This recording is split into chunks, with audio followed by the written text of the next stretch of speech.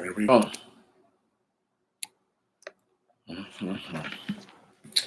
We are live.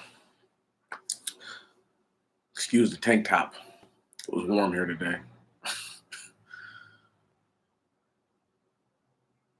So we're going to start in the book of the Numbers. We're going to get right to action.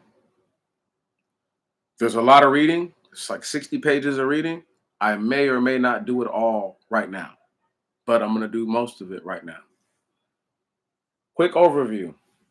We've read the Genesis, which is the coverage of genealogy, which is the coverage of bloodlines and understanding which bloodline in particular is responsible for a certain set course of events, a sort and set of actions. The continuance of this bloodline going into Egypt, the Exodus is about, and I'm nutshelling that everything's in a walnut in a nutshell.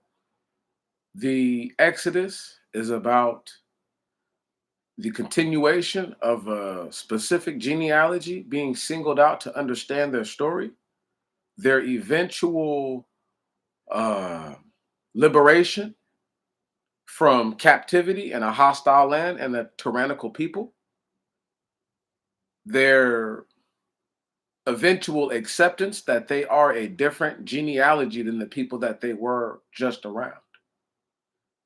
Coming into and from the Exodus, after the people are accepting their responsibilities, i.e., the building of the tabernacle and the understanding of the establishment of the laws, we get into the book of the Leviticus that further covers the class and etiquette, and if you wanted to say morals, the basic moral compass of the people.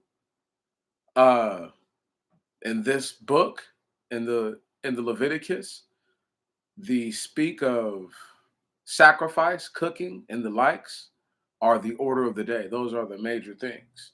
So before we even go any further, we have to dictate that that's what matters the most. Right on? Those things are what are what's here. We have that, and that's pretty much it. Where we else? What else is there? Oh, there's my guy who curses the Most High God. I wanted to speak on that because it's a frequency thing. Uh, we don't know what was said in the confrontation with him and old boy. We have no idea. What I know is this, is that he curses the name of the Most High. Now, a lot of people will say, well, Meech, well, what's the big deal? Well, whatever he was saying before that, no matter how derogative or how offensive people may have thought it may have been, nothing was more offensive and nothing brought the ire until he had done that. So he could have said anything realistically outside of speaking ill on the Most High God and his Messiah and his high order. Pretty much just not speaking ill of anything like that that's likened to the Most High God.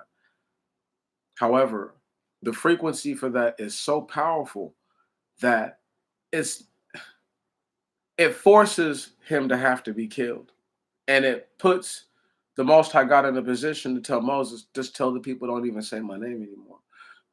But it made us to realize that frequency is everything. See, this individual was the son of the daughter of a man who was Egyptian.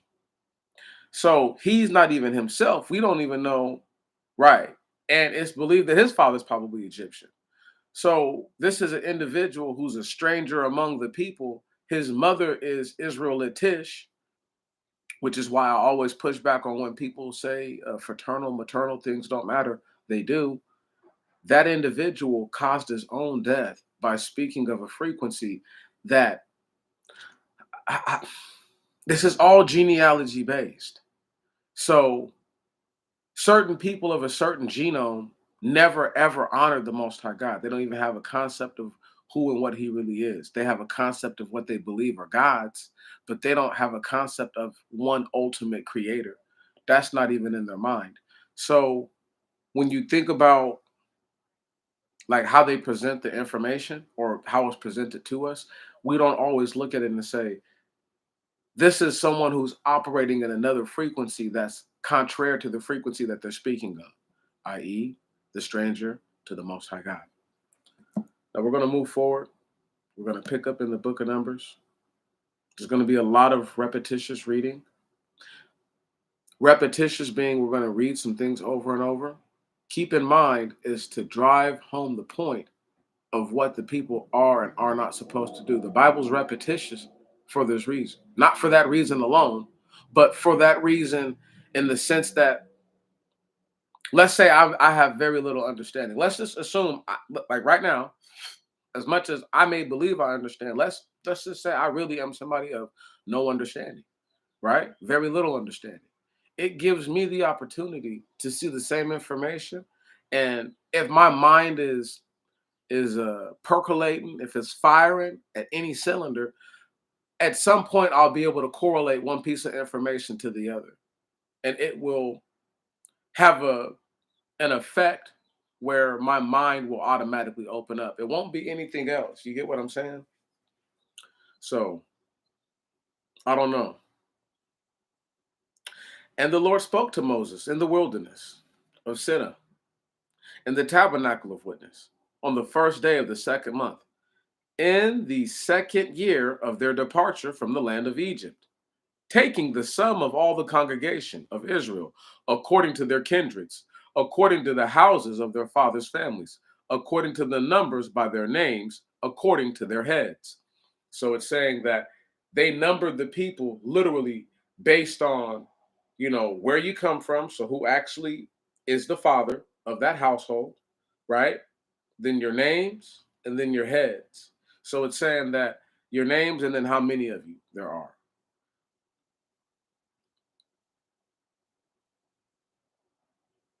Every male from 20 years old and upwards, everyone that goes forth in the forces of Israel or the force of Israel, take account of them with their strength. Thou and Aaron, take account of them. And with you there shall be each one of the rulers according to the tribe of each. So every tribe that you guys go over, and so it's not like one dude has all the power. One person, Moses, does not have all the power. Don't worry, we will eventually get to it when these guys try to uprise against Moses. But that's what I'm saying, though. If Moses has all the power, you're not even thinking of doing something like that. Right. So the idea or the concept that one person is actually technically ruling over them is not true. What's more true is that this is the figurehead of the people, right? A spiritual figurehead in this instance, but nonetheless a figurehead.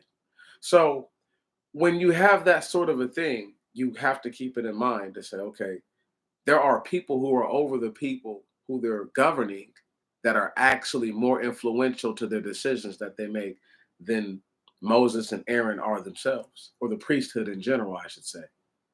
Because the priesthoods are the sons of Aaron, not anybody else. And these are the names of the men who shall be present with you.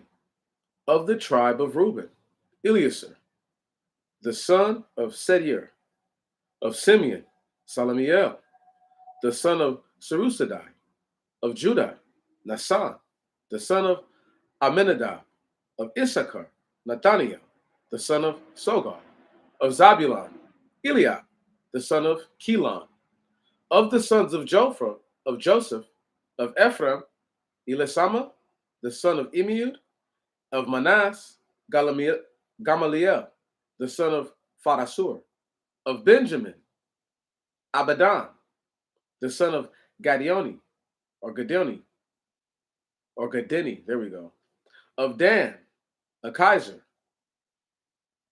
the son of Amisadai; of Aser, Phagiel, or Phagiel, the son of Ekran; of Gad, Elisaph, the son of Raguel; of Naphtali, Akire, or Akira, the son of Enan.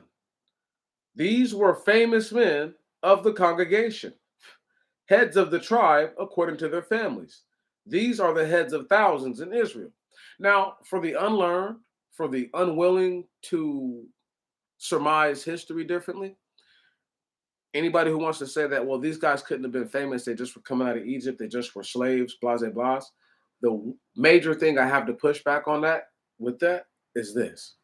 Number one, you have to realize, even during slavery, there's been famous slaves for different things. Right. I'll use one that died because everybody knows John Henry. So you're going to tell me that John Henry wasn't famous among the slaves? Like, it's things like that. If that could have been for John Henry, how could have somebody not thousands of years ago attained the same thing? And the same people who will say that this is fake will fix their lips to say that there's no new thing under the sun or that there's nothing new under the sun. When that comes out of this same book from somebody who turned their back on the Most High God in their older age. Neither here nor there, but just speaking to their lack of understanding. Now let's just keep reading. And Moses, excuse me, these were the famous men of the congregation, heads of the tribes according to their families. These are the heads of the thousands in Israel. And Moses and Aaron took these men, who were called by name, and they assembled all the congregation on the first day, on the month in the second year, on the first day of the month in the second year. And they registered them after their lineage, after their families, after the number of their names, from 20 years old and upwards, every male according to their number. And by the word number or head or poll. So this is like what you call, they do them every 10 years, man. A census, right on? They're doing a census with the people.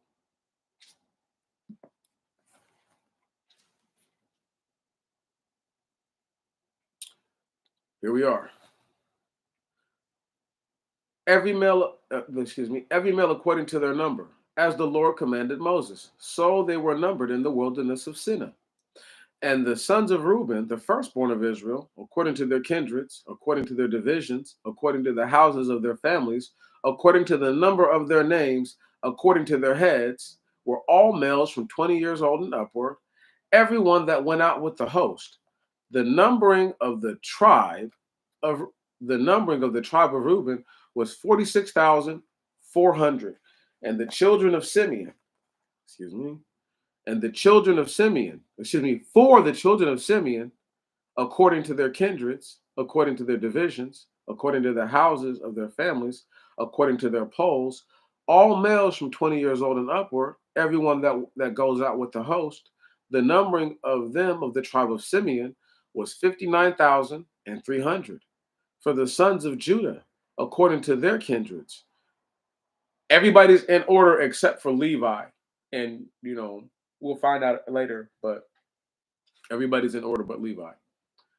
For the sons of Judah, according to their kindreds, according to their divisions, according to the houses of their families, according to the number of their names, according to their polls, all males from 20 years old and upward, everyone that goes forth with the host, the numbering of the numbering of them of the tribe of Judah was 74,600.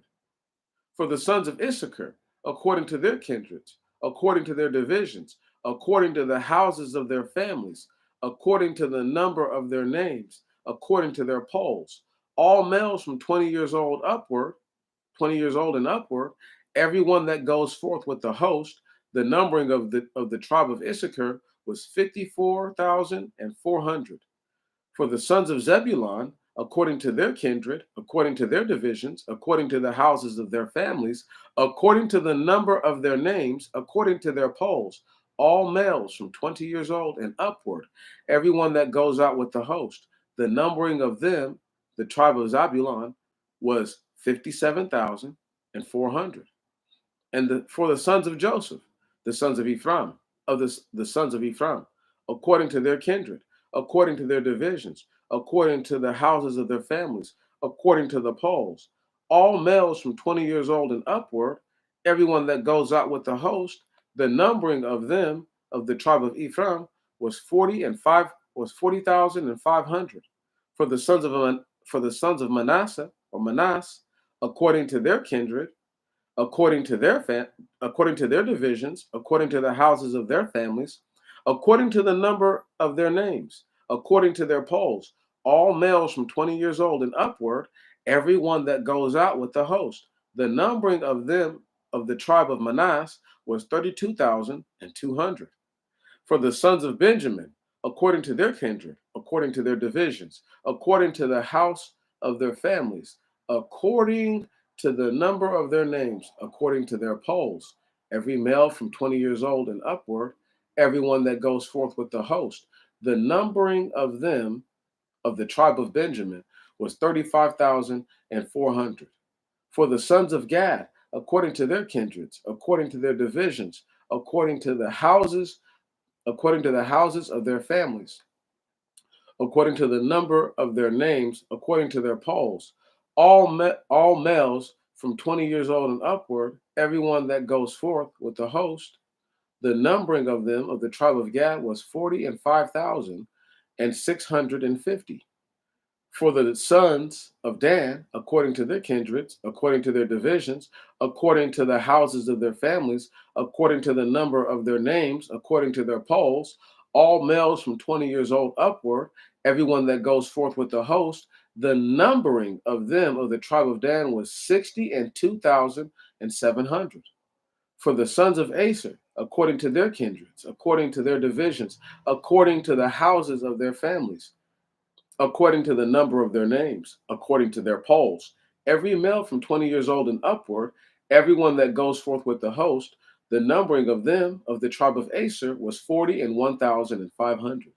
For the sons of Naphtali, according to their kindreds, according to their divisions, according to their houses of their families, according to the number of their names, according to their polls, every male from 20 years old and upward, everyone who goes forth with the host. The numbering of the tribe of Naphtali was 53,400. And this is the numbering with which Moses and Aaron and the rulers of Israel, being 12 men, conducted. There was a man for each tribe. They were according to the tribe of the houses of to the houses of their family, and the whole numbering of the children of Israel with their host from 20 years old upwards. Everyone that goes out himself in battle array in Israel came to 600,000 and 3,550. Follow this. This is the part that I need people to get. Number one, number one.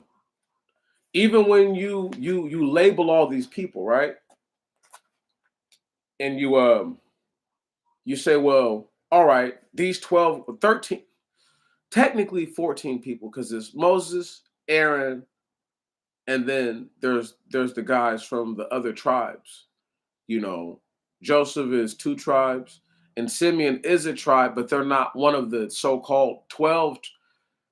He's one of the sons of Jacob, but of the tribes of Israel, that's not the case. Point being this, when you hear these numbers, and I won't go over the numbers in particular, you guys heard the numbers. Many of these tribes blood mixed to get those numbers like that. This is why the Levite priesthood, and we'll discuss this in a moment because we're about to go over it. But this is why the Levites were chosen to lead the people, because they had the most pure genetics. Their continuity of their bloodline was stronger than all the other groups. That means something, you know. And I'm not like, oh, I'm more like, if you don't look a certain way now, right? Even if you really are the people, let's just argue. Somebody really comes from the people but looks nothing like them right now. Okay, that means that they would have to focus their whole life on finding a woman who is of the people, having children with her, and then going through the process of teaching those children to only get with the people who are just like them, so that way they can eventually breed themselves back into some sort of genetic uh, consistency with the rest of the group.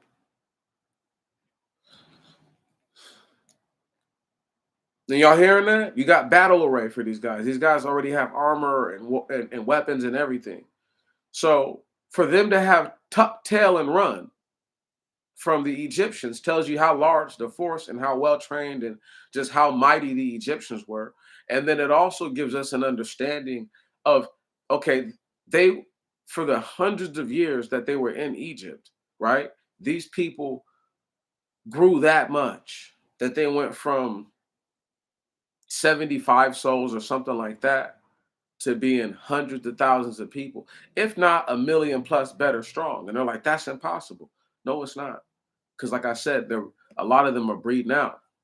Right on. So it's easy for that to happen if a man goes and has, 10 children and most of them are sons, and then his sons continue to go out and just pumping out babies. I know it sounds crazy, but that's what people were doing. So that's why the environment right now is all messed up, because you have the same kind of people with the same kind of mentality running around in the land not their own.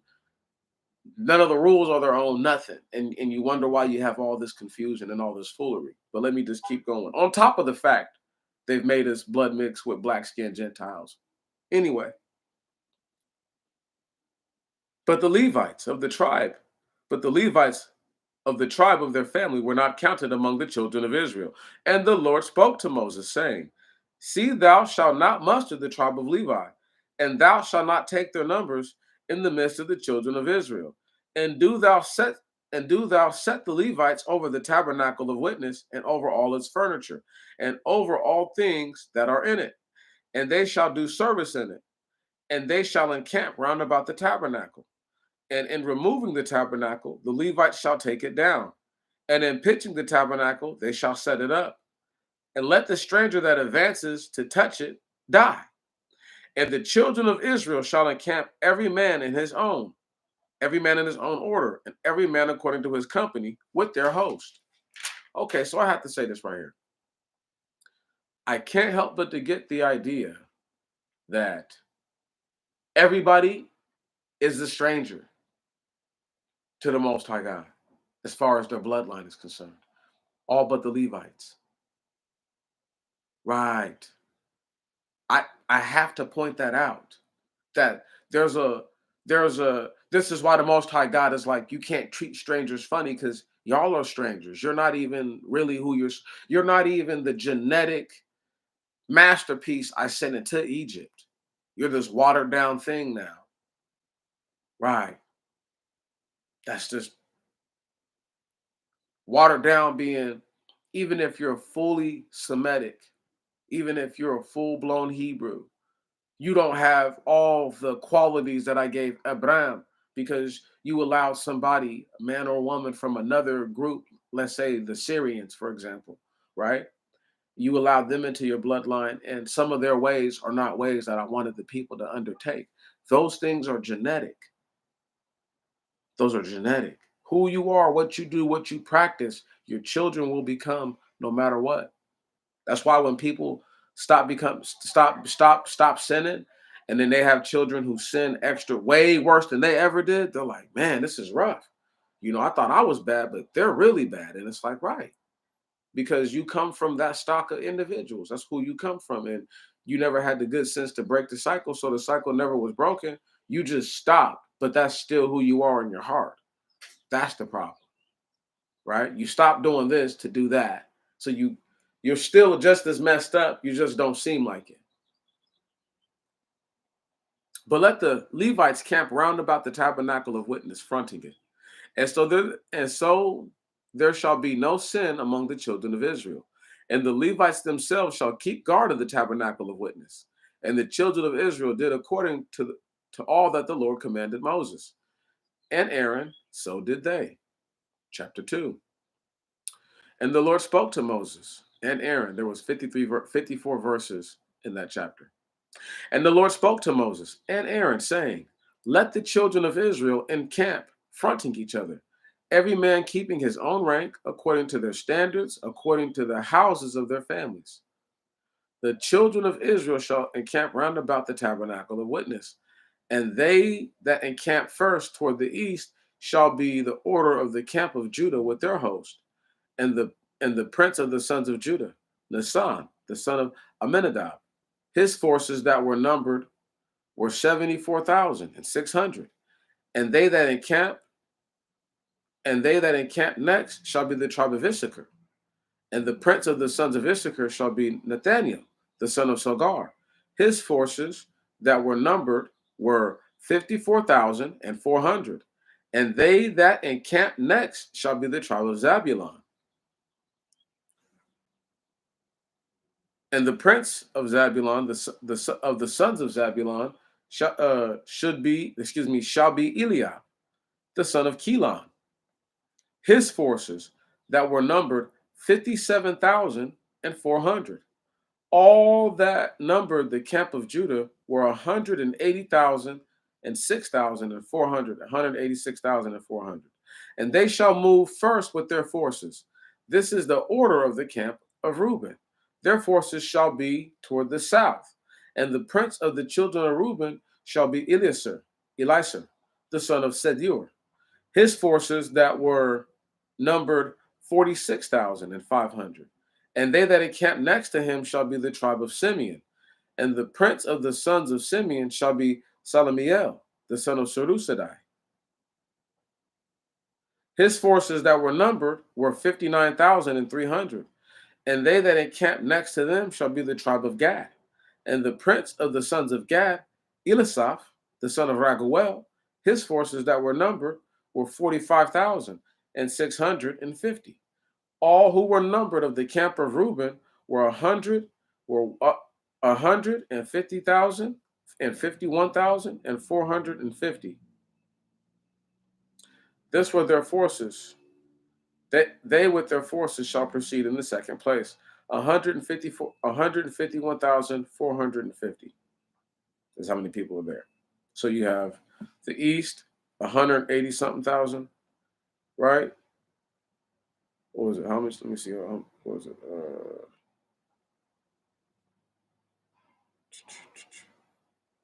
How many? How many was it for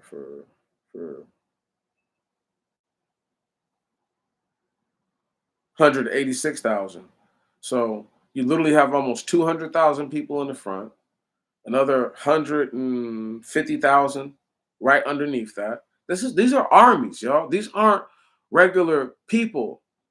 Okay, this is who's protecting the tab. That's how important the tabernacle of witness is. Word, right on. Now, of course, there's going to be the people spread out and everybody within the ranks and all that stuff in between. But at the end of all of it, these are warriors. These people are warriors.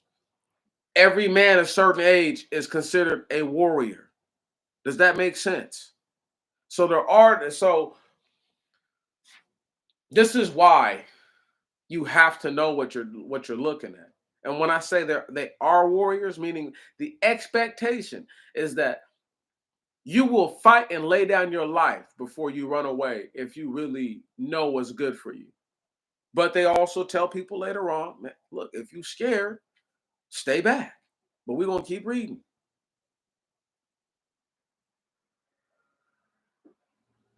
Where we at?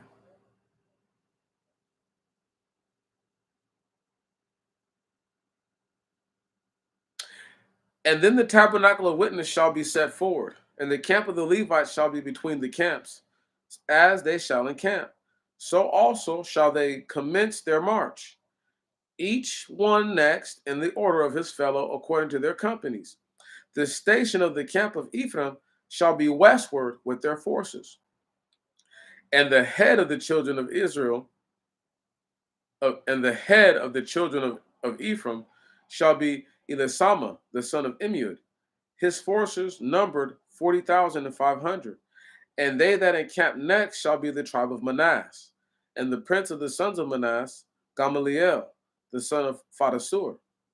His forces that were numbered were 32,200. And they that encamp next shall be this tribe of Benjamin. And the prince of the sons of Benjamin. Notice that the children of Ephraim and Manasseh don't have a prince among them. They have a prince. I mean, Manasseh has a prince, but Ephraim doesn't. Ephraim has the head of the children. So he's not even a prince. He's just the one that's above all of them. Back to what I was just at, Benjamin. And the prince of the sons of Benjamin, Abidan, the sons of Gadeni. His forces that were numbered were 35,400.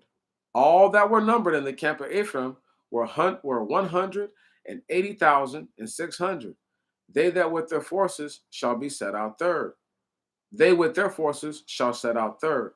So, what this is saying right now, and we're going to get to the north side in a second, but technically, you can't attack the tabernacle of witness. Like you're going to have to get through literally an entire army of people just to get to it.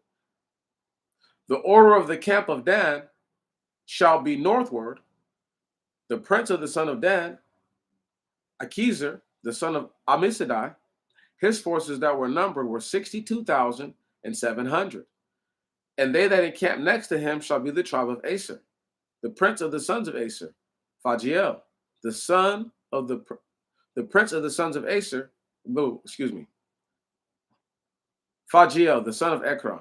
His forces that were numbered were 41,500. And they that encamp next shall be the tribe of Naphtali. And they shall, and the prince of the children of Naphtali, Akira, son of Enon, his forces that were numbered were 53,400.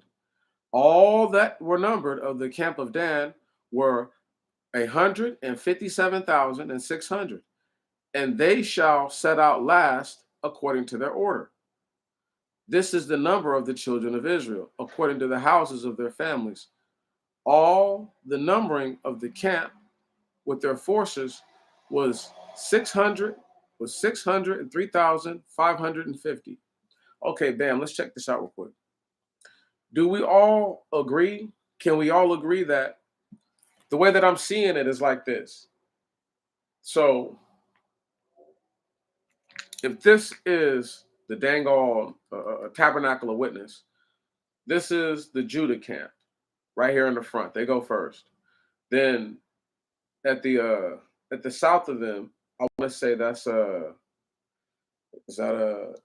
is that Reuben? I'm pretty sure that's Reuben. So Reuben's right here. They go next. So they would move forward. Then these guys would move forward with them. And then as they move, the Levites start to move forward. The third group to move behind all that is the Benjamin, I want to say, in the back. And then his forces move forward as they're all moving. And then the last force, because they're already on top of everybody, so they have a strategic dominance, if you will. They're able to just move last because they're always going to be able to cover the top of the tabernacle. So it's like boom, boom, boom, boom, and boom. It's like one rotating piece. The best way I could explain it is like a cog or something like that. Or maybe an amoeba is a better way of explaining it. If you guys have ever seen like those telescopes, right, that people use to look at germs and bacteria and all that, and they'll have like an amoeba that moves a certain way. It's almost like that. Where are we at? This is the numbering of the children of Israel according to the houses of their families. All the numbers of the camps with their forces was 603,550. But the Levites were not numbered with them, as the Lord commanded Moses. And the children of Israel did all things that the Lord commanded Moses. Thus they encamped their march in succession, each according to their divisions, according to the houses of their families. And these are the generations of Aaron and Moses in the day in which the Lord spoke to Moses in Mount Sinai. These are the names of the sons of Aaron: Nadab the firstborn, Abiud, Eleazar, Ithamar. These are the names of the sons of Aaron, the anointed priest whom they consecrated or accomplished their hands to minister, according to the Hebrew idiom, filled their hands. I was just reading a little symbol down there so we understood. Whose hands were consecrated,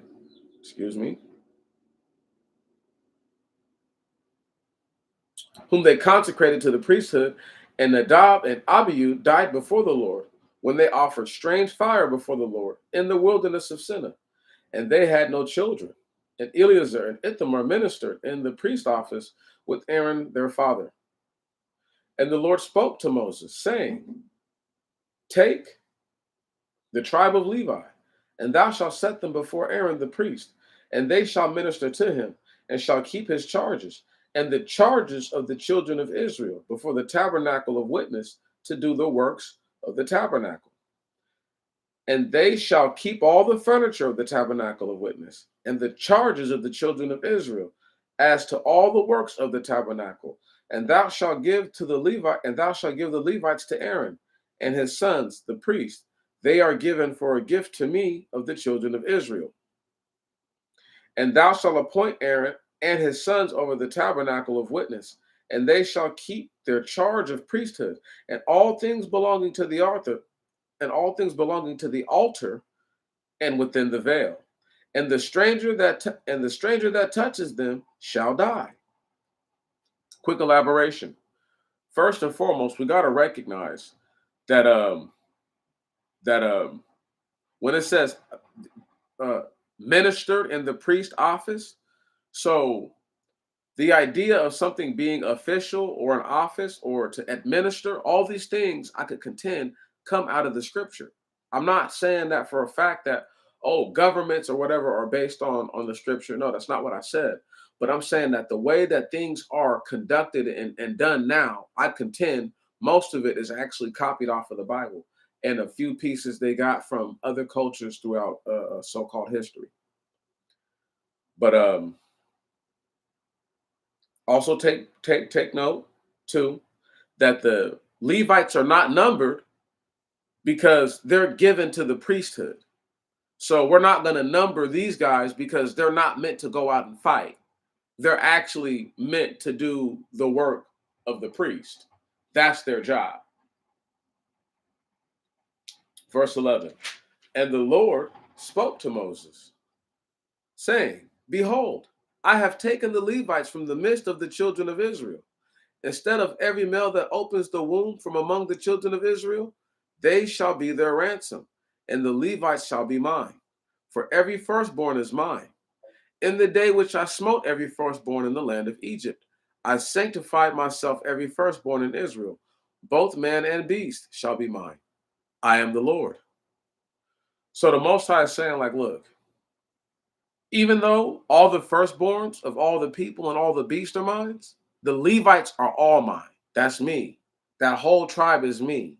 Those are mine.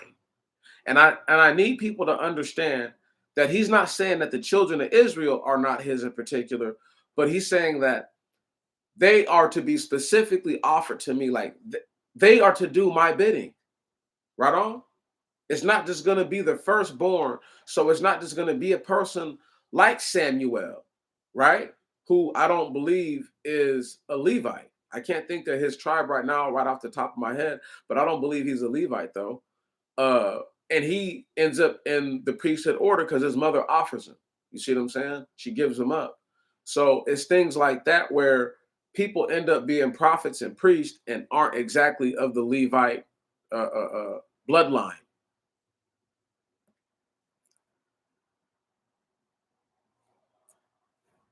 King David being a strong exception because he's not the firstborn in his family. He's a very strong exception. And he's such a powerful exception that he's far more exceptional than King Shaul, who ruled before him. But let's just go ahead and keep reading.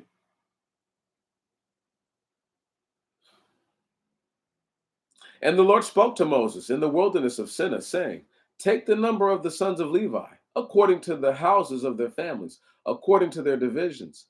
Number ye them, every male, from a month old and upwards. And Moses and Aaron numbered them by the word of the Lord, as the Lord commanded them.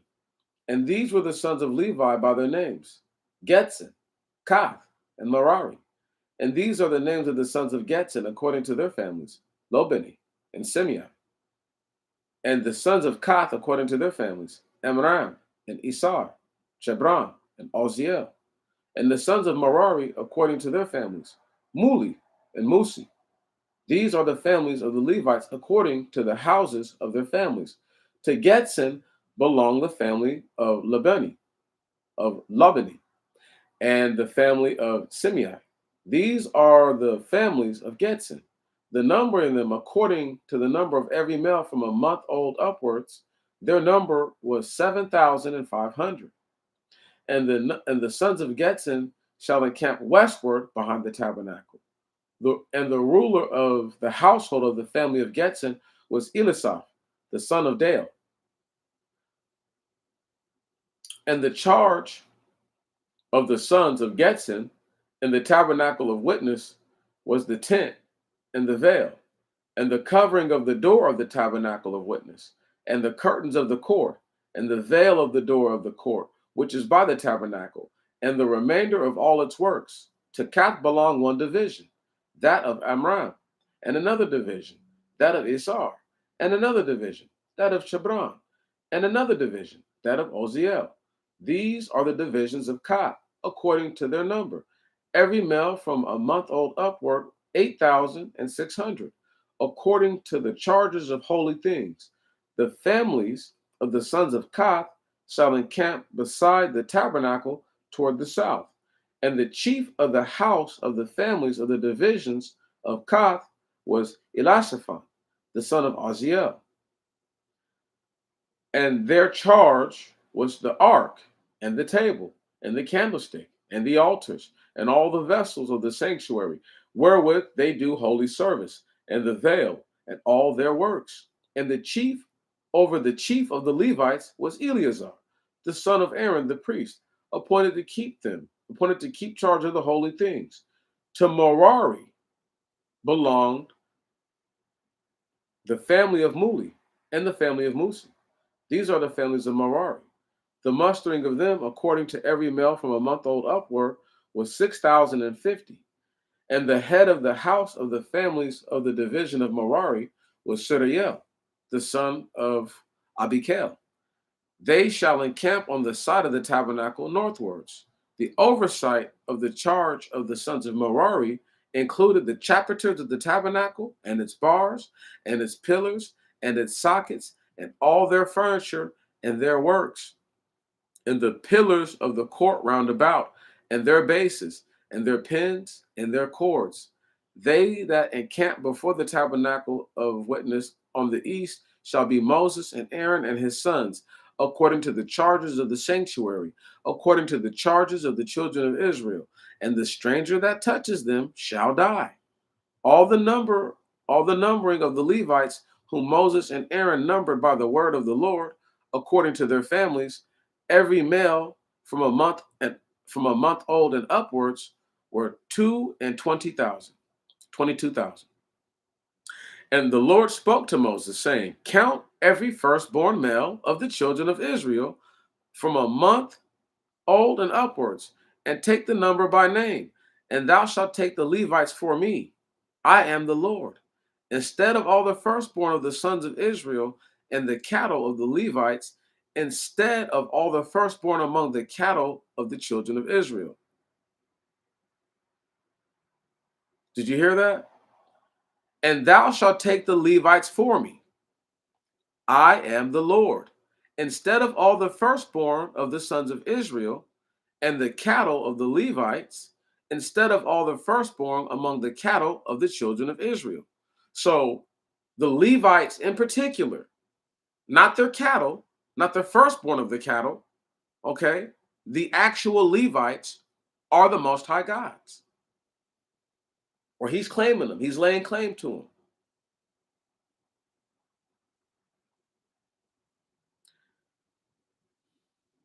And for the ransom of the 273, which exceed the number of Levites and the number of the firstborn of the sons of Israel, thou shalt make 5 shekels a head.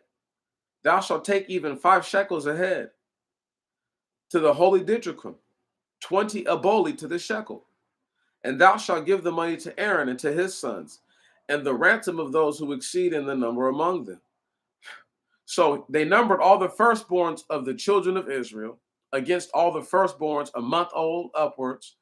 The sons of Levi, the babies are so young there that there's 273 more babies who are a month old, right?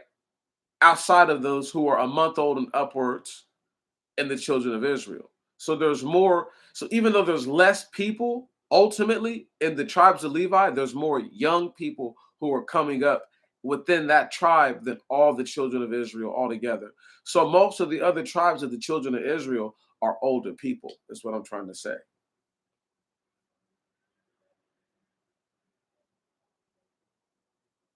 Not old people, but grown or about to be grown.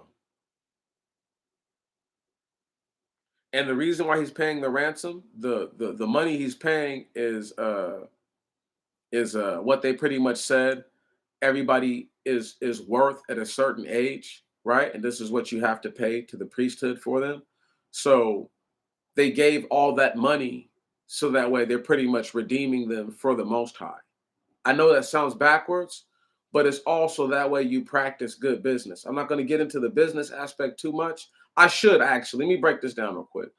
If you follow a lot of these things to the T, they actually teach you all about how to run a business. They're numbering the people to the head. Just because they're not numbered in the Bible doesn't mean that they weren't numbered somewhere for real. Actually, their name, the day they were born, how old they were, all that stuff. Like, seriously. So you're learning about logistics, you're learning about how to keep track of people, to say the least, and then we're learning how to redeem something. This is what the term redeem really means. So when they say redeem your prize or redeem this or redeem that, no, to actually redeem something, right on, is to give it another purpose, right on. So you pay for the we would pay for the ransom of the children, the Levites in particular, so that way they're all offered to the Most High. We're going to pay the extra whatever. You see what I'm saying? Like, does it make sense? If the number had been head to head, I don't think there would have been a need to do that. But because there was this there excess of 273 young ones, they said, we'll pay the difference on that per what they are worth at this age. Going forward, verse 1 of chapter 4. And the Lord spoke to Moses and Aaron, saying, Take the sum of the children of Israel, take the sum of the children of Kath from the midst of the sons of Levi, after their families, according to the houses of their fathers' households, from 25 years old and upward until 50 years. Everyone that goes out to minister to do all the works in the tabernacle of witness. And these are the works of the sons of Kath in the tabernacle of witness. It is most holy. And Aaron and his sons shall go in. And when the camp is about to move, and shall take down the shadowing veil, and shall cover with it the ark of testimony, they shall put on it a cover, even a blue skin, and put on it above a garment of olive blue, and shall put the staves through the rings. And they shall put on the table set forth for shewbread a cloth of all purple, and the dishes and the censers and the cups and the vessels which one offers drink offerings, and the continual loaves shall be upon it. And they shall put upon it a scarlet cloth, and they shall cover it with the blue covering of skin, and they shall put staves into it, and they shall take the blue covering and cover the candlesticks and the lights and its lamps and its snuffers and its funnels and all the vessels of oil with which they minister, and they shall put it and all its vessels into a blue skin cover, and they shall put it on bearers, and they shall put a blue cloth for a cover on the golden altar, and shall cover it with the blue skin, and put in it staves. Stop right there real quick. Do you understand that it's color coordinating these things? So based on the shape of them, based on how they're going to look, and based on what color it is, should tell you what item it is. So let's just say for the sake of argument, there's a lot of movement going on. There's somebody from a different division other than the sons of Koth who are dealing with the most holy things. Now remember, if you see the Ark of the Testimony, you're supposed to get up out of here unless you're meant to see it or allowed to see it. Does that make sense? You're not supposed to be seeing that. So that's why I say this. That it's a way for them to keep track so things like that don't happen.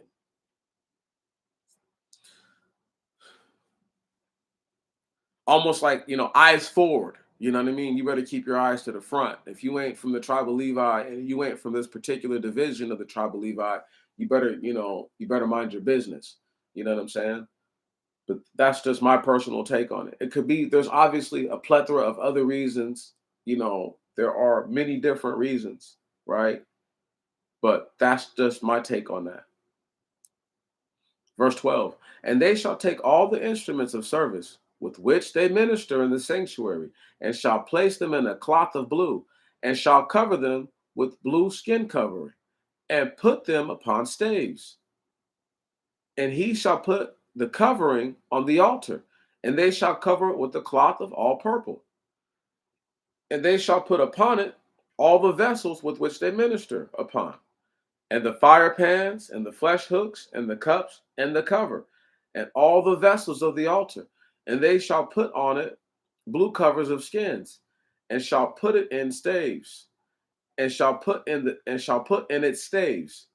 And they shall take a purple cloth and cover the laver and its foot, and they shall put it into a blue cover of skin, and put it on bars. And Aaron and his sons shall finish covering the holy things and all the holy vessels when the camp begins to move. And afterwards the sons of Koch shall go in to take up the furniture, but shall not touch the holy things, lest they die. These shall the sons of Koch bear in the tabernacle of witness. Once again, my point right there, you know, this Aaron and his sons have to go in and do all that, right? I don't know what kind of magical energy or what kind of frequency these instruments could be emitting, that if you don't have the it's almost like security clearance. It's not almost like, that's exactly what it is. It's like, if your clearance is not high enough, you don't need to be messing with this. And right. But like I said, eyes forward. You don't look at the stuff, just pick it up and just go. Right? Pay attention. It has staves, it has ways to be carried. It's not like you need to really look at it. You just need to just do your job. You follow what I'm saying? A lot of it's like that. Um, in a little while, we're going to read about these guys all offering, doing a major offering. We'll get into how they're moving it in a minute.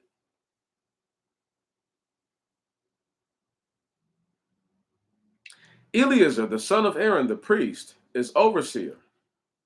The oil the oil of the light, and the incense of composition, and the daily meat offering, and the anointing oil are his charge, even the oversight of the whole tabernacle, and all things that are in the holy place, and all the works. And the Lord spoke to Moses and Aaron, saying, Ye shall not destroy the family of Koch from out of the children, from the tribe out of the midst of the Levites.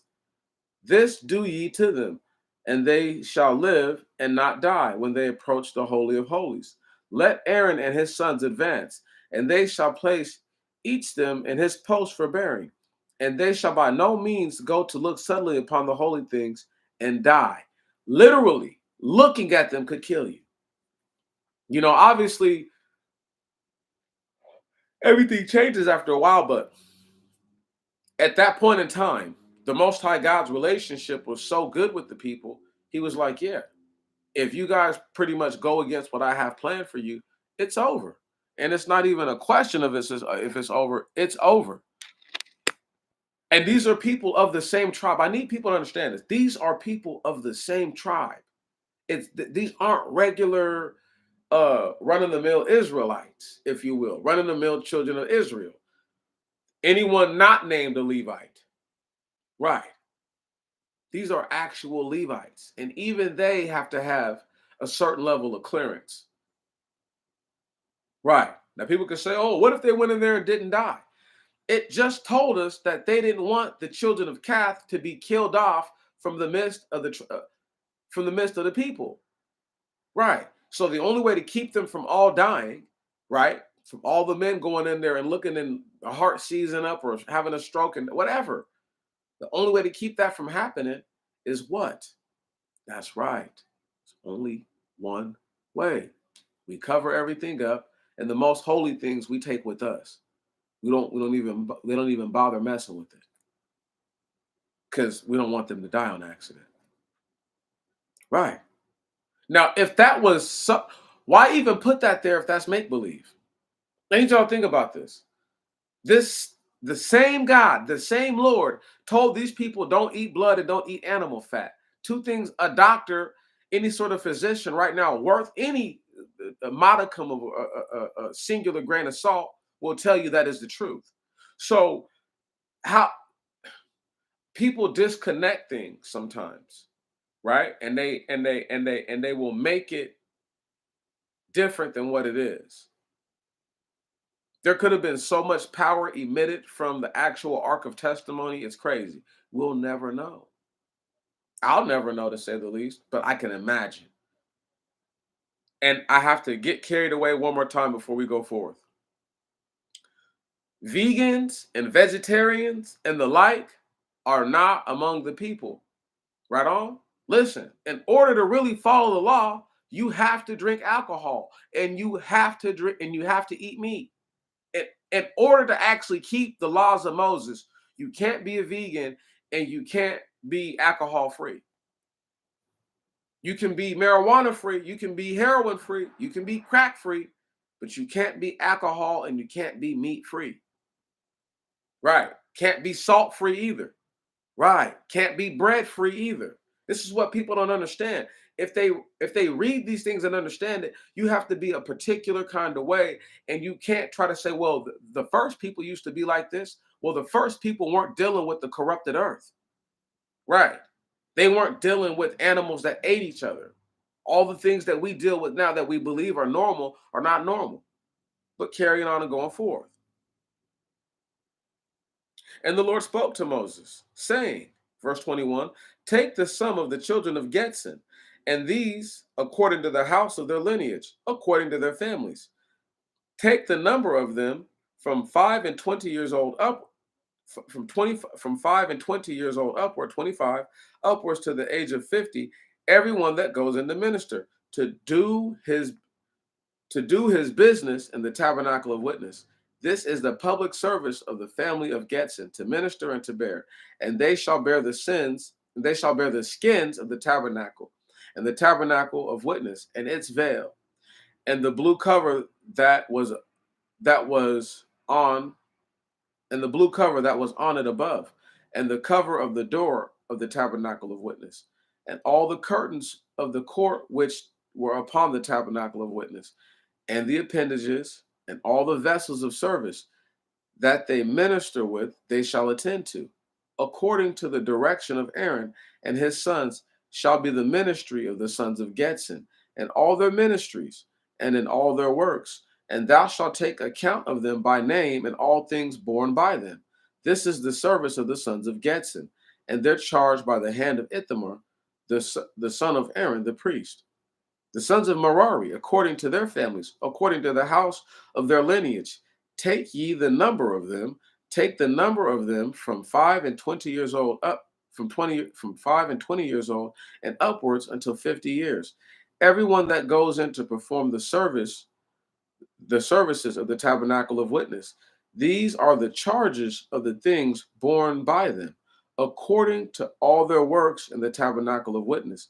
They shall bear the chapiters of the tabernacle, and the bars and its pillars, and its sockets, and the veil. And there shall be their sockets, and their pillars, and the curtain of the door of the tabernacle. And they shall bear the pillars of the court round about, and there shall be their sockets. And they shall bear the pillars of the veil of the door of the court, and their sockets, and their pins, and their cords, and all their furniture, and all the instruments of service, and all their instruments of service. Take ye their number by name, and all the articles of the charge of the things borne by them. This is the ministration of the family of the sons of Merari, and all their works in the tabernacle of witness, by the hands of Ithamar, the sons of Aaron, the priest. Stop right there, real quick. So if we look at that and we understand what was just said to us, all the things that are being accounted for, whoever has hold of it, you're responsible for it. So if something happens to it, it's on you. Right on? We will. That's why they call it take the numbers. It's literally all about the numbers, and it's all about how many, who, and what. But still, numbers, numbers, numbers. Verse 34. And Moses and Aaron and the rulers of Israel took the number of the sons of Kohath, according to their families, according to the house of their lineage, from 5 and 20 years old and upwards to the age of 50 years, everyone that goes in to minister and do service in the tabernacle of witness. And the numbering of them, according to their families, was 2,750. This is the numbering of the family of Kohath, everyone that ministers in the tabernacle of witness, as Moses and Aaron numbered, as Moses and Aaron numbered them by the word of the Lord, by the hand of Moses. And the sons of Getzon, according to their families, according to the house of their lineage, from 5 and 20 years old and upward till 50 years old, everyone that goes into minister and to do the services in the tabernacle of witness, and the numbering of them according to their families, according to the houses of their lineage, was 2,630. This is the numbering of the family of the sons of Getzon, everyone who ministers in the tabernacle of witness, whom Moses and Aaron numbered by the word of the Lord, by the hand of Moses. And also the family of the sons of Merari were numbered according to their divisions, according to the house of their fathers, from 5 and 20 years old and upwards till 50 years old. Everyone that goes in to minister in the services of the tabernacle of witness, the numbering of them according to their families, according to the house of their lineage, was 3,200. This is the numbering of the family of the sons of Merari, whom Moses and Aaron numbered by the word or by the voice of the Lord, by the hand of Moses. All that were numbered, whom Moses and Aaron and the rulers of Israel numbered, namely the Levites, according to their families, according to the house of their lineage, from 5 and 20 years old and upward till 50 years old, everyone that goes into the service or to the work, that to the work of the works, the char and the charge of the things that are carried in the tabernacle of witness, and they that were numbered were 8,580. And he reviewed them by the word of the Lord, by the hand of Moses, appointing each man severally over their respective work and over their burdens. And they were numbered as the Lord commanded Moses. Now stop right there. This is major. Notice it's from 25 to 50. At 25 years old, you should, when you start getting into your 20s, you should start tapping into some of your grown man strength. Right on. Some people it happens younger, some people it happens later. But when you start to tap into when you start to touch your 20s, you start to get a lot stronger. You should feel your grip change, your overall muscular endurance, all those things should start to change. So somebody that's 25, when I was 25, I was really strong. So I understand. I get it. You need somebody who has some man strength developed to be dealing with this stuff, not somebody who's still getting their man strength ready and together. Right. And this is why, to be a soldier, to sling a sword around, you don't have to be big or strong. Skills don't take us. I can easier teach you skills than I can show you strength. Right on? Right on? You can't teach speed or strength. You can only increase them. You can teach skills. Can you dig that? So it's easier to teach you that than it is to make you strong enough to actually do this work. Point blank simple. Where are we at? Verse 1, chapter 5. And the Lord spoke to Moses, saying, charge the children of Israel, and let them send forth out of the camp every leper, and everyone who has an issue of the reins, and everyone who is unclean from a dead body, or a dead soul, whether male or female, send them forth out of the camp, and they shall not defile their camps in which I dwell among them. And the children of Israel did so, and sent them out of the camp as the Lord said to Moses. So did the children of Israel. And the Lord spoke to Moses, saying, speak to the children of Israel, saying, every man or woman who shall commit any sin that is common to man, or if that soul shall in any wise have neglected the commandment and transgressed, that person shall confess the sin which he has committed, and shall make satisfaction for his trespass. He shall pay the principal, and shall add to it the fifth part, and shall make restitution, and shall make restoration to him against he has against to whom against him, and shall make restoration to him against whom he has trespassed. Okay. All that saying that if you do something that you're not supposed to do, you're gonna do the actual part of the sacrifice, and then you're gonna give a fifth part of whatever that portion is to that person. And you're gonna add to it a fifth part. So it's not just you get to give them a fifth of a ram or a fifth of this or let's say it's worth this much, and you pay so much in silver. No, you know what I mean. Like you're gonna give them a fifth part of 100% or whatever you just gave up.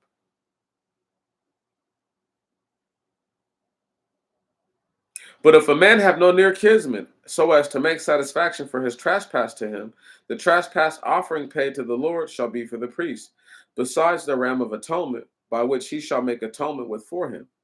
And every first fruits and all the sanctified things among the children of Israel, whatsoever they shall offer to the Lord, shall be for the priest himself. And the hallowed things of every man shall be his. And whatever man shall give anything to the priest, the gift shall be his.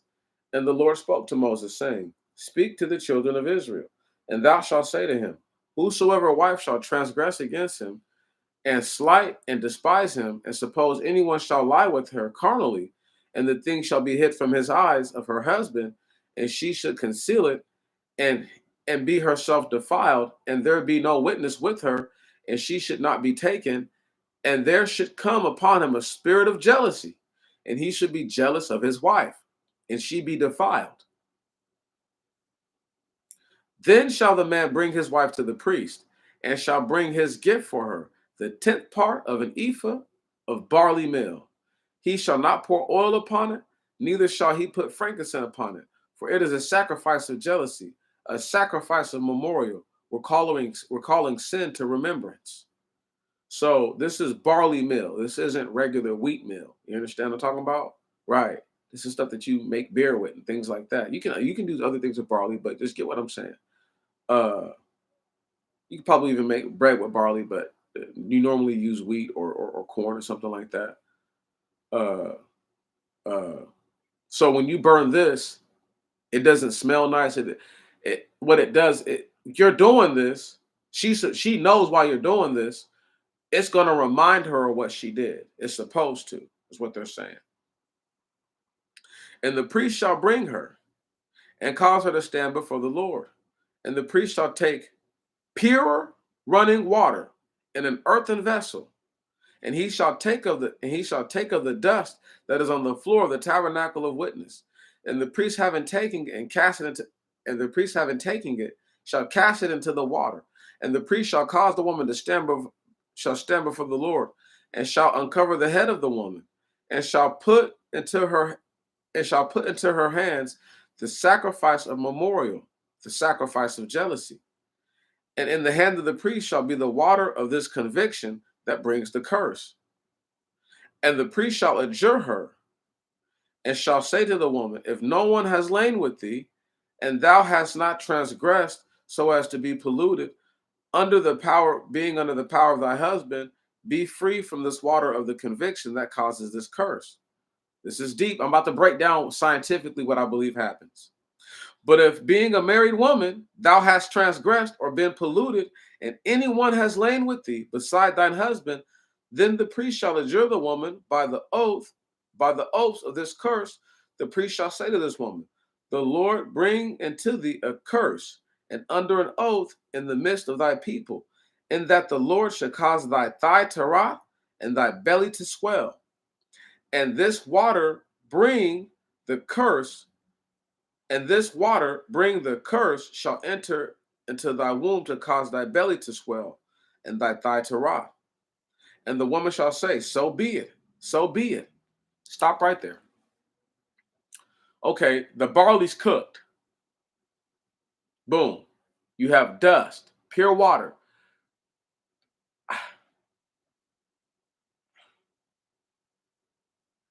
I believe that this is not all frequency based, but a lot of it is frequency based. The person has to feel their guilt and their shame upon them, because that changes your chemical composition. Anybody who's ever been upset or been joyful, happy or sad knows that they feel differently. That's a change in your chemical composition. So that change being set in or not saying that a stone-faced liar could get out of this, but technically they could if they're that wicked. Not just the priest being a dirty bastard, but the female involved could be that evil. Follow what I'm saying. The person that feels the guilt when they drink this water that now has dust in it, and who knows uh uh where who the only people who should be in there are the Levite priests who do the ministering. Where they go, I can't say, but I'm not saying that they're walking on clean dirt or anything like that. I'm saying that their feet and the sandals from their feet, that it should be less dirty where they're at than not. Pure, clean water. The pure water matters because dirty water can get you sick anyway. So that would be a poor indicator. Running water as well. So either they have a well somewhere, an actual well where they're pumping the water, or they have figured out some sort of level of aqueduct, right on some sort of basic plumbing. That's the only way you can have running water that's pure, unless you're right by a river or something like that. Anyway, all those things, the combination of the barley, the dust, and the water, I think causes for, like, you know how, like, if you drink beer and your body bloats up like that, I believe that's what takes place. Right on? Like but the person's body has to have that chemical change where the guilt and the shame, that frequency has to affect it. It has to do something in order for that to work. It's not just the priesthood doing what they do. There's a chemical thing there. There's a tangible, explainable thing that's taking place there. Let's go ahead and keep reading. And when it says for the thigh to rot, I'm not speaking ill on females or nothing like that, but I'm thinking that's talking about how it smells down there sometimes. Not just her thighs literally rotting, but if anything rotted doesn't smell good, okay then. They can be mad, sad, or glad. I don't really care. But I do care, but I don't, because it's like I'm not saying this to be offensive. I'm saying it to read it and understand it for the most base level of what's being said. Verse 23. And the priest shall write these curses in a book, and shall blot them out with the water of conviction that brings the curse. And he shall cause the woman to drink the water of conviction that brings the curse. And the water of conviction that brings the curse shall enter her body. And the priest shall take from the hand of the woman the sacrifice of jealousy and shall present the sacrifice before the Lord, and shall bring it to the altar. And the priest shall take a handful of the sacrifice of memorial of it, and shall offer it upon the altar, and shall cause the woman to drink the water. And it shall come to pass, if she be defiled and have altogether escaped the notice of her husband, the water of conviction that brings the curse shall enter into her, and she shall swell in her belly, and her thigh shall rot. And the woman shall be for a curse in the midst of her people.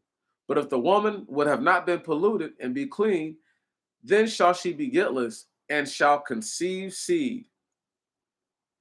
This is the law of jealousy, wherein a married woman happen to transgress and be defiled, or the man, or in the case of a man, on whomever the spirit of jealousy should come, and he should be jealous of his wife, and he should place his wife before the Lord, and the priest shall execute towards her all of this law. The man shall be clear from sin, and the woman shall bear her sin. So, speaking to that, now I know people don't believe in immaculate conceptions. Now, this is deep. This is super deep. Unless they're saying that the husband's been sleeping with the wife, right? And I'm, I'm just going to throw something out there. He's like, it doesn't feel right down there. It doesn't feel the same. Okay. He goes to the priest, finds out that she's not cheating on him. She's going to get pregnant. Now, my other part to this, the more esoteric, the deeper understanding. If the man hasn't touched his wife, hasn't been, she hasn't been doing nothing with anybody. But like I said, this that part was taken by the priest, and I know was used wrong later on. But in the purest of its essence, the woman would get pregnant based on the seed that's already still in her body from him. You know how these so-called genius dudes run around here talking about epigenetics, epigenetics, epigenetics. The only logical explanation would be that the seed that's already, the genetic coding that's already in her body from that man produces a baby. Wow. That's major. When I say that's major, that's major. That is major, my friends. Let's go ahead and do this. Let's keep doing this. I love reading the Bible with y'all. I love it. I learn more doing this than I do any other part of my life. And I just learned something with y'all like that. Not everything I'm saying is fresh to me, but that part right there was fresh. That was fresh off the press as it comes with me. Verse 1, chapter 6. Let me just see if y'all really got the ooh we. So we got, man, we can make it. We can make it. Whoa, where am I at? And the Lord spoke to Moses, saying, speak to the children of Israel, and thou shalt say to them, whatsoever man or woman shall specially vow a vow to separate oneself with purity to the Lord, he shall purely abstain from wine and strong drink. Did you hear that? If they what? Whatsoever man or woman shall specially vow a vow to separate oneself with purity to the Lord, he shall purely abstain from wine and strong drink. And he shall drink no vinegar of wine or vinegar of strong drink. And whatever is made of the grape, he shall not drink, neither shall he eat fresh grapes or raisins all the days of his vow. He shall not eat one of the things that come from the vine. Wine from the grapestones to the husk all the days of his separation. A razor shall not come upon his head until the days be fulfilled with which he vowed to the Lord. He shall be holy, cherishing the long hair of the head all the days of his vow to the Lord. He shall not come nigh to any dead body, to his mother or his father, or his brother, or his brother, or his sister. He shall not defile himself for them when they have died, because the vow of God is upon him, because the vow of God is upon him on his head. All the days of his vow he shall be holy to the Lord.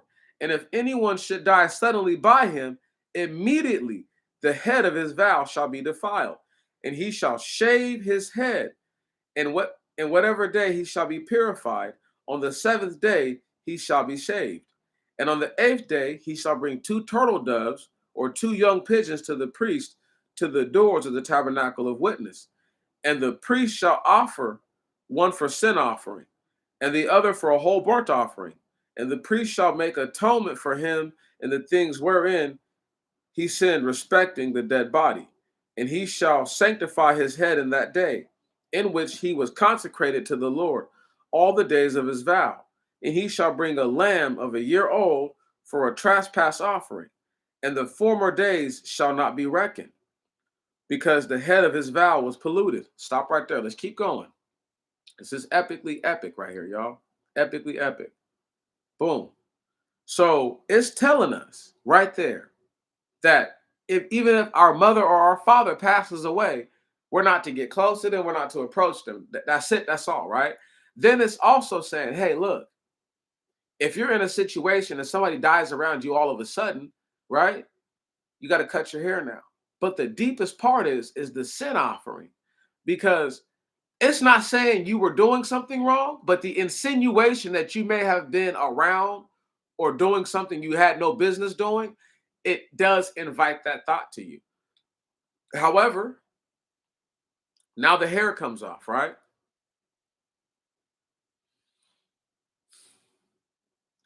And this is the law of him that and this is the law of him that has vowed, in whatever day he shall have fulfilled the days of his vow. He shall himself bring his gift to the doors of the tabernacle of witness, and he shall bring his gift to the Lord. One he lamb of a year old without blemish for a whole burnt offering, and one ewe lamb a year old without blemish for a sin offering, and one ram without blemish for a peace offering, and a basket of unleavened bread of fine flour, even loaves of unleavened bread of fine flour, even loaves kneaded with oil, and unleavened cakes anointed with oil, their meat offering, and their drink offering. And the priest shall bring them before the Lord, and shall offer his sin offering, and his whole burnt offering. And he shall offer the ram as a sacrifice of peace offering to the Lord with the basket of unleavened bread. And the priest shall offer its meat offering and its drink offering. And he that has vowed, and he that has vowed, and he that has vowed shall shave his head of the consecration by the door of the tabernacle of witness, and shall put the hairs on the fire which is under the sacrifice of peace offering. And the priest shall take the sodden shoulder of ram, and one unleavened loaf from the basket, and one unleavened cake, and shall put them on the hands of the votary after he has shaved off his holy hair. Come on. And shall put them, and he shall put them on the hands of the votary after he has shaved off his holy hair. And the priest shall present them as an offering before the Lord. It shall be the holy portion for the priest, besides the breast of the heave offering, and besides the shoulder of the wave offering. And afterwards the votary shall drink wine. And what? And afterwards the votary shall drink wine. This is the law of the votary who shall have vowed to the Lord his gift to the Lord concerning his vow, besides what he may be able to afford according to the value of his vow, which he may have vowed according to the law of separation. Bam. This is he or she, right? So let's just talk about it for a second. No matter what or who you are, it's saying, hey, look, once you get done with all this, you're going to drink wine, you're going to eat bread, and you're going to eat some of this meat. This is the stuff that's actually like the portions that are set aside for the priest. Right. So I technically, if you wanted to go however long it is, right, between each vow. So let's say you made a vow, you said I'm gonna do my vow for 2 years, 3 years, I'm not gonna cut my hair. I'm gonna abstain from. Can't have grapes, raisins, you can't have vinegar, you can't have grape juice, you can't have anything that has grapes in it, anything that has to do with grapes, grapeseed oil, none of that, right? Can't have can't have what's it called? Beer, nothing. Word? No strong drinks, nothing. You can't have any of that. So I just think it's funny, once again, that people don't understand. You can't be a vegan or a vegetarian and serve the Most High God. It's impossible. You could think you're doing the right thing, but really, all they would be doing is that which is right in their own eyes. That's right to them, but that's not right based on what I'm reading. Throw my hands up. And the Lord spoke to Moses, saying, speak to Aaron and his sons, saying, thus ye shall bless the children of Israel, saying to them, the Lord bless thee and keep thee. The Lord make his face to shine upon thee and have mercy upon thee. The Lord lift up his countenance upon thee and give thee peace. And they shall put my name upon the children of Israel, and I, the Lord, will bless them. Now, what's crazy is that people think that the Most High God is this tyrant, but that sounded extremely peaceful to me. Chapter 7, verse 1. And it came to pass in the day in which Moses finished the setting up the tabernacle that he anointed it and consecrated it and all its furniture and the altar and all its furniture. He even anointed them and consecrated them. And the princes of Israel brought gifts, 12 princes of their 12 princes of their fathers' houses. These were the heads of the tribes. These are they that presided over the numbering. And they brought their gift to the Lord, 6 covered wagons and 12 oxen, a wagon from 2 princes and a calf from each. And they brought them before the Lord, and they brought them before the tabernacle. And the Lord spoke to Moses, saying, Take of them, and they shall be for the works of the services of the tabernacle of witness. And thou shalt give them to the Levites, to each one according to his ministration. And Moses took the wagons and the oxen and gave them to the Levites. And he gave 2 wagons and 4 oxen to the sons of Getson, according to their ministration. And he gave 4 wagons and 8 oxen to the sons of Merari, according to their ministration, by Ithamar, the son of Aaron the priest. But to the sons of Kath he gave them not, because they have ministration of sacred things. They shall bear them on their shoulders. So the sacred things you're going to be carrying. Ain't no animal going to carry that. And the rulers brought gifts for the dedication of the altar and the day which he anointed it. And the rulers brought their gifts before the altar. And the Lord said to Moses, 1 chief each day. They shall offer their gifts, a chief each day, for the dedication of the altar. And he that offered his gift on the first day was Naasson, the son of Amminadab, prince of the tribe of Judah. And he brought his gift. 1 silver charger of 130 shekels was its weight. 1 silver bowl of 70 shekels, according to the holy shekel, both full of fine flour, kneaded with oil for a meat offering. 1 golden censer of 10 shekels, full of incense. 1 calf of the herd, 1 ram, 1 he-lamb of a year old, for a whole burnt offering, and 1 kid of the goats for a sin offering, for a sacrifice of peace offering. 2 heifers, 5 rams, 5 he-goats, and 5 ewe-lambs of a year old.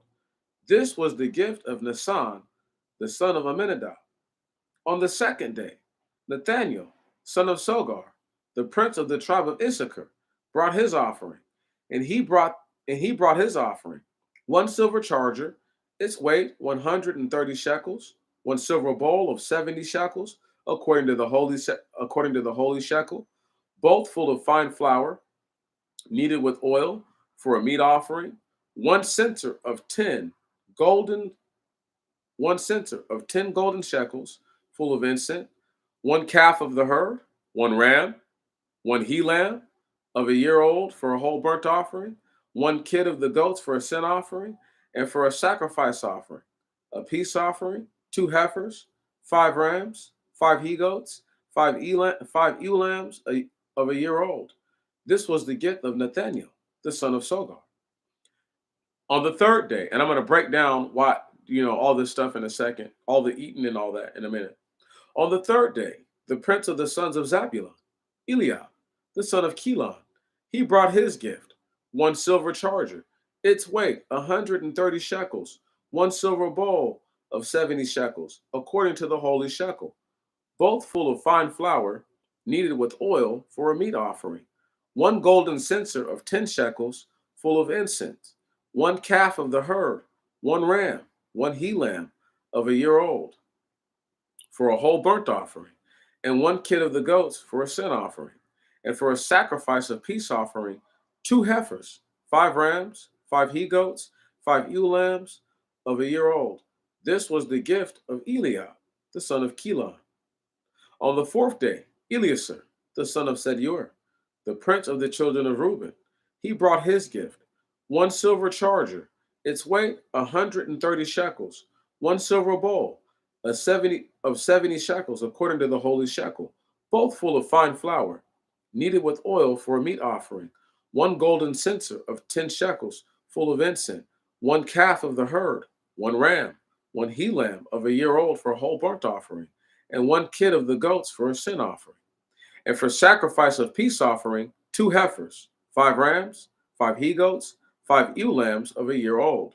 This was the gift of Eleazar, the son of Sedeur. On the fifth day, the day of the children of Simeon, Salamiel, the son of Sarusadai, he brought his gift, one silver charger, its weight 130 shekels, one silver bowl of 70 shekels, according to the holy shekel, both full of fine flour, kneaded with oil for a meat offering, one golden censer of 10 shekels, full of incense, one calf of the herd, one ram, one he lamb of a year old for a whole burnt offering, and one of the kids, and one kid of the goats for a sin offering, and a sacrifice, and for a sacrifice of a peace offering, two heifers, five rams, five he goats, five ewe lambs of a year old. This was the gift of Salamiel, the son of Sarusadai. On the sixth day, the prince of the sons of Gad, Elisaph,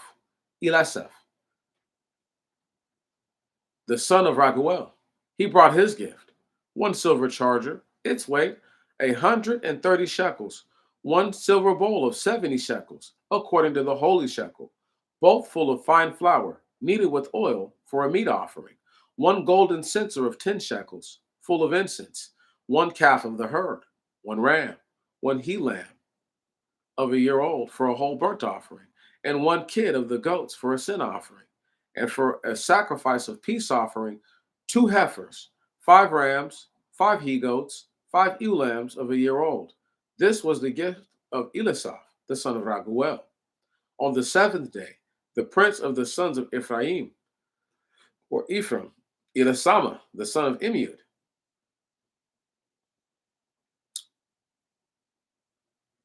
he brought his gift, one silver charger, its weight 130 shekels, one silver bowl of 70 shekels, according to the holy shekel, both full of fine flour, kneaded with oil for a meat offering, one golden censer of 10 shekels, full of incense, one calf of the herd, one ram, one he lamb of a year old for a whole burnt offering, and one kid of the goats for a sin offering, and for the sacrifice of a peace offering, two heifers, five rams, five he goats, five ewe lambs of a year old.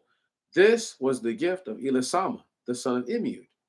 On the eighth day, the prince of the sons of Manas, Gamaliel, the sons of Fadasur, the son of Fadasur, he brought his gift, one silver charger, its weight 130 shekels, one silver bowl of 70 shekels, according to the holy shekel, both full of fine flour, mingled with oil for a meat offering, one golden censer of 10 shekels, full of incense, one calf, one calf of the herd, one ram, one he lamb,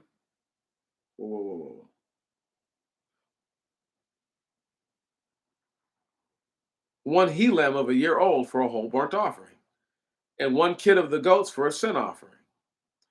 And for a sacrifice of peace offering, two heifers, five rams, five he goats, five ewe lambs of a year old. This was the gift of Gamaliel, the son of Fadasur. On the ninth day, the princes of the sons of Benjamin, Abidan, the son of Gadini, he brought his gift, one silver charger, its weight 130 shekels, a silver bowl of 70 shekels, according to the holy shekel, both full of fine flour, mingled with oil, according to its meat offering, one golden censer of 10 shekels, full of incense, one calf of the herd, one ram, whoa, one ram, one he lamb of a year old for a whole burnt offering, and one kid of the goats for a sin offering, and for sacrifice of peace offering, two heifers, five rams, five he goats, five ewe lambs of a year old. This was the gift of Abidan, the son of Gadini.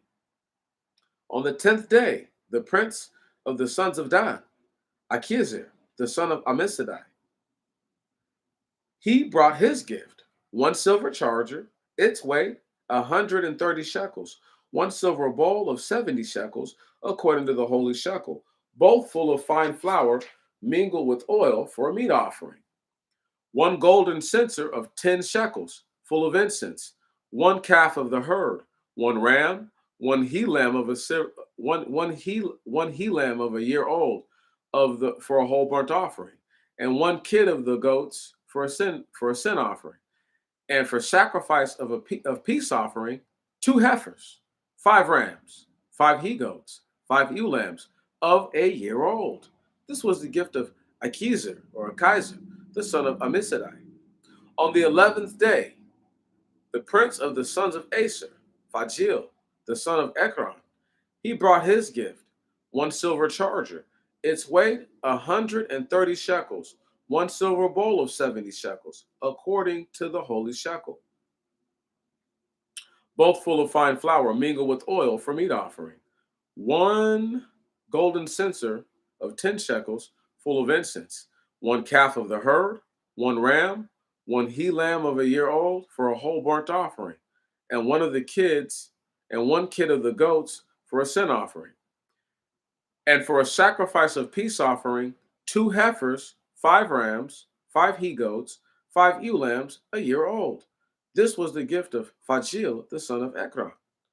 And on the 12th day, the prince of the sons of Naphtali, Akira, the son of Enon, he brought his gift, one silver charger, its weight 130 shekels, one silver bowl of 70 shekels, according to the holy shekel, both full of fine flour mingled with oil for a meat offering, one golden censer of 10 shekels, full of incense, one calf of the herd, one ram, one he lamb of a year old for a whole burnt offering, and one kid of the goats for a sin offering, and for a sacrifice of peace offering, two heifers, five rams, five he goats, five ewe lambs of a year old.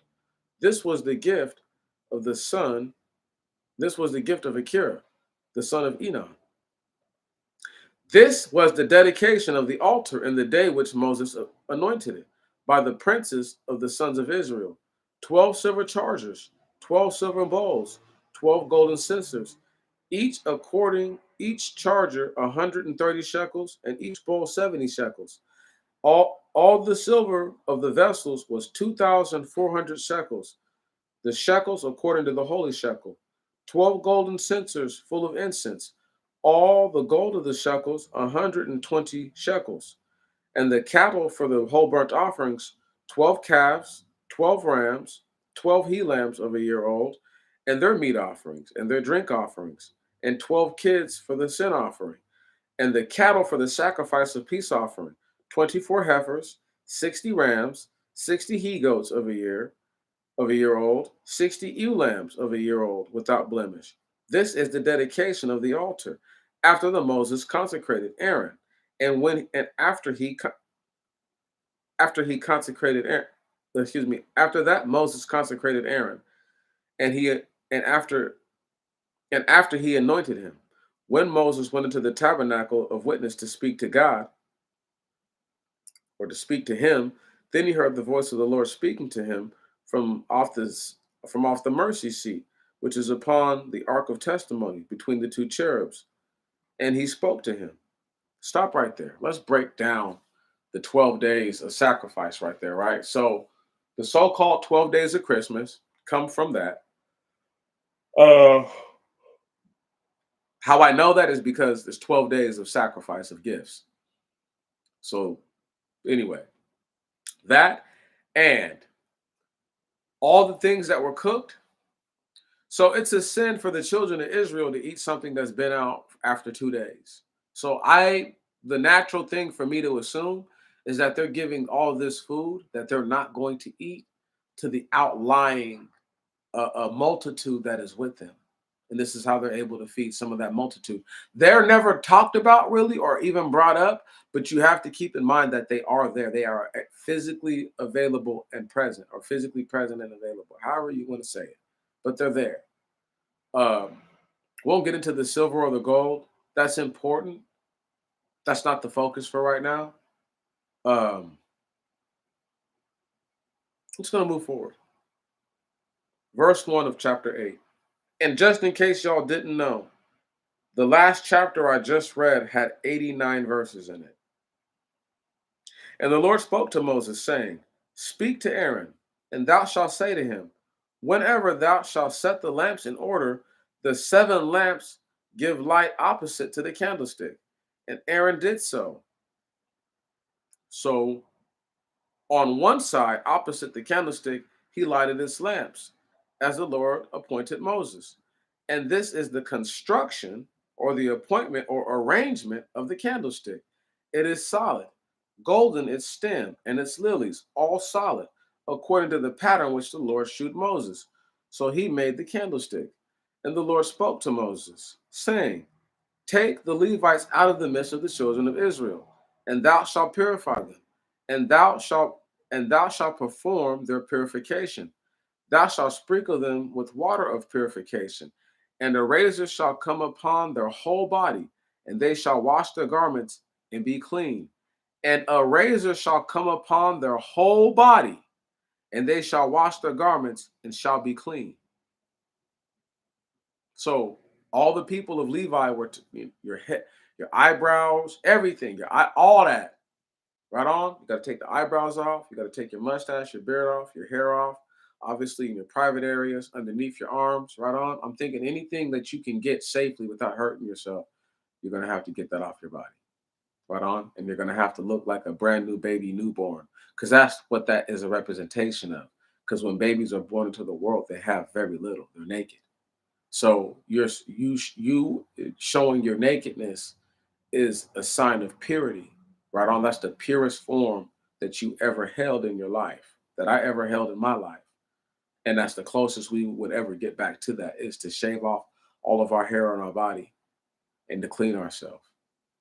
I'm just speaking to it because I want y'all to know how I look at it. And if you've never seen the book of Eli, at the end of the movie, Denzel Washington, he goes the whole movie with the beard, right? And his hair, short. And then but at the very end, the last time you see him alive in the movie, he's wearing all white, like it tells you to wear, and everything, all the hair on his body is shaved. One of these days, man, people gonna realize, I'm not just saying this stuff because I want to say it, it's because I believe it and I love the people. Let's just keep reading. And they shall take one calf of the herd and its meat offering, fine flour mingled with oil. And they shall take a calf of a year old of the herd for a sin offering. And thou shalt bring the Levites before the tabernacle of witness. And thou shalt assemble all the congregation of the sons of Israel. And thou shalt bring the Levites before the Lord. And the sons of Israel shall lay their hands upon the Levites. And Aaron shall separate the Levites for a gift before the Lord from the children of Israel. And they shall be prepared to perform the works of the Lord. When it says lay hands on them, it's not talking about beating them down. It's talking about like blessing them. You know how like you pat people, you pray for them, right on. You know what I mean? So the laying of the hands on them is to bless them. It's to give them the positive energy. It's to so much say, I want you to minister to the Lord, and I want you to be a silent leader to us, that what you do shall lead us to do the right thing. It's a whole lot of little things to this. Because if you're going to minister to the priest who minister to the Lord, who is, in charge of it, he's our savior, then essentially to do all that, you have to have it in your mind that you are a part of leading the people. So always being in good cheer, always doing your best to seem like you're cheerful around the people, even when it's tough, even when there's a burden. That lets them know that that you still believe in what you've been told.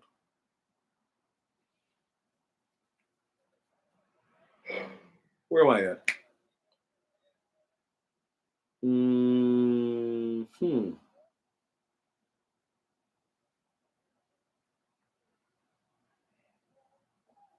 And the Levites shall lay their hands on the head of the calves, and thou shalt offer one for the sin offering, and the other for a whole burnt offering, according to the Lord, to make atonement for them. Thou shalt set the Levites before the Lord, and before Aaron, and before his sons, and thou shalt gift them as a gift before the Lord. And thou shalt separate the Levites from the midst of the sons of Israel, and they shall be mine. Afterwards, the Levites shall go in to perform the works of the tabernacle of witness, and thou shalt purify them and present them before the Lord. For these are given to me for a present out of the midst of the children of Israel. I have taken them to myself instead of all the firstborn of the sons of Israel that open every womb. And for every firstborn among the children of Israel is mine. For every firstborn among the children of Israel is mine, whether of man or beast.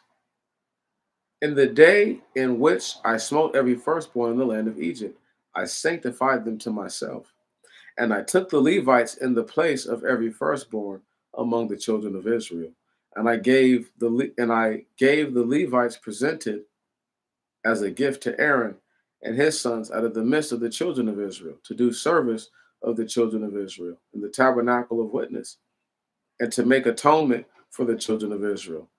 Thus there shall be none among the sons of Israel to draw nigh to the holy things. So once again, no stranger, but also none of the sons of Israel. Can you guys start to see what I'm saying? That the Levites have the purest genomic consistency. So the dudes in their tribes aren't running around with just a goatee calling that a beard. Right on, you know what I mean? Like everybody in Levi is full bearded. Like all those dudes, they all look like the people. Nobody in Levi is running around and their hair looks like horse hair. Right. Full beard or not. See what I'm saying? Like there's things that have to be addressed so that way people can understand it. That everybody who's running around right now does not all the way look the same. For the most part, they do, but there's people that look very different. One funny looking chicken. Okay. All right. Okay. That's one funny looking chicken. That's how some of them around there looking. And I'm just being honest. So between the actual people that are the people and the funny looking chickens, you guys got to understand why the laws are even being told to them. If the people did not grow beards, there would be no law saying to not shave the corner of your beards off. Right. That wouldn't even, why even tell anybody that? Right. That makes no sense. But if they do grow beards, predominantly, right, somebody who does not grow one, okay, that the question remains is not just if you are the people, is okay, so where's the fall off? And have you done the work to get yourself back in line with the people? Otherwise than that, they're just a stranger and they'll never be anything other than that, other than a stranger. And that's not no disrespect or no knock to anybody. That's just what it is. And I didn't say you have to grow a freaking beard up to your eyes to have a beard, but normally this stuff underneath is what constitutes for that. Normally. But everybody has a different mind to perceive and to think for themselves. So whatever they think and they perceive, that's on them. And Moses and Aaron and all the congregation of the children of Israel did to the Levites as the Lord commanded Moses concerning the Levites. So the sons of Israel did to them. So the Levites purified themselves and washed their garments. And Aaron presented them as a gift before the Lord. And Aaron made atonement for them to purify them. And afterwards, the Levites went in to minister in their service in the tabernacle of witness before the Lord and before his sons, as the Lord appointed Moses concerning the Levites. So did they to them. And the Lord spoke to Moses, saying, This is the ordinance of the Levites. From 25 years old and upward, they shall go in to minister in the tabernacle of witness. From 25 years old upward. From 50 years old, and from 50 years old, the Levite shall cease from the ministry and shall not work any longer. And his brother shall serve in the tabernacle of witness to keep charges. He shall not do works. So shalt thou do to the Levites in their charges. And the Lord spoke to Moses in the wilderness of Sinai in the 2nd year after they had gone forth from the land of Egypt in the 1st month, saying, Speak, and let the children of Israel keep the Passover in its season. On the 14th day of the 1st month at even, thou shalt keep it in its season. An even or evening means that there's an even amount of light and an even amount of darkness.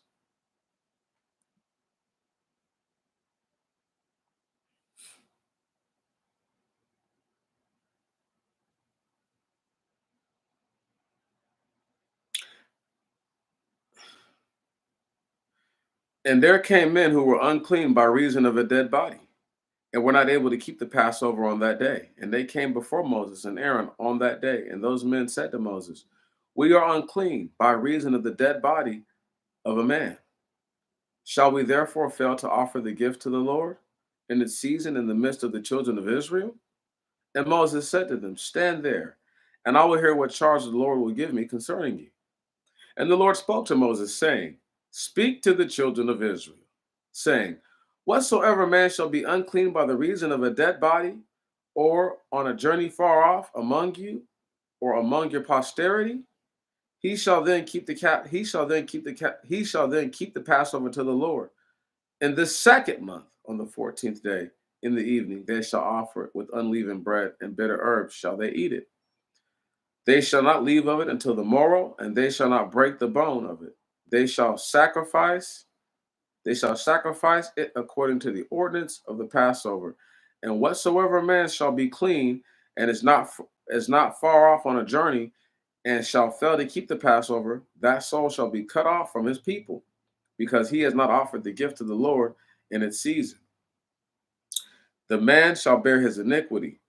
And if there should come to you a stranger in your land, and should keep the Passover in your land, and should keep the Passover to the Lord, he shall keep it according to the law of the Passover and according to its ordinance.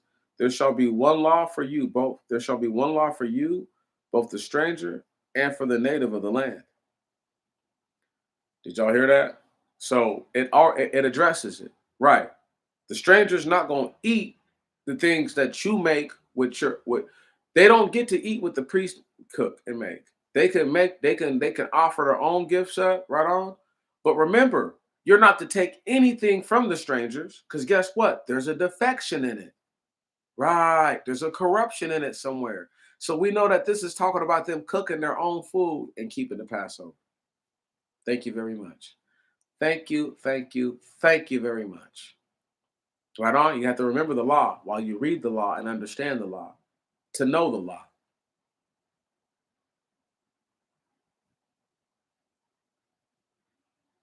And in the day which the tabernacle was pitched, the cloud covered the tabernacle, the place of the testimony. And in its evening, there was upon the tabernacle as the appearance of fire till the morning. So it was continually. The cloud covered it by day, and the appearance of fire by night. And when the cloud went up from the tabernacle, then after that the children of Israel departed. And in whatever place the cloud rested, there the children of Israel encamped. The children of Israel shall encamp by the command of the Lord, and by the command of the Lord shall they remove. All the days in which the cloud overshadows the tabernacle, the children of Israel shall encamp. And whenever the cloud should be drawn over the tabernacle for many days, then the children of Israel shall keep the charge of God, and they shall not remove.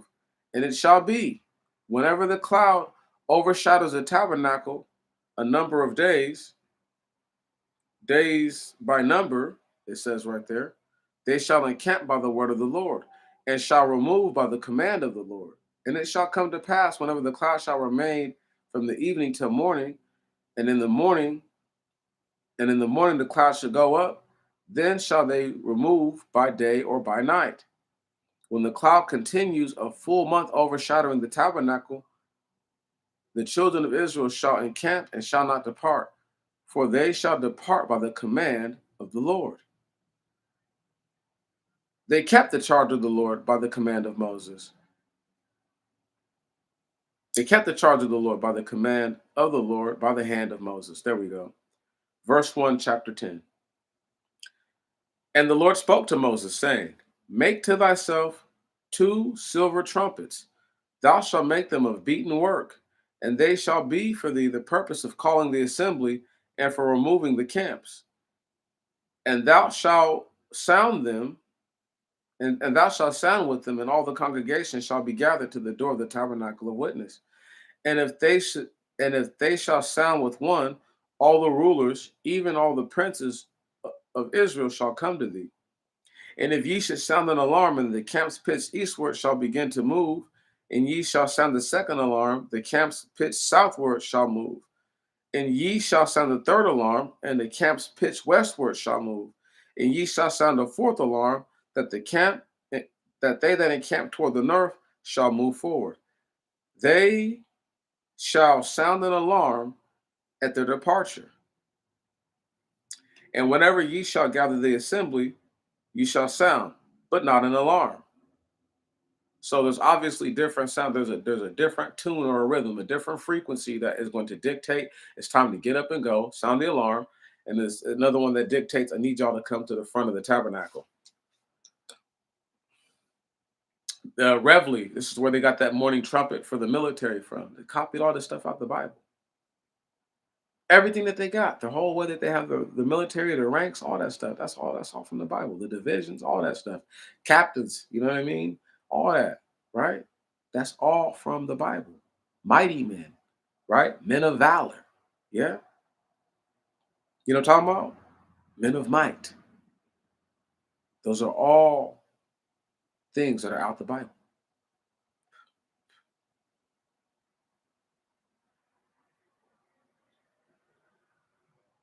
And whensoever ye shall gather the assembly, ye shall sound, but not the alarm, but not an alarm. And the priests, the sons of Aaron, shall sound with the trumpets, and it shall be a perpetual ordinance for you throughout your generations. And if ye should go forth to war in your land against it, and if ye should, and if ye shall go forth to war in your land against your enemies that are opposed to you, then ye shall sound with trumpets, and ye shall be had in remembrance before the Lord, and ye shall be saved from your enemies. And in the days of your gladness, and in your feast, and in your new moons, ye shall sound with trumpets at the whole burnt offerings, and the sacrifices of your peace offerings. And there shall be a memorial for you before your God. I am the Lord your God. And it came to pass in the second year, in the second month, on the 20th day of the month, that the cloud went up from the tabernacle of witness, and the children of Israel set forward with their baggage in the wilderness of Sinai. And the cloud rested in the wilderness of Paran. The first rank departed, and the first rank departed by the word of the Lord by the hand of Moses. And they first set in motion the order of the camp of the children of Judah with their host. And over their host was Nasan, the son of Amminadab. And over the host of the tribe of the sons of Issachar was Nathaniel, the son of Sagar. And over the host of the tribes of the sons of Zabulon was Eliab, the son of Kelon. And they shall take down the tabernacle, and the sons of Getson shall set forward, and the sons of Merari who bear the tabernacle. And the order of the camp of Reuben set forward with their host. And over their host was Eleazar, the son of Sethur.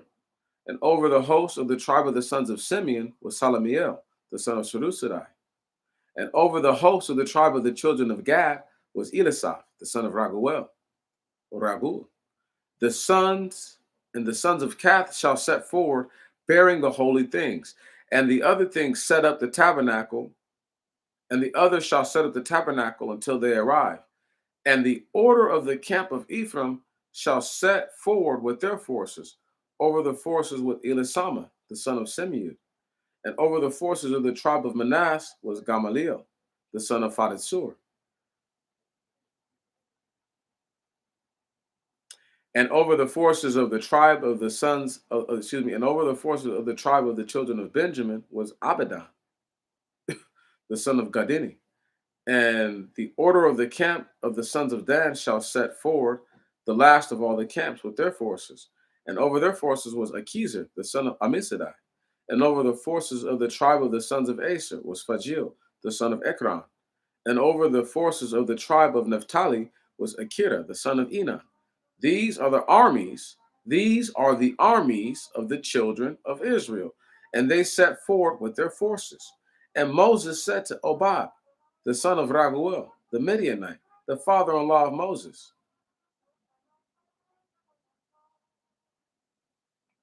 we are going forward to the place concerning which the Lord said, this will I give to you. Come with us, and we will do thee good. For the Lord has spoken good concerning Israel. And he said to them, I will not go, right?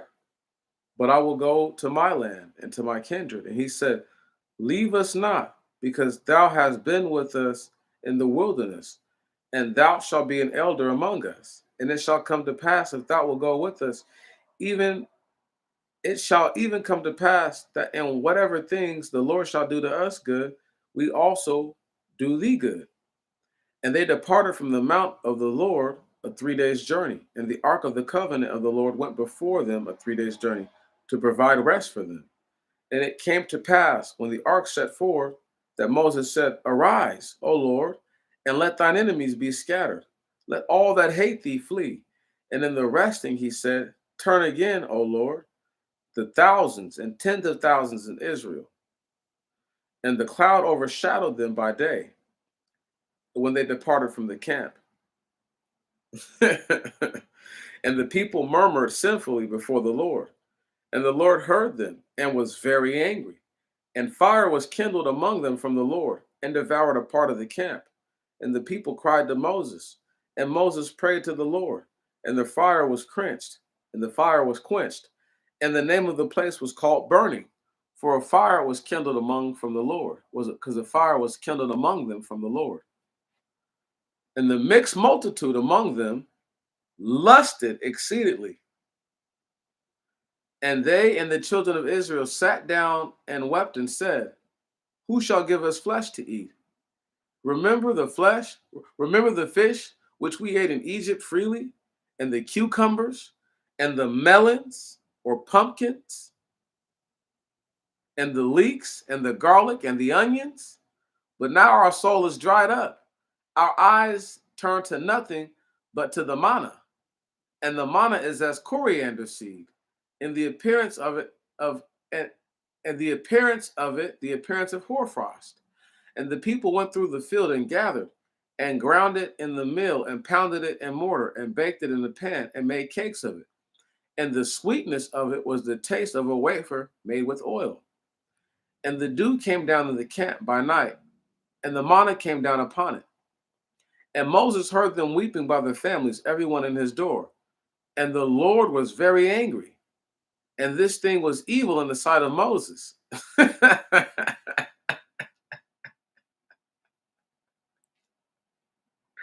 Once again, cuz our ways are not his ways. Our thoughts are not his thoughts. Okay? Could the Most High God have sent quail and sent food and all that stuff? Yeah, he could have did all that. But these guys just came off of days of eating, bro. You guys just ate and ate and ate. Now notice, it was the mixed multitude. I told y'all, them dudes are trouble because they don't have any allegiance to the Most High God. Right. Now, if Egypt was so bad, why did y'all leave? If Egypt wasn't so bad, if Egypt was so good to you, why were you crying up to God in the first place? I'm talking about the children of Israel, not the mixed multitude. Why were there any complaints about Egypt in the first place? See what I'm saying? It's no different than these folks here in America that y'all are living with right now. They talk about how bad things are, this, that, and the other, but they're not ready to get up and leave America and go somewhere else. Right. They'd rather stay here and keep taking it up their backside. That's how I know we're not made from the same cloth. We're not cut of the same ilk. That's how I know. Because they'd rather stay here and die and live the rest of their life out here in this land. A fourth, fifth class citizen. Fuck out of here. Anyway, excuse my language, please. Please, please, please excuse me. But that whole thought just made me sick. And Moses heard them weeping by their families, everyone in his door. And the Lord was very angry. And the thing was evil in the sight of Moses. And Moses said to the Lord, why hast thou afflicted thy servant? And why have I not found grace in thy sight, that thou shouldest lay the weight of this people upon me? Have I conceived all this people, or have I borne them? That thou sayest to me, take them into thy bosom, as a nurse would take her suckling into the land which thou swearest to their fathers? Whence have I flesh to give all this people? For they weep to me, saying, Give us flesh that we may eat. I shall not be able to bear this people alone, for this thing is too heavy for me. And if thou doest thus to me, slay me utterly, if I have found favor with thee, that I might not see my affliction. Okay, Moses is pretty much saying, look, I'm not these dudes' fathers, I'm not their parents. I didn't raise all of them, right? You know, and what's good, bro? You're never late. We're always on time. Always on time here. And Moses is like, look, Father, I I want to do the right thing, but really, I'd rather you just go ahead and kill me right now. Right on? I'd rather you just go ahead and kill me now because I don't even want to go through this affliction. So, going forward, and the Lord says to Moses, Gather me 70 men from the elders of Israel, whom thyself knowest that are elders of the people, and their scribes, and thou shalt bring them to the tabernacle of witness, and they shall stand there with thee. And I will go down and speak there with thee. And I will take of the spirit that is upon thee, and I will put it upon them. He This is one of my favorite parts.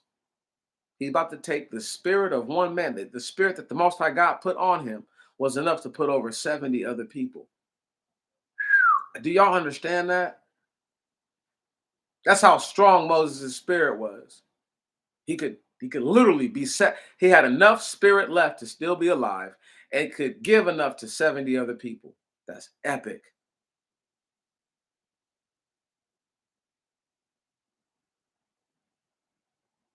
And I will put it upon them, and they shall bear together with thee the burden of the people, and thou shalt not bear them alone. And to the people thou shalt say, Purify yourselves for the morrow, and ye shall eat flesh. For ye wept before the Lord, saying, Who shall give us flesh to eat?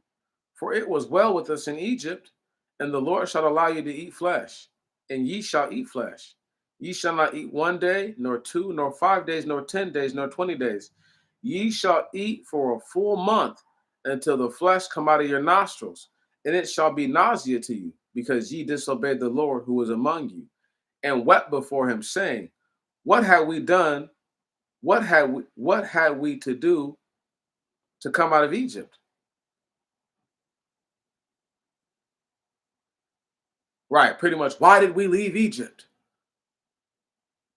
Moses is like, yeah, now you're gonna be nauseated. You're gonna have so much meat. It's just gonna be crazy. He says it's gonna be coming out your nostrils. Is he talking about them throwing it up and it comes out and they're literally throwing it up out their nose? Right. And Moses said, The people among whom I am are 600,000 footmen. And thou saidest, I will give them flesh to eat, and they shall eat a whole month. Shall sheep and oxen be slain for them, and shall it suffice them? Or shall all the fish of the sea be gathered together for them, and shall it suffice them? And the Lord said to Moses, Shall not the hand of the Lord be fully sufficient? Now shalt thou know whether my word shall come to pass to thee or not. And Moses went out. See, this is Moses talking to the Most High God like he's a regular individual. He's like, so what are we going to do? Are we going to just give him everything we got and feed him with this? Are we going to go get all the fish out the sea? The Most High is like, dude, bruh, fall back. You know what I'm saying? Know your role and play it, okay? Because I could only imagine. I get it. Moses is upset, angry a little bit because, what a burden to be tasked with as one person, but what an honor. What a great, righteous honor. Horrible to some people. It's a horrible honor for some people, but it's a blessing. And Moses went out and spoke the words of the Lord to the people, and gathered 70 men of the elders of the people. And he set them round about the tabernacle. And the Lord came down in the cloud and spoke to him, and took of the spirit that was upon him, and put it upon the 70 men that were elders. When the spirit rested upon them, they prophesied and they ceased. They prophesied and ceased. And there were 2 men left in the camp. The name of one was Eldad, and the name of the other Modai, and the Spirit rested upon them. And these were the number of them that were enrolled, but did not come to the tabernacle, but they prophesied in the camp. And a young man ran and told Moses, saying, Eldad and Modad prophesy in the camp. And Joshua, the son of Nae, or Nae, or Nai, or Na, whatever you know what I'm saying, who attended on Moses, the chosen one, said, My Lord Moses, forbid them. And Moses said to him, Art thou jealous on my account? And would that all the Lord's people be and would that all the Lord's people were prophets? Whenever the Lord shall put his spirit upon them. And Moses departed into the camp, himself and the elders of Israel. So Moses is pretty much saying, like, you don't want them to prophesy, you don't want them to be prophets. Right on? You don't, right. Wouldn't it be better? Almost like, bro, wouldn't it be better if all the people were prophets? If everybody got revelation from the Most High God? Right. Obviously, it would be.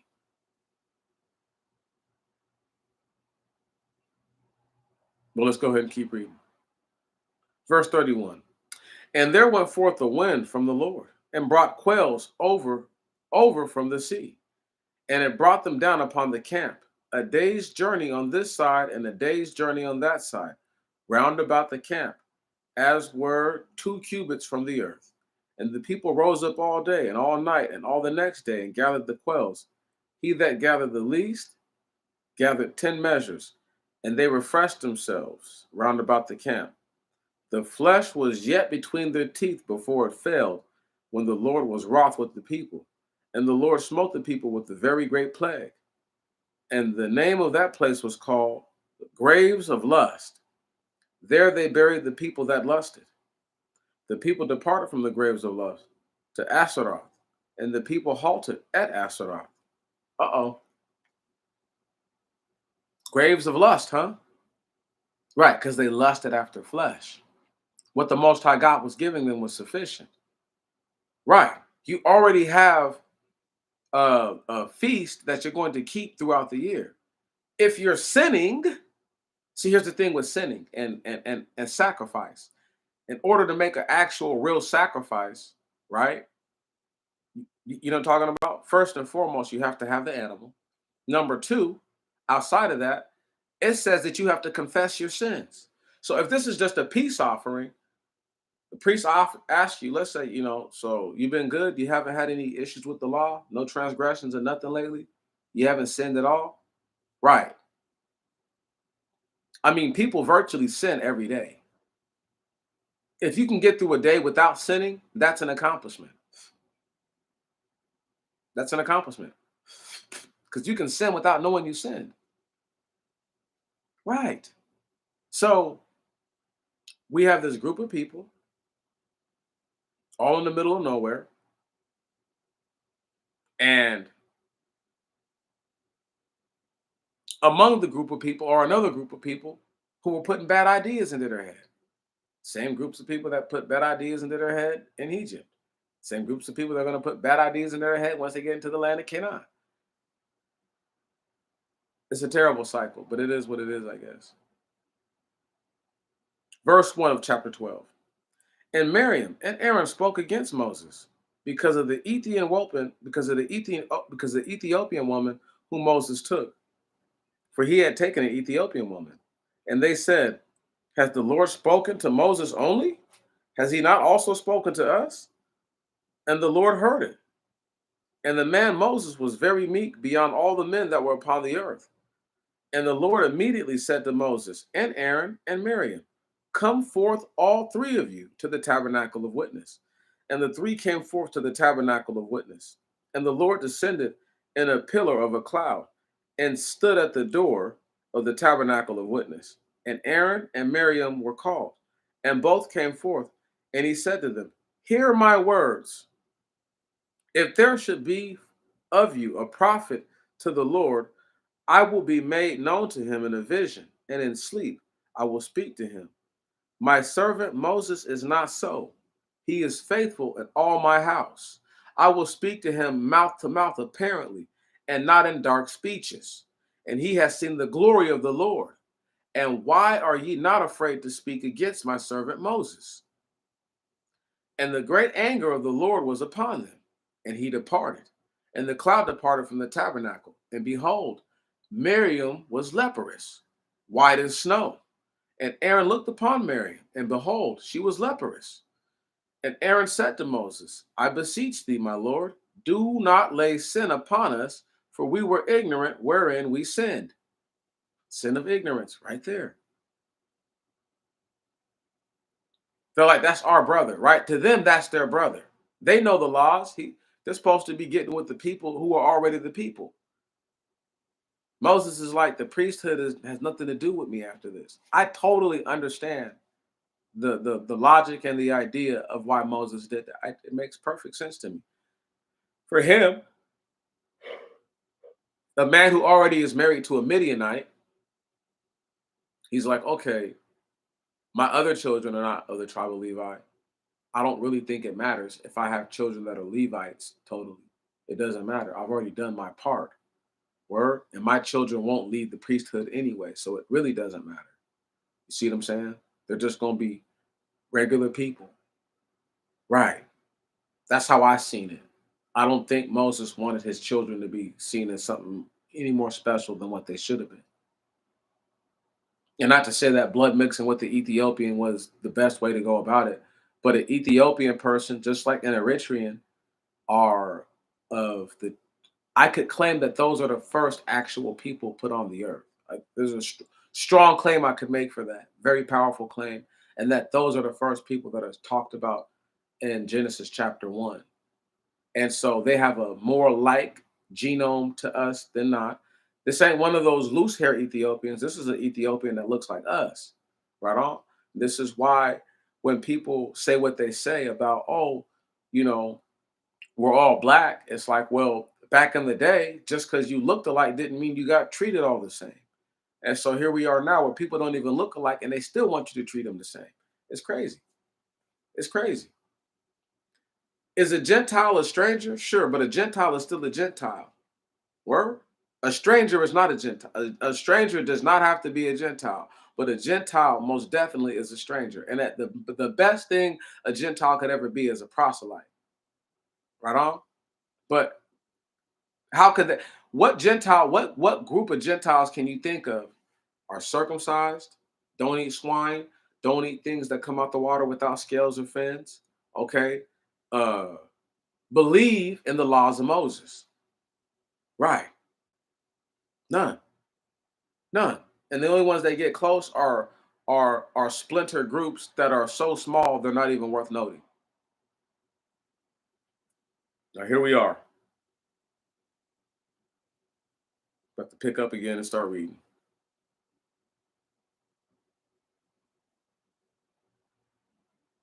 Let her not be as it were like death, as an abortion coming out of his mother's womb, when the disease devours half of the flesh. And Moses cried to the Lord, saying, O God, I beseech thee, heal her.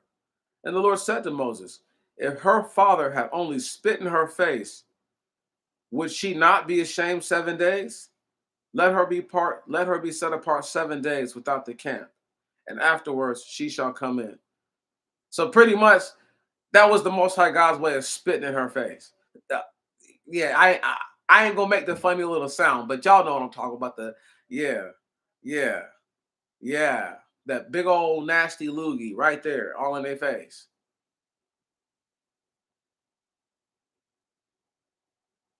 Verse 1 of chapter 13.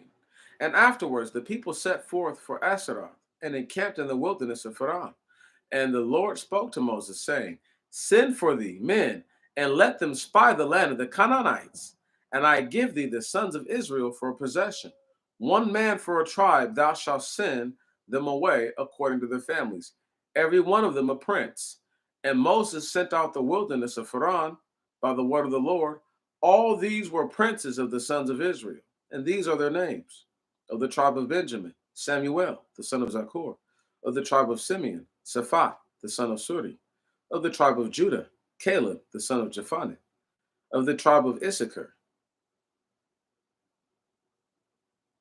How? I can't see it because the word here is messed up. I think it's Haal. Hal, the son of Joseph, of the tribe of Ephraim. Asu, Ase, the son of Nae. Ase, the son of Nae. That's actually Joshua. Of the tribe of Benjamin, Phalti, the son of Raphu. Of the tribe of Zabulon, Gudiel, the son of Sudi. Of the tribe of Joseph, of the sons of Manas, Gadi, the son of Susi. Of the tribe of Dan, Amiel, the son of Gamali. Of the tribe of Asir, Satur, the son of Mikael. Of the tribe of Naphtali, Nabi, the son of Sabi. Of the tribe of Gad, Gudiel, the son of Maki. These are the names of the men whom Moses sent to spy out the land. These are the names of the men whom Moses sent to spy out the land. And Moses called Ase, the son of Nae, Joshua, or Yeshua. Or in this one, it won't say Jeshua or Yeshua, but that's actually his name.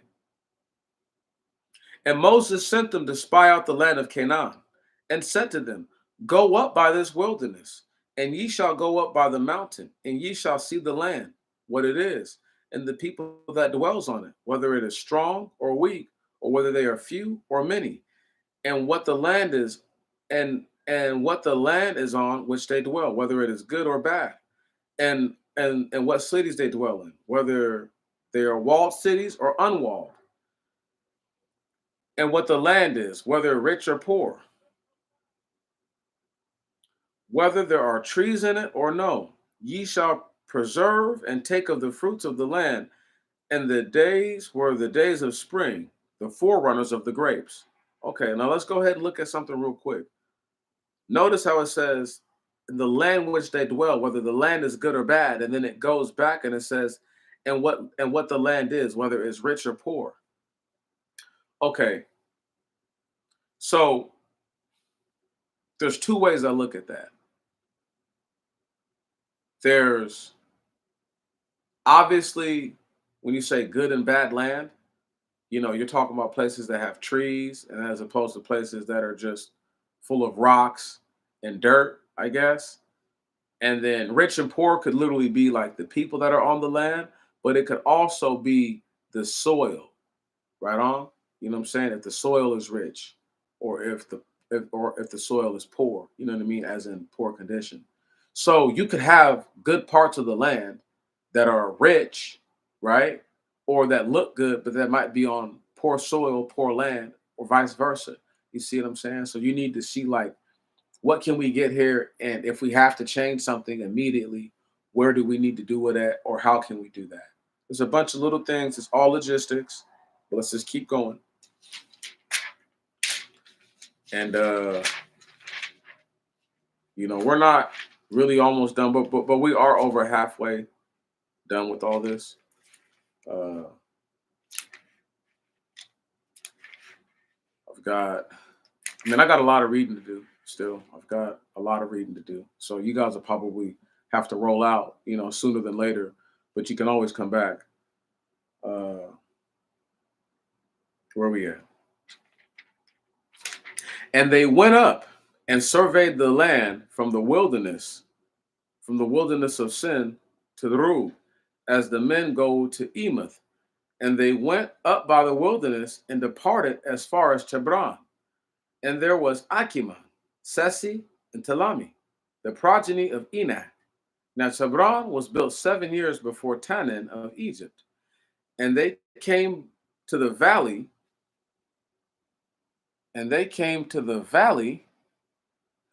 one moment.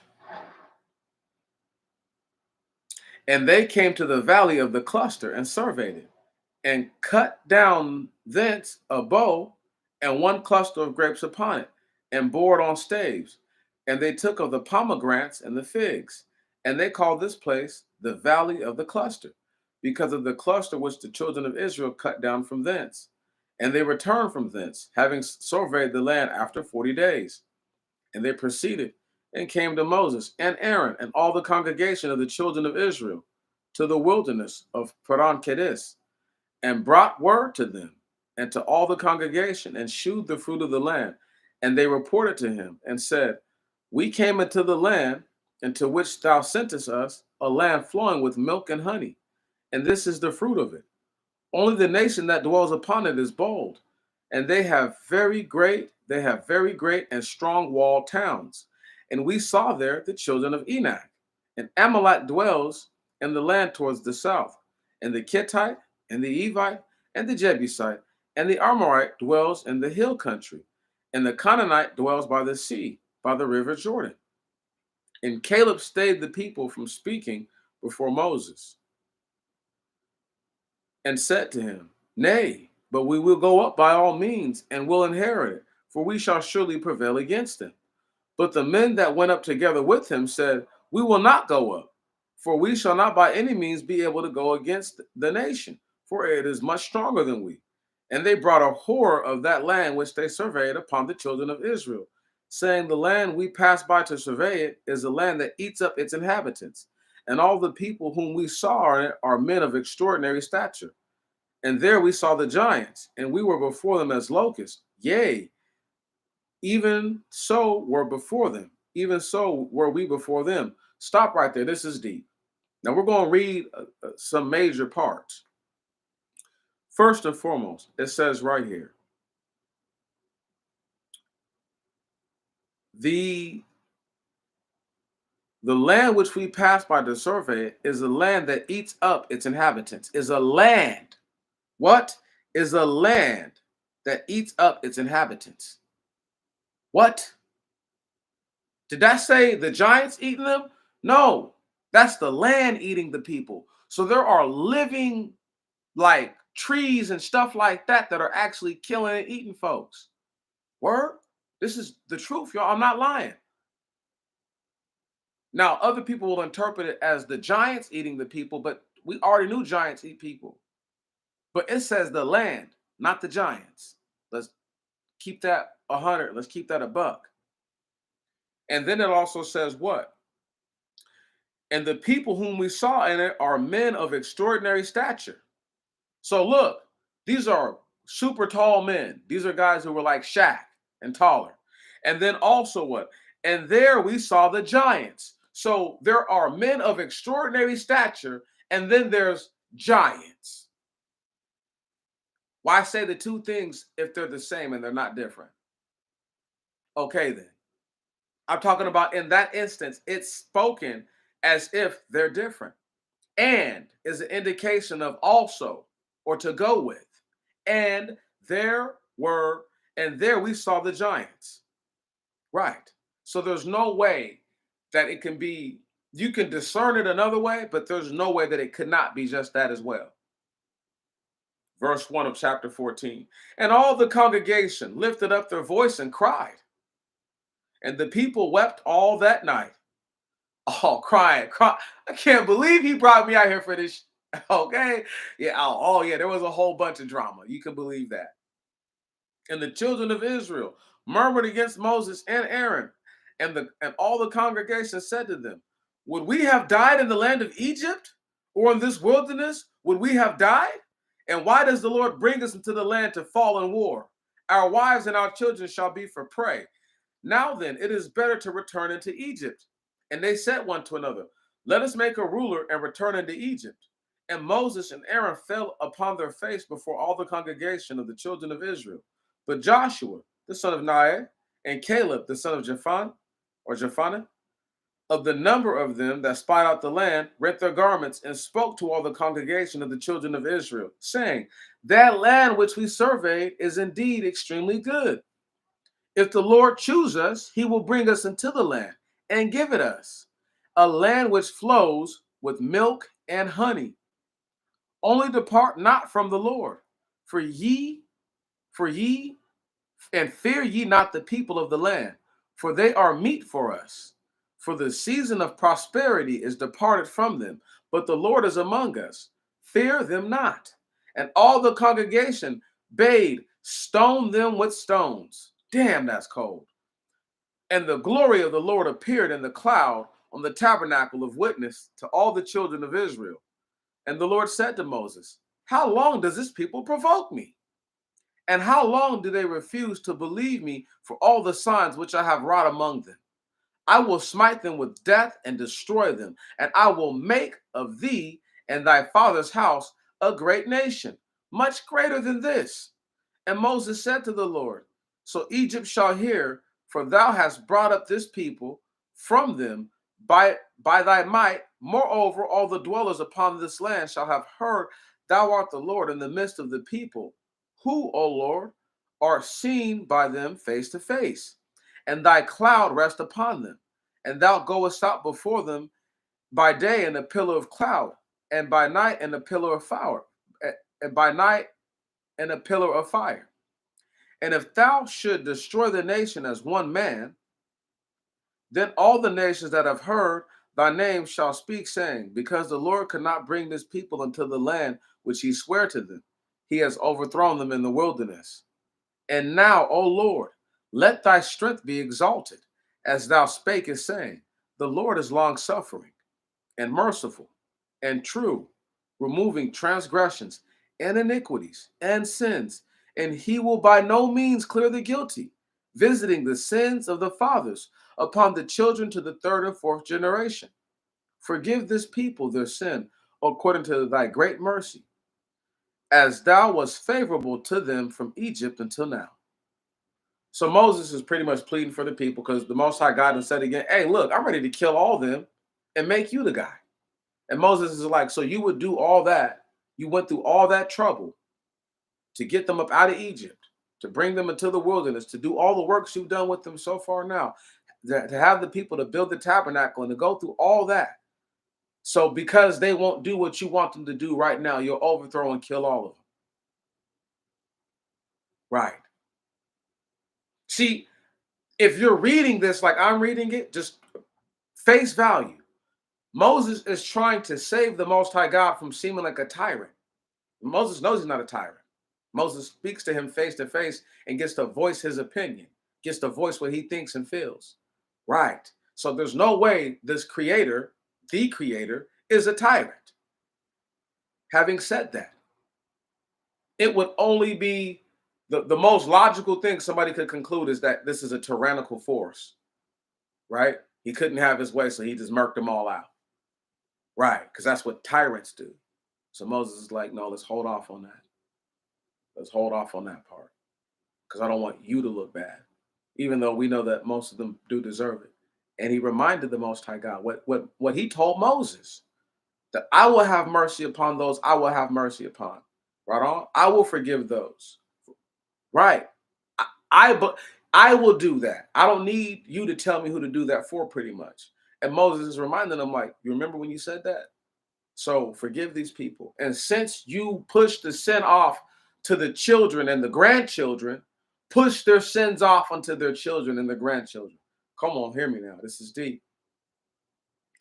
The hope would be that their children realize that their parents sinned and would not do the same sins that their parents committed. Anyway,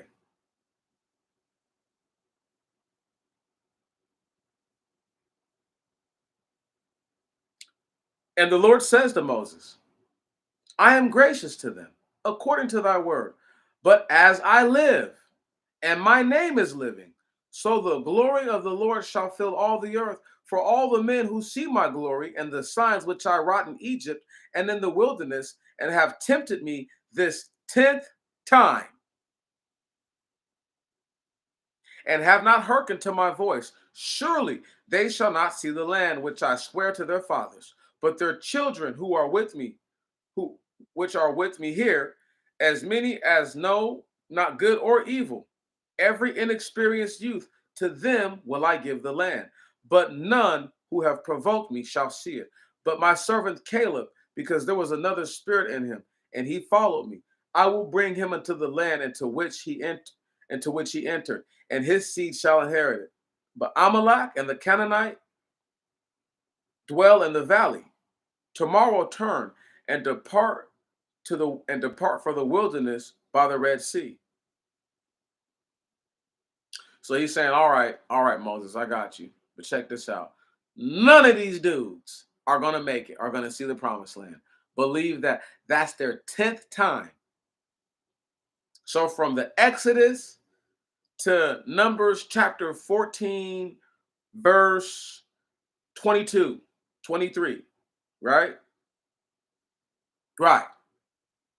They've tempted him 10 times. And he's like, you know what? I'm good. They're not going to make it into the promised land. That much I can guarantee. That much I can guarantee you. All but Caleb, because Caleb was right. And Caleb's a writer. I like that about him. He's going to make it to the promised land. What can I say about that? No, the Most High God. You can even say the Messiah if you wanted to. The force dealing with Moses in this specific moment dictates to him that there's obviously, how does he put it? Let me read it. But the children which are with me here, as know not good or evil, every inexperienced youth, to them I will give this, to them I will give the land. To them will I give the land. Okay, boom. What is that saying?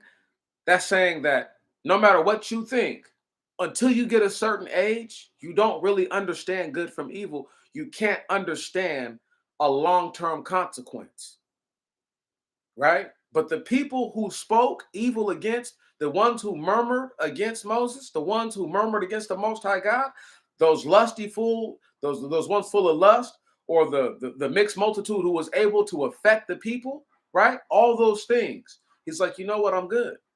I'm good on all that. I don't need that. They don't deserve it. Number one, they don't deserve it. Word. I think we're going to read in Deuteronomy here in the next week or so. It's not because y'all are righteous that I'm giving you this land. It's because they are unrighteous. Simple. Now let's keep going. And the Lord said to Moses, I am gracious to them according to thy. No. Skip.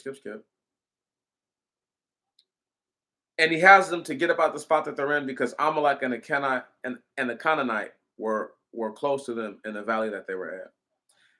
Verse 26. And the Lord spoke to Moses and Aaron, saying, How long shall I endure this wicked congregation? I have heard their murmurings against me, even the murmuring of the children of Israel, which they have murmured concerning you. Say to them, As I live, saith the Lord, surely as you spoke into my ears, so will I do to you. Your carcasses shall fall in this wilderness, and all those of you that were reviewed, and of those that were numbered from 20 years old upward, all that murmured against me, ye shall not enter into the land for which I stretch forth out my hand to establish you upon it, except only Caleb, the son of Jephthah, and Joshua, the son of Nun. All your little ones who you said should be a prey, them will I bring into the land, and they shall inherit the land which ye rejected. And your carcasses shall fall in the wilderness, and your sons shall be fed in the wilderness 40 years, and they shall bear your fornication. And they shall bear your fornication until your carcasses be consumed in the wilderness, according to the number of days which ye spied the land, 40 days, a day for a year. And ye shall remember your sins 40 years, and ye shall know my fierce anger. I, the Lord, have spoken. Surely will I do thus to this evil congregation. Surely I will do thus to this evil congregation. I just had to read that again. That has risen together against me in this wilderness, that they shall be utterly consumed, and there shall they die. And the men whom Moses sent to spy out the land, who came and murmured against it to the assembly, so as to bring out evil words concerning the land, the men that spoke evil words, that spoke evil reports against the land, even died of the plague before the Lord. And Joshua, the son of Nun, and Caleb, the son of Jephthah, still lived of those men that went up to spy out the land. And Moses spoke these words to all the children of Israel. And the people murmured exceedingly. And they rose up early in the morning and went up to the top of the mountain, saying, Behold, we that are here will go up to the place of which the Lord has spoken, because we have sinned. And Moses said, Why do ye transgress the word of the Lord? Ye shall not prosper. Go not up, for the Lord is not with you, and ye shall fall before the face of your enemies. For Amalek and the Canaanite are there before you, and ye shall fall by the sword, because ye have disobeyed the Lord, and turned aside, and the Lord will not be among you. And having forced their passage, they went up to the top of the mountain. But the ark of the covenant of the Lord stirred not out of the camp. And Amalek and the Canaanite that dwell in the mountain came down and routed them and destroyed them unto Hermon. And they returned to the camp.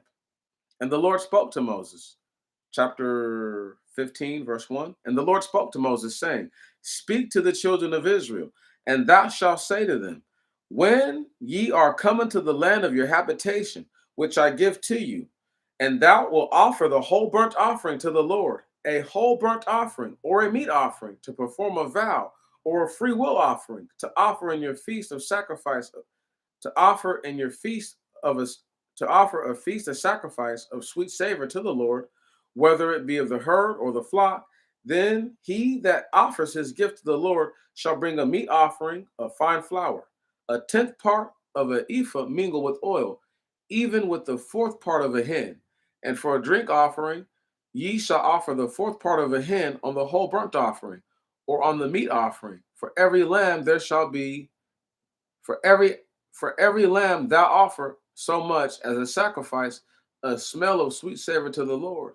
And for the ram ye shall offer it as a whole burnt offering, or as a sacrifice. Thou shalt prepare a meat offering, 2/10 of fine mingled flour with oil, and a third part of a hin.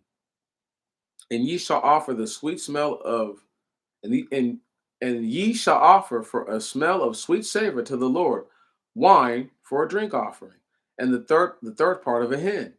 And ye shall sacrifice a bullock from the herd. And if ye sacrifice a bullock from the herd for a whole burnt offering, or for a sacrifice to perform a vow or a peace offering to the Lord, then the worshiper, then the worshiper shall offer upon the calf a meat offering, 3/10 dill of fine flour mingled with oil, even half of a hin, and wine for a drink offering, the half of a hin, a sacrifice for a smell of sweet savor to the Lord.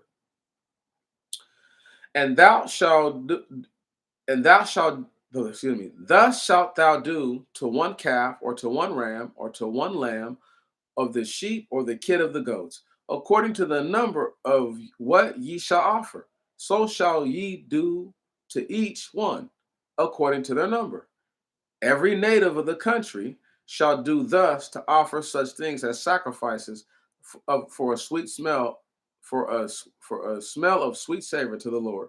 And if there should be a stranger among you in your land, or one who should be born to you among your generations, he will offer a sacrifice, a smell of sweet savor to the Lord, as ye do. So the whole congregation shall offer to the Lord. And there shall be one law for you and the strangers abiding among you. Abiding. So to abide is to do what? To abide by something, right? Is to keep with it. You see what I'm saying? So if they are going to be among you, if they're going to abide among you, that means that they have to do what you're doing. You don't get to come among us and then do what you want to do. That's how you get your whole head lumped up. Anyway, that's what it's supposed to be like. It's not like that, and the people never maintain that or achieve that. Because, like I said, if in the generations to come a stranger be born, he's supposed to sacrifice the same thing. The problem is this, though, is that if you don't believe, or if you don't feel like this applies to you, you're not going to practice it, and you're not going to apply it.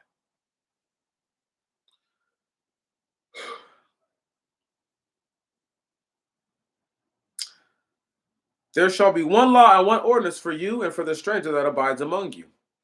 And the Lord spoke to Moses, saying, Say to them, when ye are entering into the land into which I bring you, then it shall come to pass, when ye shall eat of the bread of the land, ye shall separate a wave offering, a special offering to the Lord, the first fruits of your dough. And ye shall offer your bread a heave offering, as a heave offering from the threshing floor. So as ye separate it, so shall ye separate it. Even the first fruits of your dough, ye shall give the Lord a heave offering throughout your generations. So whenever you cook something for yourself, you cook something for God too. You don't just cook for yourself. You cook for him.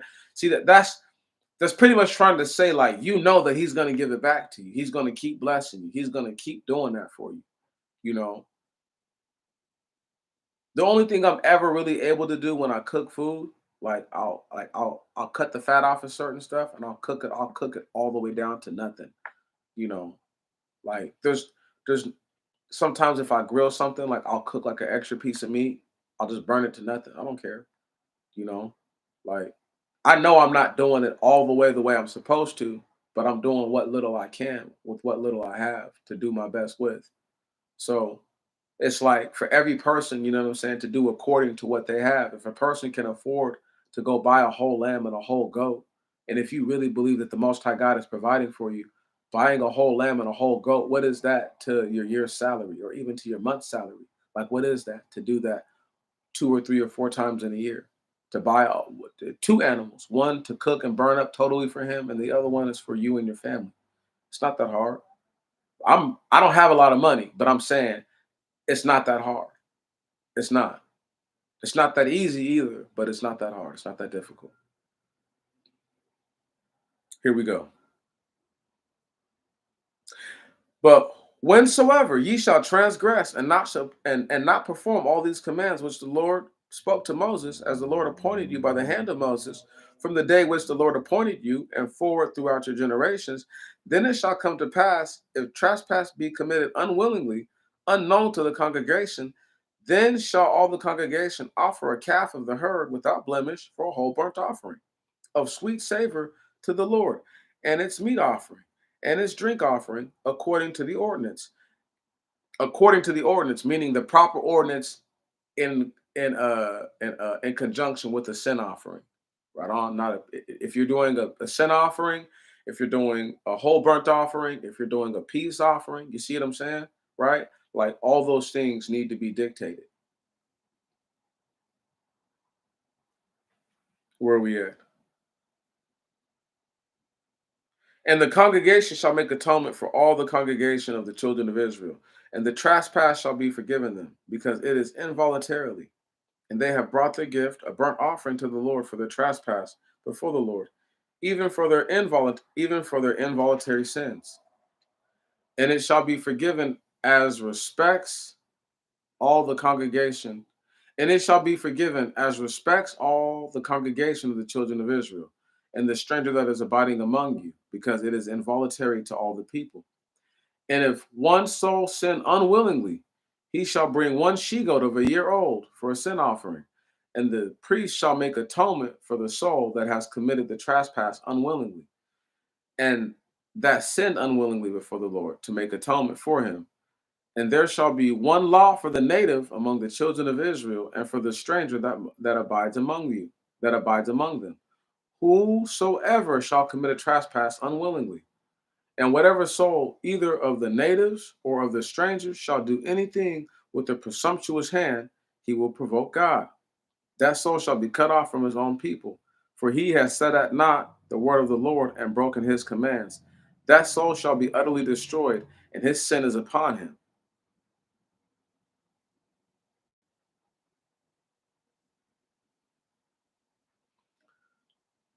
Okay, perfect. The only example I can think of right now, but the best example I could think of though is Aaron's two sons, right?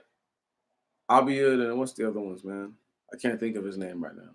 But how they both offered the strange fire to the Most High God, right? That was presumptuous what they did, and it cost them literally everything. So he's like, the Most High God is like, maybe not to that degree of something that'll cost you your life, but if you do anything that in essence is going to actually turn into a sin, right? That transgression is going to be upon you. You don't get to just walk away from that. That's bull. But here we are. And the children of Israel were in the wilderness, and they found a man gathering sticks on the Sabbath day. And they who found him gathering sticks on the Sabbath day brought him to Moses and Aaron, and to all the congregation of the children of Israel. And they placed him in custody, for they did not determine what they should do to him. And the Lord spoke to Moses, saying, let the man be by all means put to death. Do ye all the congregation stone him with stones. And all the congregation brought him forth out the camp, and all the congregation stoned him with stones outside the camp, as the Lord commanded Moses. Okay, 600,000. Listen, there's 600,000 versus 1. How many of those rocks do you do? They probably just covered this dude with stones. Right on? Literally. Like, holy, holy moly. You feel me? Right. Wow. Right. Wow, bro. Wow. Can you dig? I don't even think people even look at it like that. You have to think about the whole congregation is stoning this dude, right? So even if you just want to say all the grown men, that's 600,000 plus grown men, bruh, 20 years old and up, throwing rocks at you, throwing stones at you. There's no way you're not covered. Anyway, I asked y'all one more time since they said that this dude got stoned with stones. How did Paul get busted upside of his head with guava melon sized rocks and not die? We just gonna keep reading. Oh my goodness. And the Lord spoke to Moses, saying, speak to the children of Israel, and thou shalt tell them, and let them make for themselves fringes upon the borders of their garments throughout their generations. And ye shall put upon the fringes on the borders a lace of blue, and it shall be on your fringes, and ye shall look on them, and ye shall remember all the commands of the Lord, and do them, and ye shall not turn back after your imaginations, and after the sight of your eyes, and the things after which ye go a whoring, that ye may remember and perform all my commands, and ye shall be holy unto your God. I am the Lord your God, that brought you out of the land of Egypt to be your God. I am the Lord your God. Chapter 16, verse 1.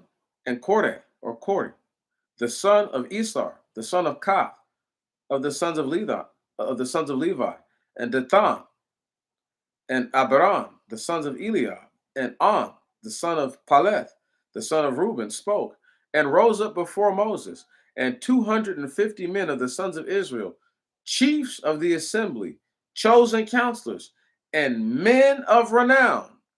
They rose up against Moses, and Aaron said, let it be enough for you that all the congregation are holy, and that the Lord is among them. Why do ye set up yourselves against the congregation of the Lord? And when Moses heard it, he fell on his face, and he spoke to Kore and all his assembly, saying, God has visited and known that there are in his, and he, God has visited and known those that are his and who are holy, and has brought them to himself, and whom he has chosen for himself, he has brought to himself. This do ye.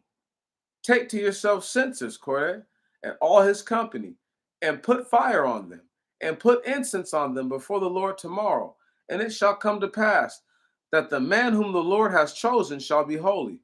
Let it be enough for you, ye sons of Levi. And Moses said, Kore, hearken to me, ye sons of Levi. Is it a little thing for you that the God of Israel has separated you from the congregation of Israel and brought you near to himself to minister in the services of the tabernacle of the Lord, and to stand before the tabernacle to minister for them? And he has brought thee near, and all thy brethren, the sons of Levi, with thee. Why do you seek to be priest also? Why do ye seek to be priest also? Thus it is with thee and all thy congregation which is gathered together against God. And who is Aaron that ye murmur against him? And Moses sent to call Dathan, and Abiram, sons of Eliab. And they said, we will not go up, or do not go up. Is it a little thing that thou hast brought us up to a land flowing with milk and honey, to kill us in the wilderness, and that thou altogether rulest over us? Thou art a prince, and thou hast brought us into a land flowing with milk and honey, and thou hast given us an inheritance of land and vineyards? Wouldest thou put out the eyes of those men? We will not go up. And Moses was exceedingly indignant, righteously angry. That's right, exactly, bro. All this stuff. Paul would have been dead, exactly. And the and each man, whoa. Skip something, skip something, skip something. And Moses was exceedingly indignant and said to the Lord, do thou take no heed to their sacrifice? I have not taken away the desire of any one of them, neither have I hurt any one of them. And Moses said to Korah, sanctify thy company and be ready before the Lord, thou and Aaron and they tomorrow, and take each man his censer, and ye shall put upon them, and ye shall bring upon, oh, and shall put incense upon them, and shall bring each one his censer before the Lord, 250 censers, and 1,000. And Aaron shall bring each his. Let me see something real quick.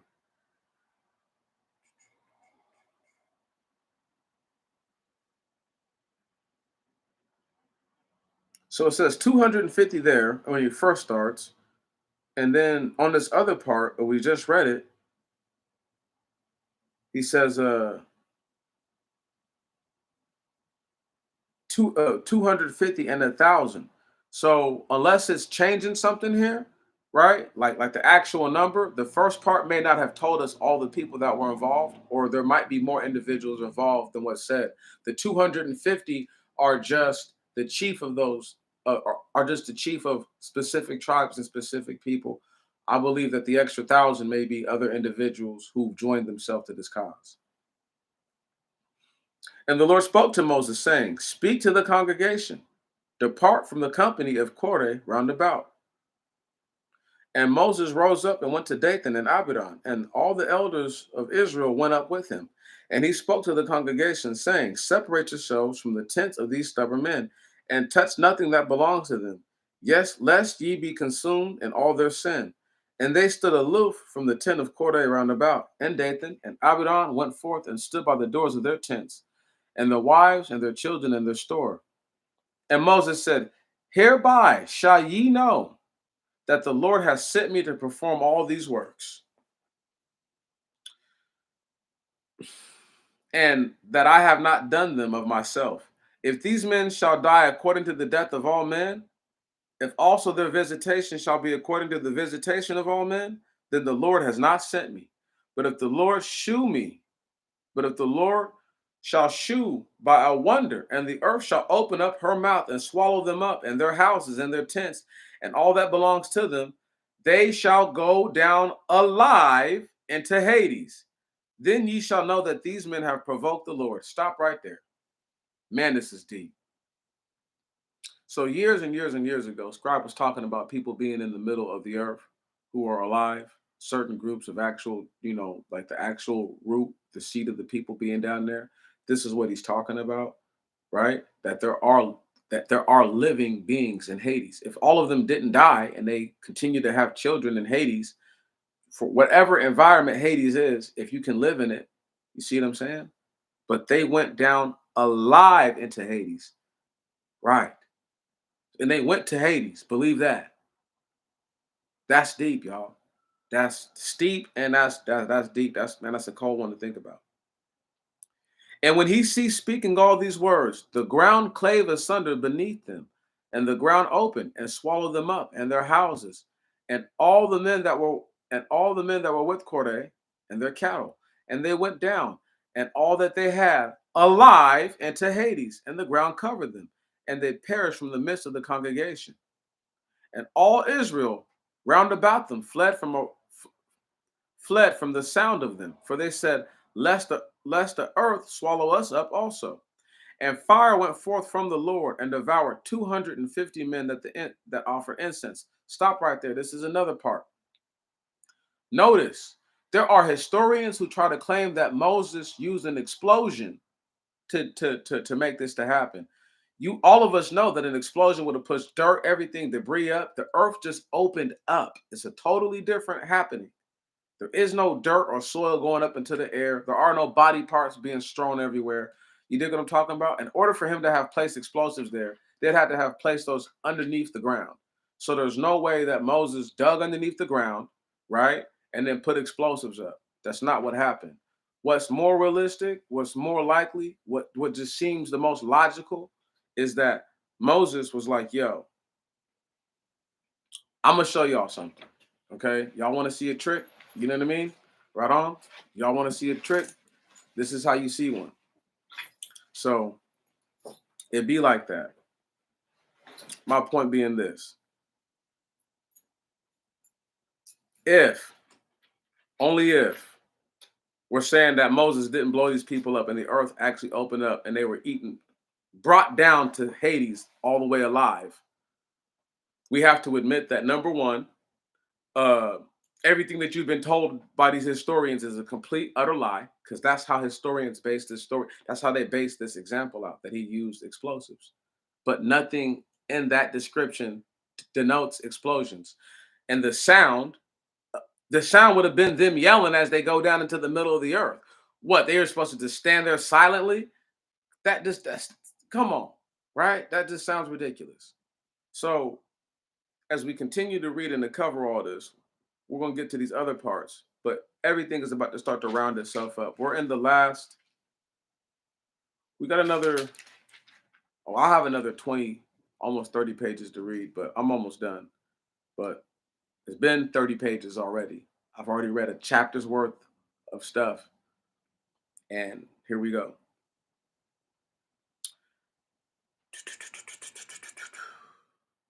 And fire went forth from the Lord and devoured the 250 men that offered incense. And the Lord said to Moses and to Eleazar, the son of Aaron the priest, take up brazen censers out of the midst of the men that have been burnt. Take up the brazen censers out of this out of the midst of the men that have been burnt, and scatter the strange fire yonder, for they have sanctified the censers. For they have sanctified the censers of these sinners against their own souls. And do thou make them beaten plates a covering to the altar, because they were brought before the Lord and hallowed, and they became a sign to the children of Israel. And Eleazar, the son of Aaron the priest, took the brazen censers which the men had been brought near, and put them as a covering on the altar, a memorial to the children, that no stranger might draw nigh who was not of the seed of Aaron to offer incense before the Lord. So he shall not be as Korah, and as they that conspired with him, as the Lord who spoke by the hand of Moses. Now let's also be honest right here. Korah, right, was swallowed up into the earth. These other individuals, some of them might have been of the Levites, right? You know what I'm talking about? But many of them were not. Why that's such an important thing is because we already know what's going on. So where am I at? Where am I at? What little part am I trying to close in on? So it says right here, a memorial to the children of Israel, that no stranger might draw nigh who was not the seed of Aaron. So anybody not the seed of Aaron is a stranger. Can you dig that? Word. That's that simple. If you're not of the seed of Aaron, you are not to get close to the altar to be offering sacrifices and none of that. Aaron's two own sons got burnt to death. It's just showing people. It's just to show people. And when it says he was sanctified, meaning that, right, there's proof to what I'm saying. Why would these guys get set on fire and be burnt to death out of nowhere? Think about what I'm saying to y'all. Think about it. How would that happen? How would that take place? Right. It can't just take place out of nowhere. There's a physical happening with that. Now here we are. Let's keep going.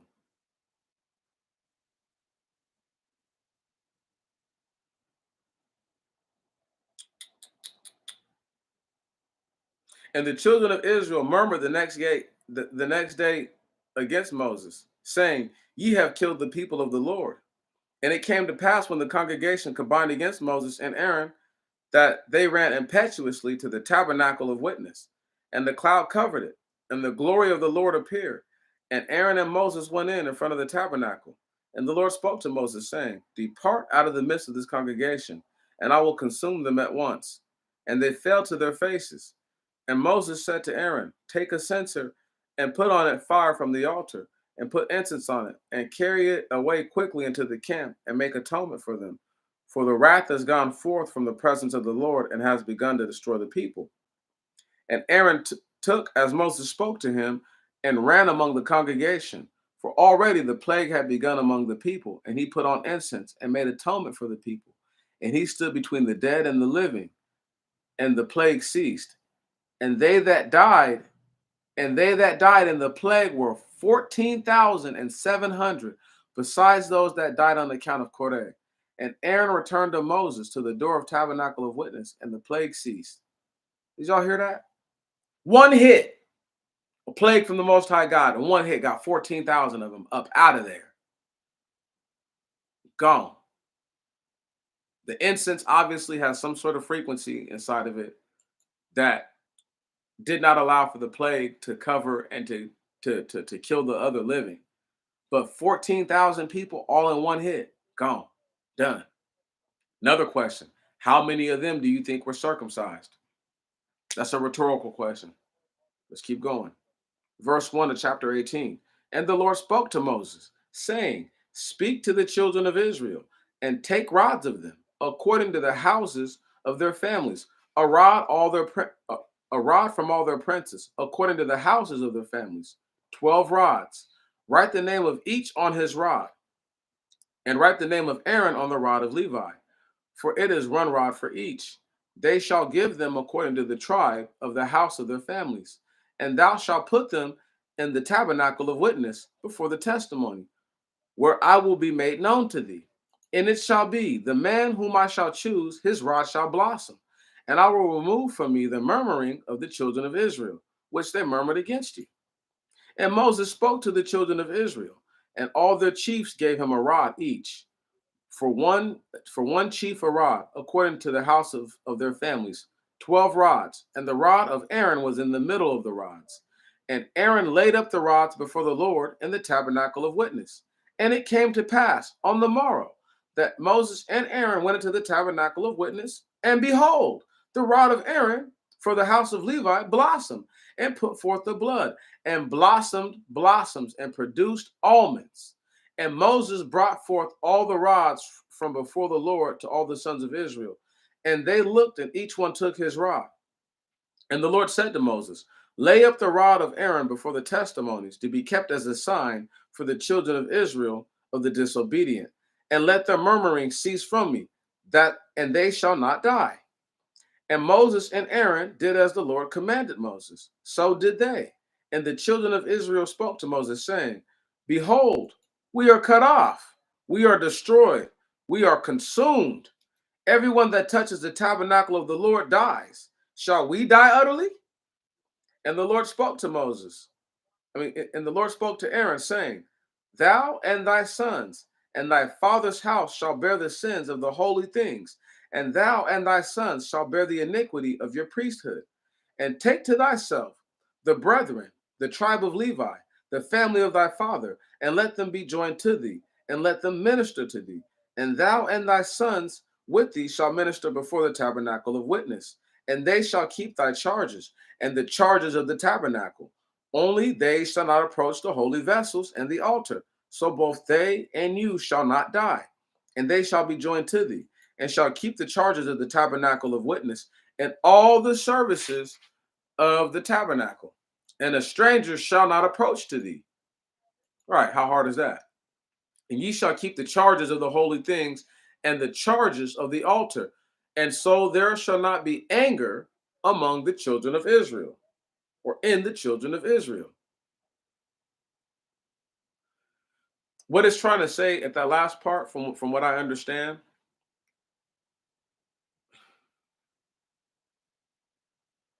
you got to let people play their part. Right on? And you have to show people the importance of the part that they play. So that way, at the end of the day, right, when everybody's looking at it, there's no reason to be jealous of you. We see how hard these guys work. We see how hard they do everything. We see what they have to go through. Right. Salute and respect to them. But I don't want to have to be them, but I'll honor that. And it's easier that way when the people who are closest to you aren't, complaining about all those things. Like, why am I not the priest? Why is it Aaron and Moses? Why are they chosen? Because they were. Right. Because they were. And for no other reason. And if you just play your hand and play your part and just be who you're supposed to be, you don't have to worry about none of that. Because at the end of the day, Aaron and Moses don't get to choose if you go to heaven or hell. Right on? Your actions will dictate that. Let's keep reading.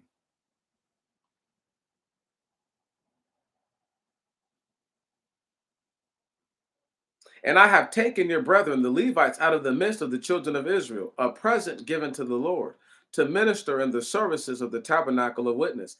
And thou and thy sons after thee shall keep up your priestly ministration according to the whole manner of the altar and that which is within the veil.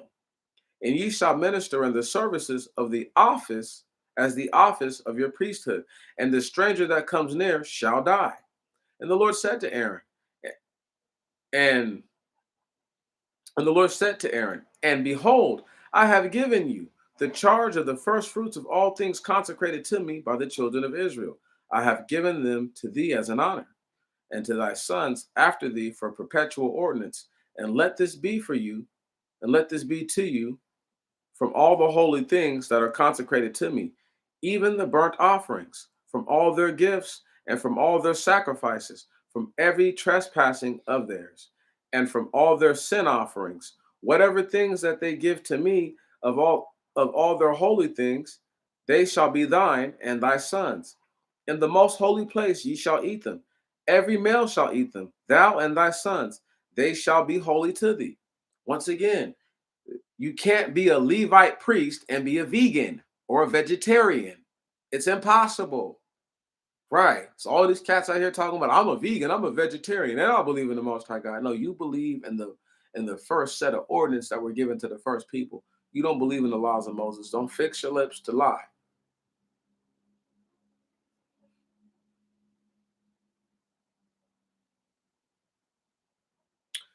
And this shall be to you the first fruits of their gifts, of all the wave offerings of the children of Israel. To thee have I given them, and to thy sons and thy daughters with thee, a perpetual ordinance. Every clean person in thy house shall eat of them, shall eat them. Right? Only if you're clean. If you're unclean, you're not eating the stuff. No.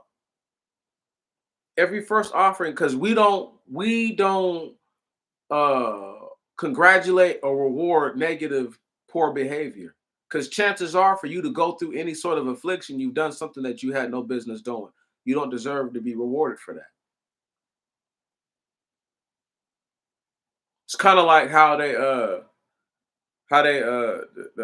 this whole monkeypox thing, right, that they're talking about now. They're saying that it's really a danger to the gay and bisexual men, but I'm like, how is it any less of a danger for a gay female? Right on. Like, they exchange bodily fluids. Or you're telling me that a female is really cleaner than a man? I'm not trying to get to none of that, but I'm just saying, like, you feel what I'm saying? Like, come on. You should have just said the whole gay community needs to be on the lookout. Gay and bisexual individuals in general. But they put that off on men because they blame men for everything. You see what I'm saying? And this is why I don't listen to shit that females be saying when it's like that. Because the same sorry ass person that'll blame a man for everything needs a man for everything. Right. And words from Brother Andre Wickham. Don't no female know what a real man is. A real man knows what a real man is, and a real woman knows what a real woman is. Right on? James Brown had that a little wrong, y'all. He had that a little wrong. Trust me. The only real ones who know what the real ones are those that are real. So if you're not a real man, you can't tell a real man he's not a real man. No matter what your situation, your status, the circumstances are, real is real, fake is fake. And a Gentile will never be a real man, not to the eyes of the Most High God. Otherwise, why call them Gentiles? Why not just call them men? Right. So all the things that people want to be, you you can imagine yourself that and fancy yourself that, but if you're not that to the Creator, just know you will be judged as what you are to Him. That's right. Now back to this serious reading. Every first offering of oil and every first offering of wine, the first fruits of corn, whatsoever they may give to the Lord, to thee I have given them. All the first fruits that are in their land, whatsoever they shall offer to the Lord, shall be thine. Every clean person in thy house shall eat them. Every devoted thing among the children of Israel shall be thine. And everything that opens the womb of all flesh, whatsoever they bring to the Lord, whether man or beast, shall be thine. Only the firstborn of men shall be surely redeemed, and thou shalt redeem the firstborn of unclean cattle. And the redemption of them shall be from a month old. Their valuation of 5 shekels. It is 20 oboli according to the holy shekel.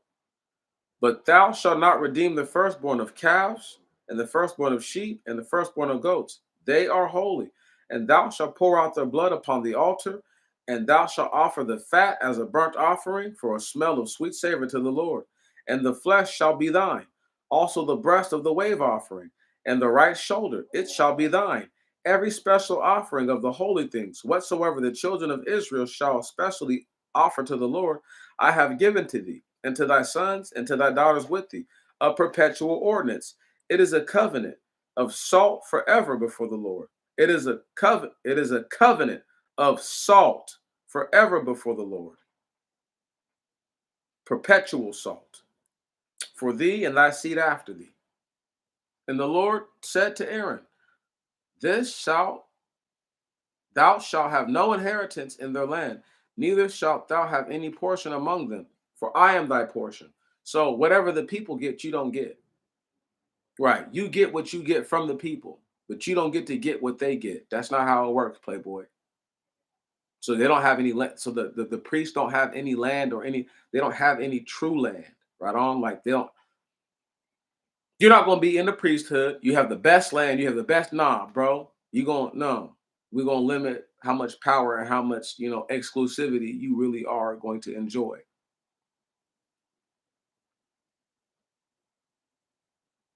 Thou shalt have no inheritance in their land, neither shalt thou have any portion among them. For I am thy portion, and thine inheritance in the midst of the children of Israel. And behold, I have given the sons of Levi every tithe in Israel for an inheritance for their services. Right. Whereinsoever they perform ministry in the tabernacle of witness, and the children of Israel shall no more draw nigh to the tabernacle. And the children of Israel shall no more draw nigh to the tabernacle of witness to incur fatal guilt. And the Levite himself shall perform the services of the tabernacle of witness, they shall bear their iniquities. It is a perpetual statute throughout their generations. And in the midst of the children of Israel, they shall not receive an inheritance, because I have given a distinct portion to the Levites for an inheritance, the tithes of the children of Israel, whatsoever they shall offer to the Lord. Therefore I said to them, in the midst of the children of Israel, they shall have no inheritance, because everybody's going to be offering gold and silver and all that stuff, right? These guys get a certain piece of the tithe, right? So you once again you don't get to double down. You don't get to the people don't have to come here and then pay you, and then you get to go and then get to come up on the things that they use to pay you with. Nah, nah, bruh, nah. And once again, the priesthood fell off, so we know the priesthood did not do what they were supposed to do. It's a fact. Where we at? And and the Lord spoke to Moses, saying, Thou shalt also speak to the Levites, and shalt say to them, If ye take the tithes from the children of Israel, which I have given you from them for an inheritance, then ye shall separate from it a heave offering to the Lord, a tenth of the tenth. And your heave offering shall be reckoned to you as a corn from the floor, and an offering from the winepress. So shall ye separate them from all offerings of the Lord out of all your tithes. whatsoever ye shall receive from the children of Israel, and ye shall give them an offering to the Lord, to Aaron the priest. Of all your gifts ye shall offer an offering to the Lord, and of every first fruit the consecrated part from it. And thou shalt say to them, when ye shall offer the first fruits from it, then shall it be reckoned to the Levites as produce from the threshing floor, and as produce from the winepress. And ye shall eat it in any place, ye and your families, for this is your reward for your services in the tabernacle of witness. And ye shall not bear sin by reason of it, for ye shall have offered an offering of first fruits from it, and ye shall not profane the holy things of the children of Israel, that ye die not. So, another quick little rundown. He's saying that, okay, there's going to be so much going around, right? Remember, the priesthood is a royal priesthood, and the people are supposed to be holy. That goes for the Levites. The Levites are supposed to be holy. They're not technically part of the royal priesthood. So the priesthood should have more than everybody else because they're the connection to the Most High God. Individually speaking, they should have more than everyone. And then collectively, right underneath them, should be the people that work with them, to do the work that they do. Then outside of them, it's all the other tribes who work to do what they do. Now, when it says to take a part of the first fruits, so let's say, because a tenth is 10%. So let's say a tenth of all things that come through is theirs. They get a tenth of all that, right? There's certain portions that are set aside for the priest. So we would assume that the next best thing is probably for them, so on and so forth. That being said, there's a reason why the priesthood is not supposed to have land or all those other things, because it would just be too much power. Then it would go back to what Corday said. Is it no little thing? You know what I'm saying? That thou rule over the people, pretty much. Like, is it really, you know what I'm saying? Is it no little thing? Right. Now, if you're just a regular person reading this who doesn't believe in the Most High God, you're going to say Moses set up a racket with the Levites, and eventually the Levites became corrupt and corrupted all the people. But that's not actually what happened. The Levite priesthood does not lead all the people to sin. Right? A regular person from a regular run-of-the-mill tribe of the people leads all the people to sin. So we can't say things that are either biblically untrue or just in the essence of them don't allow for full honesty to be taken into consideration. Let's just keep reading. And the Lord spoke to Moses and Aaron, saying, This is the constitution. This is the constitution of the law, as the Lord has commanded, saying, Speak to the sons of Israel. Let them take for thee a red heifer without spot, which has no spot on her, and on which no yoke has been put. And thou shalt give her to Eleazar the priest, and they shall bring her out of the camp into a clean place, and shall kill her before his face. And Eleazar shall take of her blood, and sprinkle of her blood 7 times in front of the tabernacle of witness. And they shall burn her to ashes before him, her and her skin and her flesh, and her blood with her dung shall be consumed. And the priest shall take the cedar wood and the hyssop and the scarlet wood, and they shall cast them in the midst of the burning of the heifer. And the priest shall wash his garments and bathe his body in water, and afterwards he shall go into the camp. And the priest shall be unclean till evening. He that burns her shall wash his garments and bathe his body, and shall be unclean till evening. And a clean man shall gather up the ashes of the heifer and lay them in a clean place outside the camp. They shall be for the congregation of the children of Israel to keep. It is the water of sprinkling, of purification. He that gathers up the ashes of the heifer shall wash his garments and shall be unclean until evening. And it is a perpetual statute for the children of Israel and for the strangers joined to them. So what I'm understanding from that is that they're going to take a whole red calf and they're going to burn it alive. Not alive, but they're going to kill it and burn it. And it doesn't really say, and this is the constitution of the law. So pretty much you can't even, some of those things you can't do unless you do that. Law not even constituted until that happens, pretty much. It's crazy when you think about it. Where we at? He that touches the dead body of any man shall be unclean 7 days, and he shall be purified on the third day, and on the seventh day shall be clean. But if he does not be purged on the third day, and the seventh day, he shall not be clean. Everyone that touches the carcass of a person of a man, if he should have died, and the other has not been purified, has defiled the tabernacle of the Lord. That soul shall be cut off from Israel, because the water of sprinkling has not been sprinkled upon him. He is unclean. His uncleanness is yet upon him. This is the law. And if a man die in a house, everyone that goes into the house and all things in the house shall be unclean 7 days. And every open vessel which was not covered, bound upon, and every open vessel which has not a covering bound upon it shall be unclean. And everyone who shall touch a man slain by violence, or a corpse, or a human bone, right? That human bone word is put there. We know that word isn't there. We know that word human isn't a word. Or sepulture shall be unclean 7 days. And they shall take for the unclean, and they shall take for the unclean of the burnt ashes of purification. Damn, a little spider keep coming up here.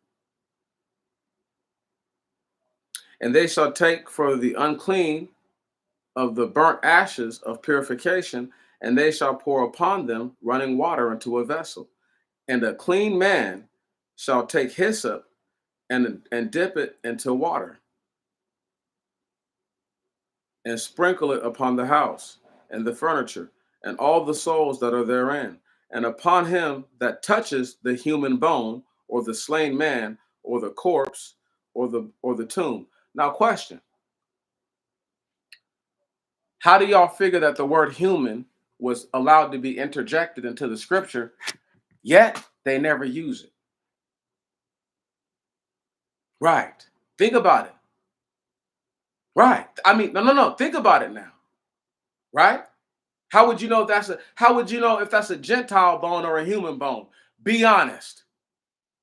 You wouldn't. That's a make-believe word. I bet you the real reading and the real writing only has the word bone there, with the insinuation that you're talking about a dead person. So why would you need to tell me that it's the bone of a person? You follow what I'm saying? It's things like that, y'all. I didn't put that there. The translators and transliterators put that word there. Like other words I push back on. Neither here nor there.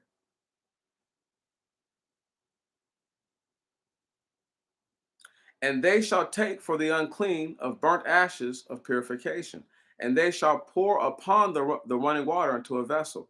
And a clean man shall take hyssop and dip it into the water, and sprinkle it upon the houses, and the furniture, and all the souls that are therein, and upon him that touched the human bone, or slain man, or the corpse, or the tomb.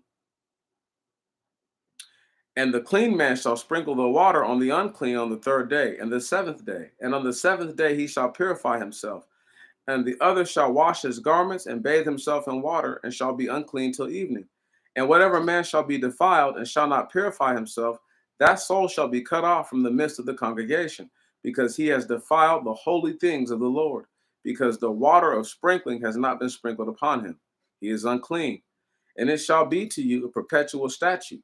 And he that sprinkles the water of sprinkling shall wash his garments, and he that touches the sprinkling, he that touches the water of sprinkling shall be unclean until evening.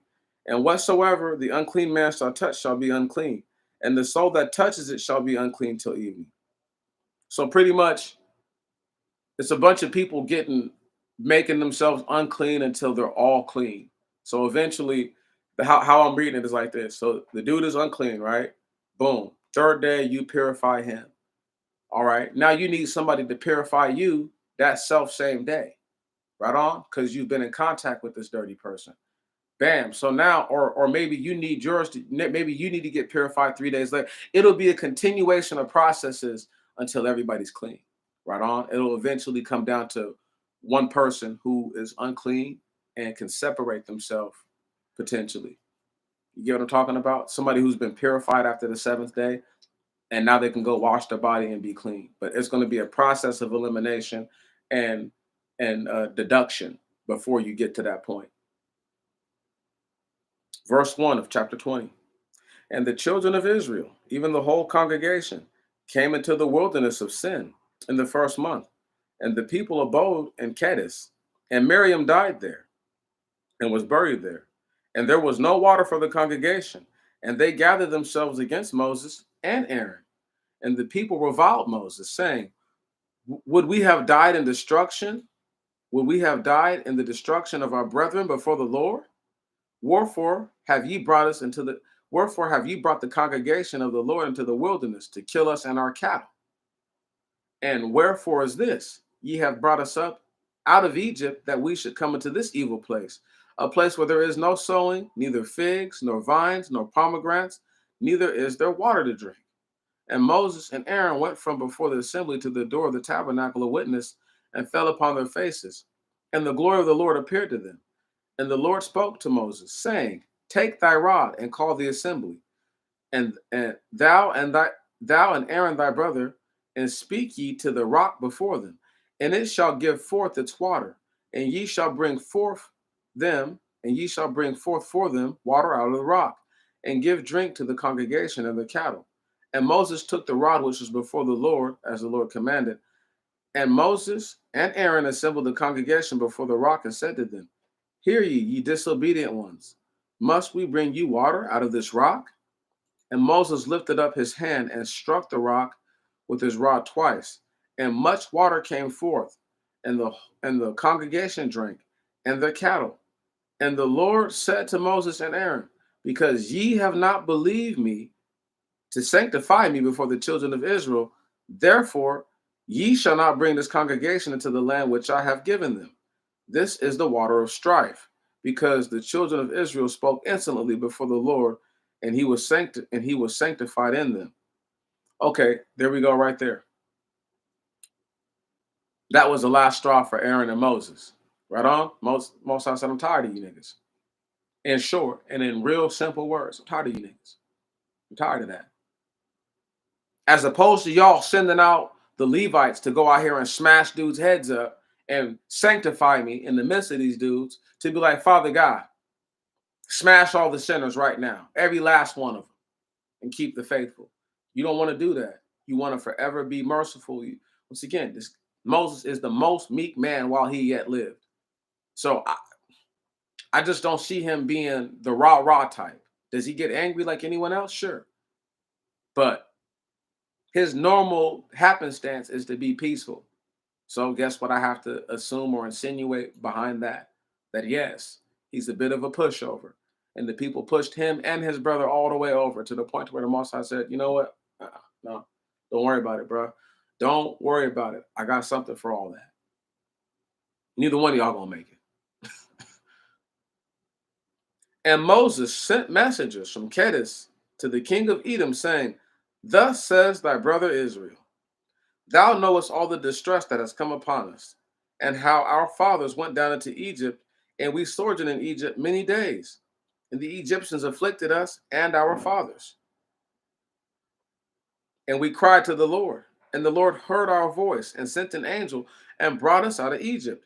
And now we are in the city of Kadesh, at the extremity of thy coast. We will pass through thy lands. We will not go through the fields, nor through the vineyards, nor will we drink water out of thy cistern. We will go by the king's highway. We will not turn aside to the right hand or to the left until we pass thy borders. And Edom said to him, thou shalt not go past through me, and if otherwise, I will go forth to meet thee in war. And the children of Israel say to him, we will pass by the mountain, and if I and my cattle drink of thy water, I will pay thee. But it is no matter of importance. We will go by the mountain. And he said, thou shalt not pass through me. And Edom went forth to meet him with the great host and a mighty hand. So Edom refused to allow Israel to pass through his borders, and Israel turned away from him. And they departed from Kadesh. And the children of Israel, even the whole congregation, came to Mount Or. And the Lord spoke to Moses and Aaron, saying, in the Mount Or, on the borders of the land of Edom, saying, let Aaron be added to his people, for ye shall certainly not go into the land which I have given the children of Israel, because ye provoked me at the water of strife. Take Aaron and Eleazar his son, and bring them up to the Mount Or before all the congregation, and take Aaron's apparel from off him, and put it on Eleazar his son, and let Aaron die there and be added to his people. And Moses did as the Lord commanded him, and took him up to Mount Or before all the congregation. And he took Aaron's garments off him, and put them on Eleazar his son. And Aaron died on top of the mountain. And Moses and Aaron came down from the mountain. And all the congregation saw that Aaron was dead. And they wept for Aaron 30 days, even all the house of Israel. That man, I'm trying to tell you, man, that hurt him. You see what I'm saying? Because this is our guy, man. He keep getting us out of trouble. He's the reason why all of us really didn't die that day when he said that. He went and got the censer, put the incense on it. He saved who knows how many of us, because 14,000 of us was already gone. Yeah, Aaron did some stupid stuff, but they still loved him. They still loved him, nonetheless. And so we can say Aaron died because he froze to death, right? He's up in the mountain. It's hella cold, elevation, blah, blah, blah, blah, blah. He was cold and he froze. Or you could just say that the Most High God took him. And they didn't bring down his dead body either. Right on? So that way they didn't defile themselves. This is all deep. Man, that's crazy. Thinking about that, I wonder what happened to his body. And Erad, the Canaanitish king, who dwelt by the wilderness, heard that Israel came by the way of Atharim. And he made war on Israel and carried off some of them captives. And Israel vowed a vow to the Lord and said, if thou wilt deliver this people into my power, I will devote it and its cities to thee. And the Lord hearkened to the voice of Israel and delivered the Canaanite into his power.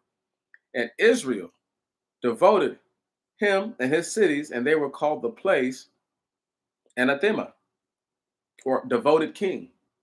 And having departed from Mount Or by the way leading to the Red Sea, they compassed the land of Edom. And the people lost courage by the way. And the people spoke against God and Moses, saying, why is this? Why hast thou brought us out of Egypt to slay us in the wilderness? For there is not bread nor water, and our soul loathes this light bread. And the Lord sent among the people deadly serpents, and they bit the people. And much of the children of Israel died. And the people came to Moses and said, we have sinned, for we have spoken against the Lord and against thee. Pray therefore to the Lord, and let him take away the serpent from us. And Moses prayed to the Lord for the people. And the Lord said to Moses, make thee a serpent, and put it on a signal staff. And it shall come to pass that whenever a serpent shall bite a man, everyone so bitten that shall look upon it shall live. And Moses made a serpent of brass and put it upon a signal staff. And it came to pass, whenever a serpent bit a man, he looked on a brazen serpent, he lived. That's where they get that the two serpents on the damn thing in the hospital. They don't get that from no Egypt or none of that. That's where that comes from. That's how they have a serpent in the medicine thing, because the serpent was used to heal a serpent bite. Right. Anyway, let's keep going. And the children of Israel departed and encamped on Abath. And having departed from Abath, they encamped at at Akalgai, on the further side of the wilderness, which is opposite of Moab, toward their east. And thence they departed and encamped in the valley of Zered. And they departed thence and encamped on the other side of Arnon in the wilderness, the country which extends from the coast of the Amorites. For Arnon is the border of Moab, between Moab and the Amorites. Therefore, it is said in the book, a war of the Lord has set on fire Zub and the brooks of Arnon. And he has appointed the brooks to cause to dwell there. And it lies near the coast of Moab. It is said in a book. I don't know what book that is. And thence they came to the well. This is the well of which the Lord said to Moses, gather the people, and I will give them water to drink. Then Israel sang this song at the well, began to sing of the well, and the prince digged it, and the kings of the nations and their kingdoms and their lordship sank in it the rock. And they went from the well to Manathanan, Methanane. And do y'all understand what it says? The kings of the nations and their kingdom and their lordship sank in it a rock. And they went, so somebody put a rock in the well so they couldn't drink water anymore. Right on. And I don't know if y'all think that these guys are using like ropes and buckets, but I would assume that these guys have wells that you can pump water out of. Just throwing that out there. How else do you have running water? Anyway.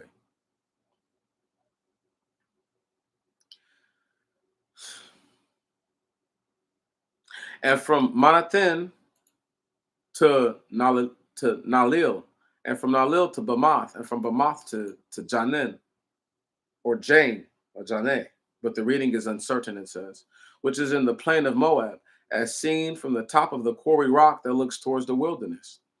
And Moses sent ambassadors to Sion, the king of Amorites, with peaceable words, saying, we will pass through thy land. We will go by the road. We will not turn aside to the field or to the vineyard.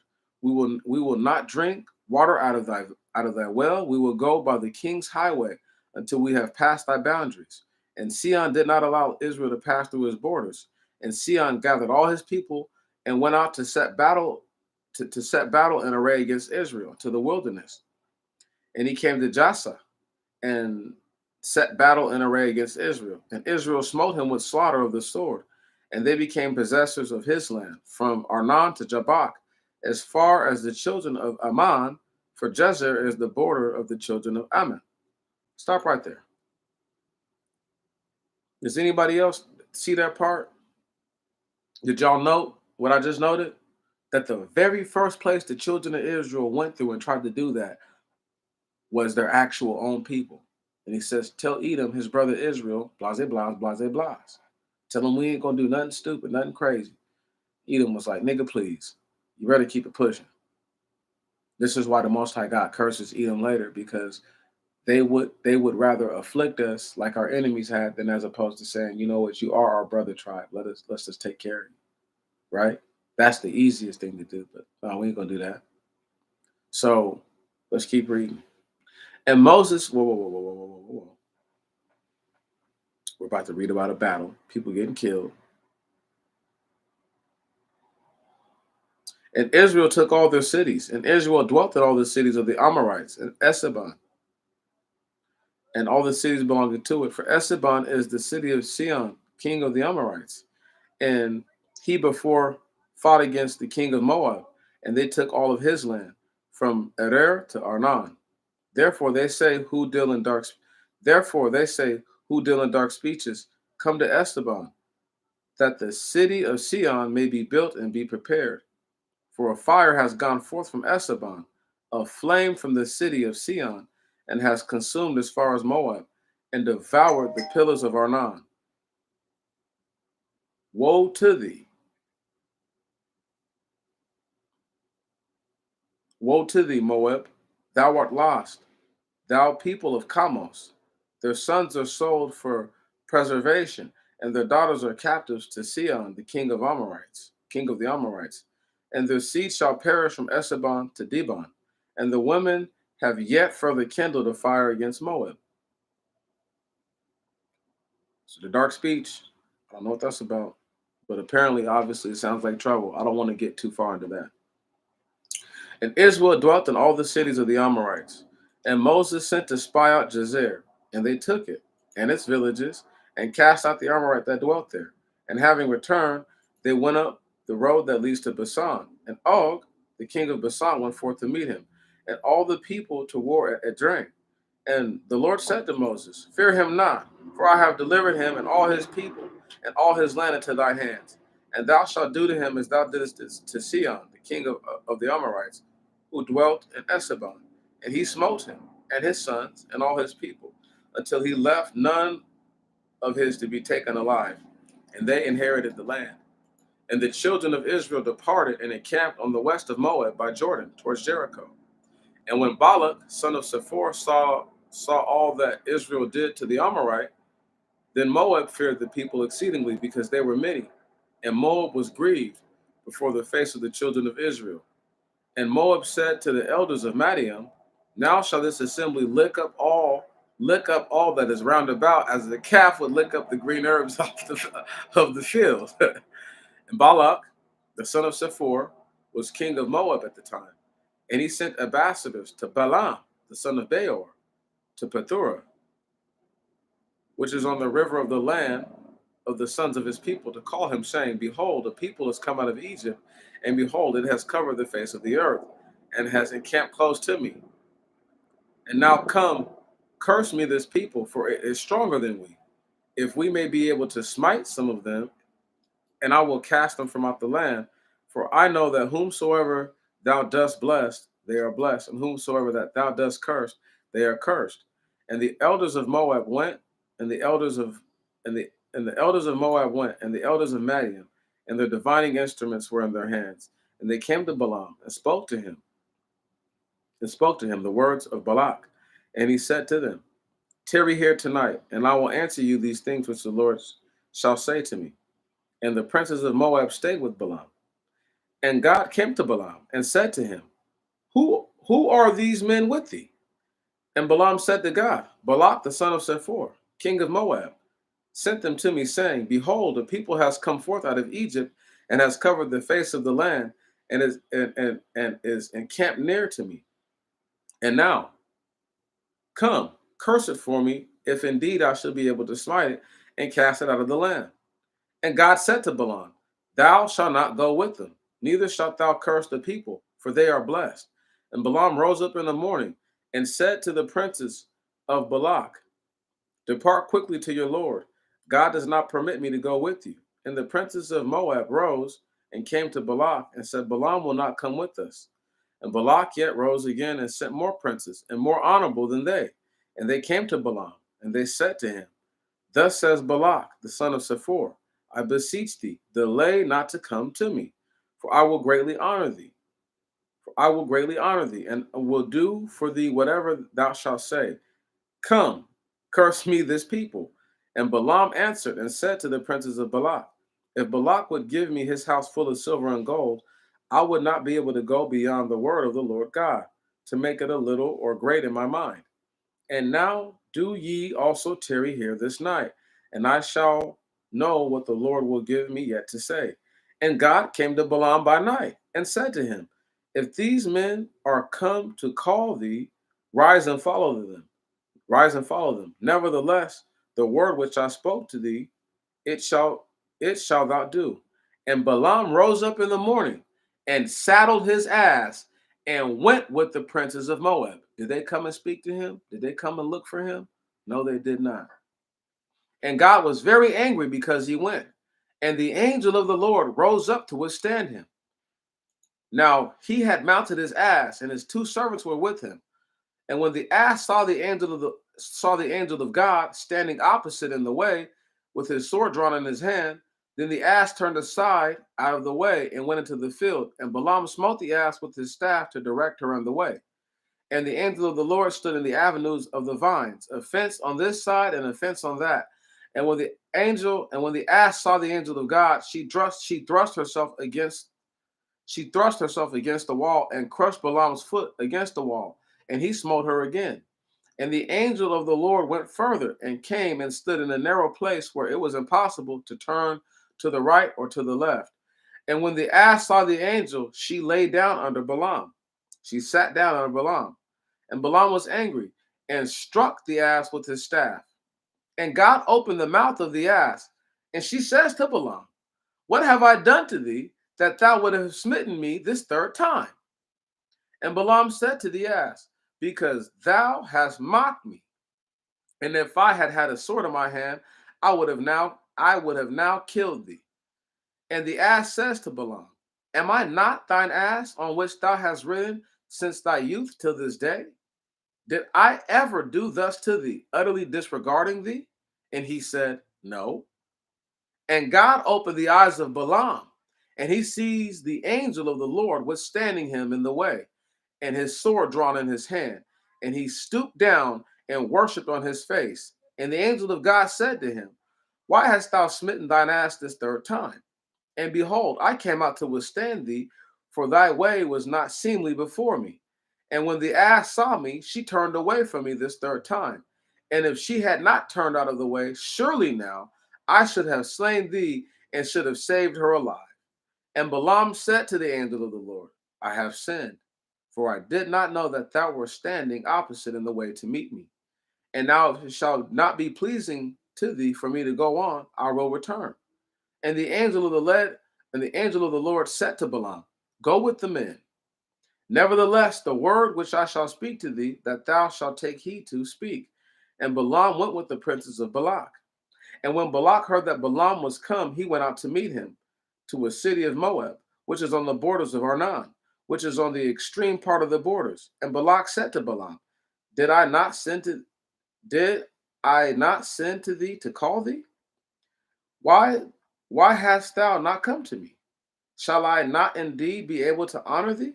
And Balaam said to Balak, Behold, I am now come, to thee. Shall I be able to say anything?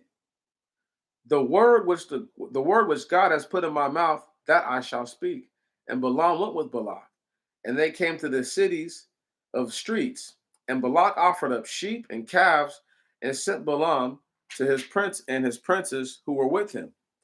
And it was morning, and Balak took Balaam and brought him up to the pillar of Baal, and shewed him thence a part of the people.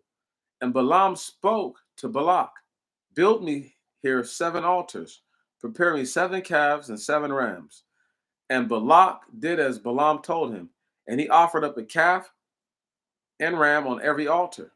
And Balaam said to Balak, Stand by the sacrifices, and I will go and see if God will appear to me and meet me, and the word which he shall shew me, and I will report to thee. And Balak stood by the sacrifices. And Balaam went to inquire of God, and he went straight forward, and God appeared to him. And Balaam said to him, I have prepared 7 altars, and offered a calf and a ram on every altar. And God put a word into the mouth of Balaam, and said, Thou shalt return to Balak, and thou shalt speak. And he returned to him. And moreover, he stood over the whole burnt offering, and all the princes of Moab with him. And the Spirit of God came upon him.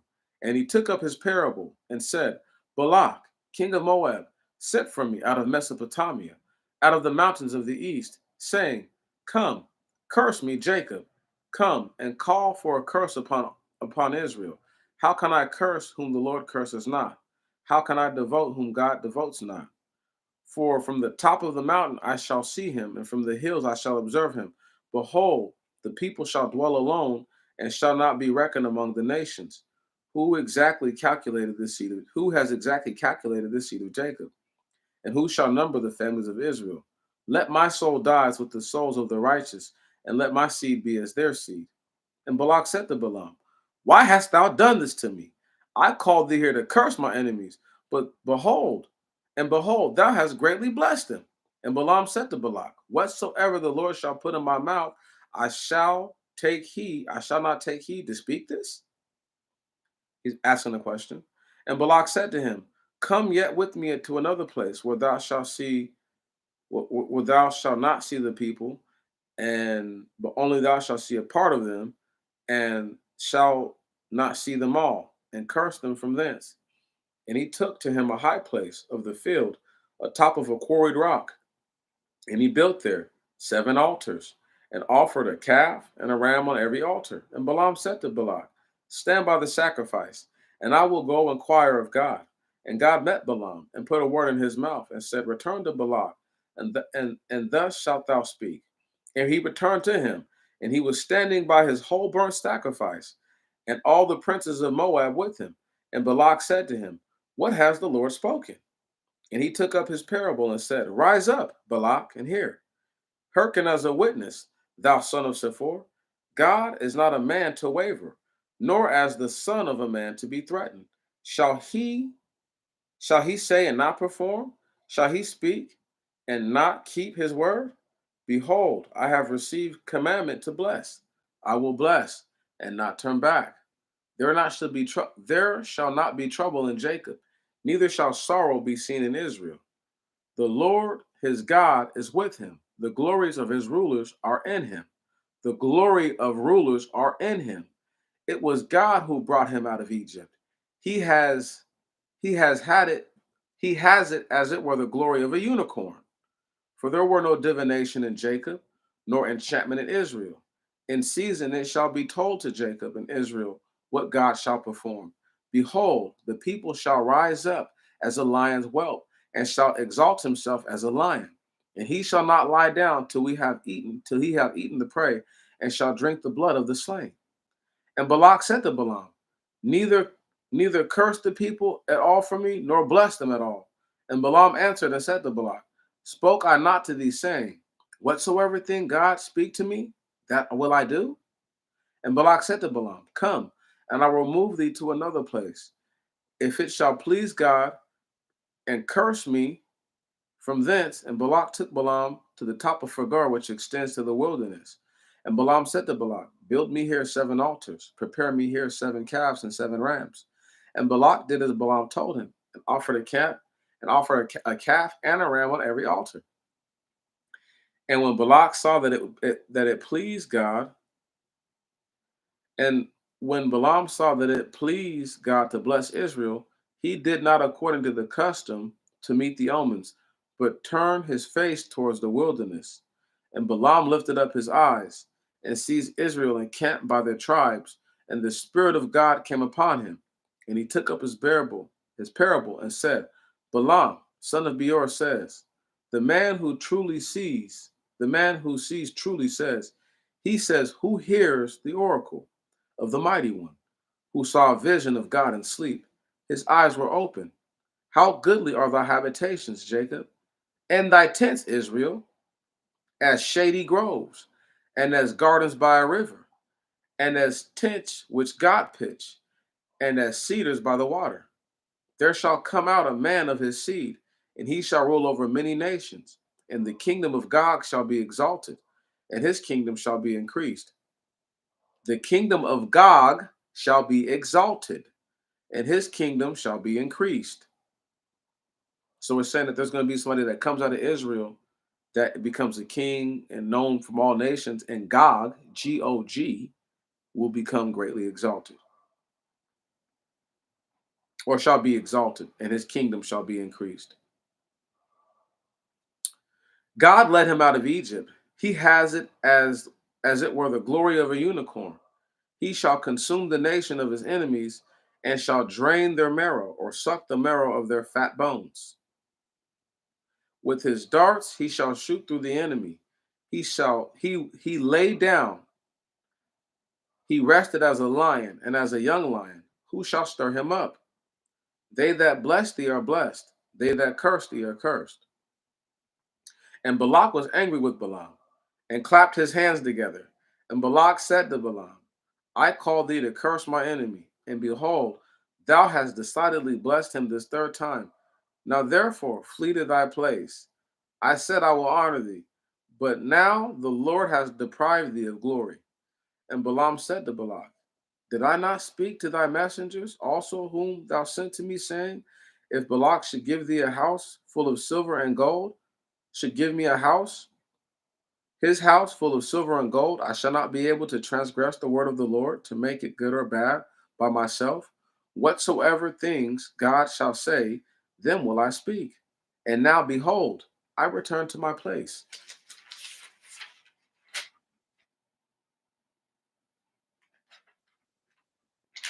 Come, I will advise thee of what this people shall do to thy people in the last days. And he took up his parable and said, Balaam, the son of Beor, says, the man who sees, truly says, hearing the oracles of God, receiving knowledge from the Most High, having seen a vision of God in sleep, his eyes were opened. I will point, I will point to him, but not now. I blessed him, but he draws not near. A star shall rise out of Jacob, a man shall spring out of Israel, and shall crush the princes of Moab, and shall spoil all the sons of Seth. And Edom shall be an inheritance, and Esau his enemy shall be an inheritance of Israel. And one shall arise out of Jacob and destroy out of the city him that escapes. And having seen Amalek, he took up his parable and said, Amalek is the first of the nations, yet his seed shall perish. And let me just go ahead and break something down to you.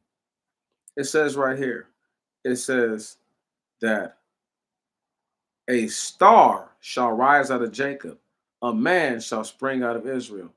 That star is an angel. Yes. That means that, right, an angel was born of somebody's flesh. Yes. Yes, they were. That's indeed what happened. An angel was born of man's flesh. And who are the stars in the book of Enoch other than the angels? Right. See, this is deep. I'm trying to break it down to the people that nobody got to believe me. It's almost better that they think I'm retarded. Really. You know what I'm saying? It's almost better that way. But the star is an angel for sure. Now, whether people want to say it's the son of man, whether people want to say it's somebody else, right? Whether they want to say it's me or you or whatever, there's somebody of Jacob, right on. See, because when it says Israel, now you're going to you did. It's pretty much like you unincorporate Simeon by name, right? You know what I mean? So how I see Jacob and how I see Israel is different. Jacob speaks specifically to the sons born of Jacob. Israel speaks specifically to the tribes that are considered Israel. Really simple, but still something to think about. And where are we at? We're almost done, y'all. We got another 17 pages to read, and then we are done with this very long piece. Been in it for 4 hours, and I got a little more time left in me. Don't worry.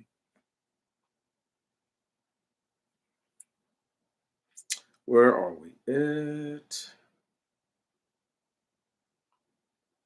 And having seen the Kenite, he took up his parable, and thy dwelling place is strong. No, let me start all over.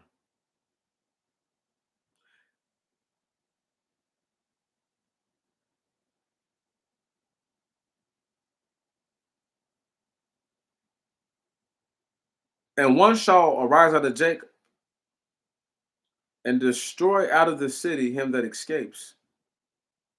And having seen Amalek, he took up his parable and said, Amalek is the first of the nations, yet his seed shall perish. And having seen the Kenite, he took up his parable and said, thy dwelling place is strong, yet though thou shouldest put thy nest in a rock, and though Beor should have had a skillful contrived hiding place, the Assyrians shall carry thee away captive. And he looked upon Og and took up his parable and said, Oh, who shall live when God shall do these things? And one shall come forth from the hands of the Scythians, and shall afflict Assur, and shall afflict the Hebrews. By the word Hebrews, it has a little symbol, or men of Eber, and they shall perish together. And Balaam rose up and departed and returned to his place. And Balak went to his own home. Chapter 25 now. And Israel sojourned in Sittim, and the people profaned itself by going a whoring after the daughters of Moab. And they called to them to the sacrifices of their idols. And the people ate of their sacrifices and worshipped their idols. And Israel consecrated themselves to Baal Phegor. And the Lord was very angry with Israel. And the Lord said to Moses, take all the princes of the people and make them examples of judgment for the Lord in the face of all the for the Lord in the face of the sun. And the anger of the Lord shall be turned away from Israel. And Moses said to the tribes of Israel, slay ye every one his friend that is consecrated to Baal Phegor. And behold, a man of the children of Israel came and brought his brother to and and behold, a man of the children of Israel came and brought his brother to a Midianitish woman before Moses and before all the congregation of the children of Israel. And they were weeping at the door of the tabernacle of witness. And Phinehas, the son of Eleazar, the son of Aaron the priest, saw it and rose out of the midst of the congregation and took a javelin in his hand and went after the Israelitish man into the chamber and pierced them both through, both the Israelitish man and the woman through her womb. And the plague was stayed from the children of Israel. And those that died in the plague were 24,000. So 24,000 people gone. Peace out. Get their ass out of here. Right on. You know what I'm saying? Gotta go, right? Because we know what happened. We all know what happened. And the Lord spoke to Moses, saying, Phinehas, the son of Eleazar, the son of Aaron, the priest, who has caused my wrath to cease from the children of Israel, when I was exceedingly jealous among them. Now, do y'all realize the person he killed was an Israelitish man, right? This is why it says, and behold, a man of the children of Israel, right? You see what I'm saying? Right. Didn't call him an Israelite for a reason. Now, people want to say whatever, right? You can't be Israelitish and there not be any Israelites, even though people are calling themselves the children of Israel. Right on? So either his father is not the people or his mother is not the people. Simple. So everything in his head, he doesn't see it the same way a person would if they had two parents from the same tribe. No conflicting in their beliefs or what their cultures or none of that. And like I said, all these people look at least a certain version of similar. But they knew that this chick was a Midianitish woman.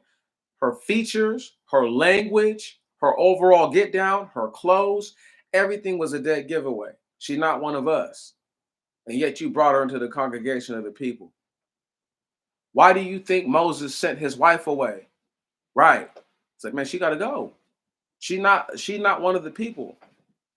The Ethiopian chick. It doesn't say that she was around hanging out. It's just obviously this is somebody who's on the outskirts of all the things. Anyway, my point being this. It's a crying shame that we have folks who will constantly tell you God can't tell you who to love. But this dude, Phineas, literally just harpooned two people because of that same very thing. So you can't say, oh, you can't tell somebody who to love. That's bullshit. And the Lord spoke to Moses, saying, Phinehas, the son of Eleazar, the son of Aaron the priest, has caused my wrath to cease from the children of Israel, when I was exceedingly jealous among them. I did not consume the children of Israel in my jealousy. Thus do thou say to him, Behold, I have given him a covenant of peace, and he and his seed after him shall have a perpetual covenant of priesthood, because he was zealous for his God and made atonement for the children of Israel. Now the name of the smitten Israelitish man who was smitten with the Midianitish man was Zombri, the son of Salmon, prince of the house of the tribe of Simeon. And the name of the Midianitish woman who was smitten was Chasbi, daughter of Sur, a prince of the nation of Amoth. It is a chief house among the people of Midian. So these aren't these are like royal people. These aren't regular, two run in the mill, just we want to get together. Like these are two royal people. And they got laid all the way down. And the Lord spoke to Moses, saying, Speak to the children of Israel, saying, Plague the Midianites as enemies, and smite them, for they are enemies to you by the treachery wherein they ensnare you through Phagor, and through Chaspi, their sister, daughter of the prince of Madiam, who was smitten in the day of the plague of Phagor. And it came to pass, chapter 26, verse 1, and it came to pass after the plague that the Lord spoke to Moses and Eleazar the priest, saying, Take the sum of all the congregation of the children of Israel from 20 years old upward, according to the house of their lineage, everyone that goes forth in battle. Moses and Eleazar the priest spoke in Araboth of Moab at Jordan by Jericho, saying, This is the numbering from 20 years old upwards. And the Lord commanded Moses. And the sons of Israel that came out of Egypt as followings: Reuben, the firstborn of Israel, the sons of Reuben, Enoch, and the family of Enoch. Phalu belongs to the family of the Phaluites. To Ashron, the family of Ashrani. To Carmi, the family of Carmi. These are the family of Reuben. Their numbering was 43,730. And the sons of Phalu were Eliab. And the sons of Eliab, Namuel, and Dathan, and Abiram. These are renowned men of the congregation. These are those that rose up against Moses and Aaron in the gathering in Korah, in the rebellion against the Lord. And the earth opened her mouth and swallowed them up. And Korah, when they assembled, when their assembly perished, when the fire devoured 250, and they were made a sign, or they were made for a sign. But the sons of Korah died not. And the sons of Simeon, the family of Simeon, to Namuel belonged the family of the Namuelites, to Jamin, the family of the Jaminites, to Jachin, the family of the Jachinites, to Zara, the family of the Zarites, to Shaul, the family of the Shalites, or Shalites. These are the families of Simeon according to the number 220,200. And the sons of Judah, and Anun. And Anun died in the land of Canaan. These were the sons of Judah according to their families. To Salam belonged the family of the Selenites. To Phares belonged the family of the Pharesites. To Zara, the family of the Zarites. The sons of Phares were to Ashron, the family of the Ashronites. To Jamun, the family of the Jamonites. These are the families of Judah according to their number, 66,500. Okay, boom. What we do know, and I'm gonna keep reading this stuff because we're really almost done. What we do know is that when you hear the term Israelite, that's a umbrella term for a bunch of different people that had their own that they felt like they were their own people within the people. And the sons of Issachar, according to their families, to Tola, the family of the Tolites, to Pua, the family of the Puites, to Jasub, the family of the Jasubites, to Samram, the family of the Samranites, or Samramites. Samramites, there we go. These are the families of Issachar according to their numbers, 64,400. The sons of Zabulon, according to their families, to Sared, the family of the Saredites, to Alon, the family of the Alanites, to Alel, the family of the Elilites, Elilites. These are the families of Zabulon according to their numbers, 60,500.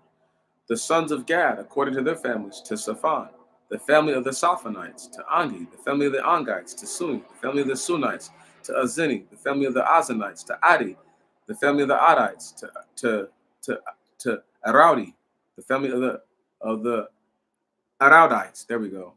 To Ariel, the family of the Arielites.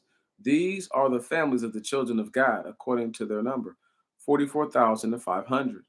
The sons of Aser, according to their families, to Jamin, the family of the Jaminites, to Jesu, the family of the Jesusites, to Beriah, the family of the Beriites, Beriites, there we go, to Kober, the family of the Koberites, to Machiel, the family of the Machilielites, the name of the daughter of Aser, Sarah. These are the families of Aser according to their number, 43,400. The sons of Joseph according to their families, Manasseh and Ephraim. The sons of Manasseh, to Machir, the family of the Machirites. And Machir begot Galad. To Galad, the family of the Galadites. These are the sons of Galad. To Achizir, the family of the Achizirites. To Kaleg, the family of the Kalegites. To Ashriel, the family of the Ashrielites. To Shechem, the family of the Shechemites, to Semer, the family of the Semerites, to Ophir, the family of the Ophirites, to Salapad, the son of Alpad, the son of Ophir. There were no sons but daughters, and these were the names of the daughters of Salpad: Mala, Nua, Eglah, Melka, and Tersa. These are the names of their families of Manas, according to the numbering: 52,700. And there's a correction there that says 62,700, but we don't know. And these are the children of Ephraim, to Sutala, the family of the Sutalanites, to Tanakh, the family of the Tanakhites. These are the families of Satula, to Eden, the family of the Edenites. These are the families of Ephraim, according to their numbers. 32,500, according to the families of Joseph, according to their families. The sons of Benjamin, according to their families, to Baleh, the family of the Belites, to Asibur, the family of the Asiburites, to Jakiran, the family of the Jakaranites, to Sophon, the family of the Sophonites, and to the son of Bel were Adair and Nomim and Noeman, and to Noeman, the family of the Noemanites. These are the sons of Benjamin, by their families according to their numbers, 35,500. And the sons of Dan according to their families, to Sameh, the family of the Samaites. These are the families of Dan according to their families. All the numbers of the Samaites to their numbering, 64,400. And the sons of Naphtali according to their families, to Asiel, the family of the Asielites, to Gani, the family of the Ganites, to Jaser, the family of the Jeserites, to Selim, the family of the Selamites. These are the sons of Naphtali according to their numbers, 40,300. This is the numbering of the children of Israel, 600,000, 601,730. 601,730. And the people spoke to Moses, and the Lord spoke to Moses, saying, to these the land shall be divided, so that they may inherit according to the number of the names. To the greater number thou shalt give the greater inheritance, and to the lesser number thou shalt give the lesser inheritance. To each as they have numbered shall their inheritance be given. The land shall be divided by the names by lot. They shall inherit according to the tribes of their families. Thou shalt divide their inheritance by lot between the many and the few. And the sons of Levi according to their families. To Getson, the family of Getson, the family of the Getsonites, to Kath, the family of the Kathites, to Merari, the family of the Merarites. These are the families of the sons of Levi. The family of the Labanites, the family of the Chebonites, the family of the Kordites, the family of the Musites, the family of and Kath begot Amram, and the name of his wife was Jochebed, daughter of Levi, who was born who bore these to Levi in Egypt. And she bore to Amram, Aaron and Moses and Miriam, their sister. And to Aaron were born both Nadab and Abiud, Eleazar and Ithamar. And Nadab and Abiud died when they offered strange fire before the Lord in the wilderness of Sinai. And there were according to their numbers 23,000, every male from a month old upward, for they were not numbered among the children of Israel, because they have no inheritance in the midst of the children of Israel. And this is the numbering of Moses and Eleazar the priest, who numbered the children of Israel in Araboth of Moab, at Jericho by Jordan. And these are those who not a man numbered by Moses and Aaron, who even the children of Israel, among these there was not a man numbered by Aaron and Moses, whom even the children of Israel they numbered in the wilderness of Sinai. For the Lord said to them, they shall surely die in the wilderness. There was not left even one of them, except Caleb the son of Jephunneh and Joshua the son of Noah. So we're saying that all this new blood, all this new count that y'all just heard of the people, that's who's left right now, right? And and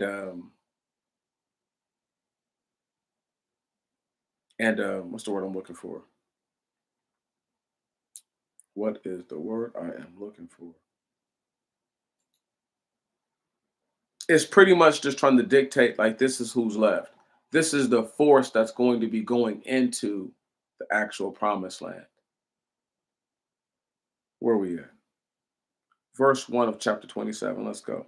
And the daughters of Salpad, the son of Ophir, the son of Galad, the son of Machir of the tribe of Manasseh, the sons of Joseph, came near.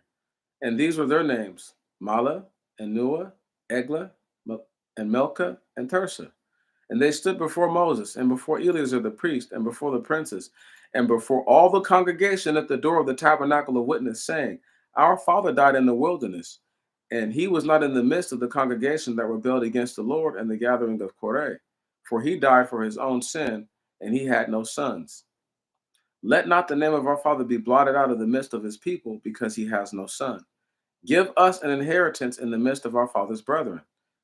And Moses brought their case before the Lord. And the Lord spoke to Moses, saying, The daughters of Southspot have spoken rightly. Thou shalt surely give them a possession of inheritance in the midst of their father's brethren, and thou shalt assign their father's inheritance to them. And thou shalt speak to the children of Israel, saying, If a man die and have no son, ye shall assign his inheritance to his daughter. And if he has no daughter, ye shall give it to his brother. And if he has no brethren, ye shall give his inheritance to his father's brother. And if there be no brethren of his father, ye shall give his inheritance to the nearest relation of his tribe to inherit his possession. And this shall be to the children of Israel an ordinance of judgment, as the Lord commanded Moses. And the Lord said to Moses, Go up to the mount that is in the country beyond Jordan, that is Mount Nabal, and behold the land of Canaan, which I give to the sons of Israel for a possession. Thou shalt see it, and thou also shalt be added to thy people, as Aaron thy brother was added to them in Mount Or, because ye transgressed my commandment in the wilderness of sin, when the congregation resisted and refused to sanctify me. Ye sanctified me not at the waters before them. This is the water of strife in Kadesh, in the wilderness of sin. And Moses said to the Lord, Let the Lord God of spirits and of all flesh look out for a man over this congregation, who shall go out before them, who shall come in before them, and who shall lead them out and shall bring them in. So the congregation of the Lord shall not be sheep without a shepherd. And the Lord spoke to Moses, saying, Take to thyself Joshua, the son of Noah, a man who has a spirit in him, who has the spirit in him, and thou shalt lay thy hands upon him, and thou shalt set before him Eleazar the priest, and thou shalt give him a charge before all the congregation, and thou shalt give a charge concerning him before them, and thou shalt put thy glory upon him, and the children of Israel may hearken to him. And he shall stand before Eleazar the priest, and thou shalt ask of him before the Lord, the judgment of the Urim. Thou shalt go forth at his word, and at his word they shall come in. He and the children of Israel with one accord, all the congregation. And Moses did as the Lord commanded, and he took Joshua and set him before Eleazar the priest, and before all the congregation, and he laid hands on him and appointed him as the Lord ordered Moses. Verse 1 of chapter 28. And the Lord spoke to Moses, saying, Charge the children of Israel, and thou shalt speak to them, saying, ye shall offer to me in my feast my gifts, my presents, my burnt offerings for a sweet smelling savor. And thou shalt say to them, These are the burnt offerings, all that ye shall bring to the Lord: 2 lambs, a year old without blemish, daily, for a whole burnt offering perpetually. Thou shalt offer 1 lamb in the morning, thou shalt offer the second lamb towards the evening. And thou shalt offer the 10th part of an ephah of fine flour for a meat offering, mingled with oil, with the fourth part of a hin. It is a perpetual whole burnt offering, a sacrifice offered in the Mount Sinai for a sweet smelling savor to the Lord. And its drink offering, a fourth part of a hin to each lamb. In the holy place, thou shalt pour strong drink as a drink offering to the Lord. And the second lamb thou shalt offer toward evening. Thou shalt offer it according to its meat offering, according to its drink offering, for a smell of sweet savor to the Lord. And on the Sabbath day ye shall offer 2 lambs of a year old without blemish, 2 tenths of deals of fine flour mingled with oil for a meat offering and a drink offering. It is a whole burnt offering of the Sabbaths on the Sabbath days, besides the continued whole burnt offering and its drink offering. And at the new moons ye shall bring a whole burnt offering to the Lord: 2 calves and 1 ram, 7 lambs of a year old without blemish, 3 tenths of fine flour mingled with oil, for each one for one well, excuse me for 1 calf, and 2 tenths deals of fine flour mingled for 1 ram, and 1/10 deal of fine flour mingled with oil for each lamb, as meat offering, a sweet smelling savor, a burnt offering to the Lord. Their drink offering shall be half a hin for 1 calf, the and the third of a hin for 1 ram, and the fourth part of a hin of wine for one lamb. And this is the whole burnt offering, monthly, throughout the months of the year. He shall offer one kid of the goats for a sin offering to the Lord. It shall be offered besides the continual whole burnt offering and its drink offering. And in the first month, on the 14th day of the month, is the Passover to the Lord. On the 15th day of this month is a feast. 7 days ye shall eat unleavened bread. The first days, and the first day shall be to you a holy convocation. You shall do no servile work, and ye shall bring a whole burnt offering. And ye shall bring a whole burnt offerings. Ye shall bring whole burnt offerings, a sacrifice to the Lord. 2 calves of the herd, one ram, 7 lambs of a year old. They shall be to you without blemish. And their meat offering shall be fine flour mingled with oil. 3/10 deals for one calf, 1/10, 2/10 deals for one ram. Thou shalt offer, thou shalt offer a tenth for each lamb, for the 7 lambs. Thou shalt offer one kid of the goats for a sin offering, to make atonement for you. Besides the perpetual whole burnt offering in the morning, which is the whole burnt sacrifice for a continuance, these shall ye offer daily for 7 days. A gift, a sacrifice for a sweet smelling savor to the Lord. Besides the continual whole burnt offering, thou shalt offer its drink offering. And the 7th day shall be to you a holy convocation. Ye shall do no servile work in it. And on the day of new corn, which ye shall offer a new sacrifice at the festival of weeks to the Lord, there shall be to you a holy convocation.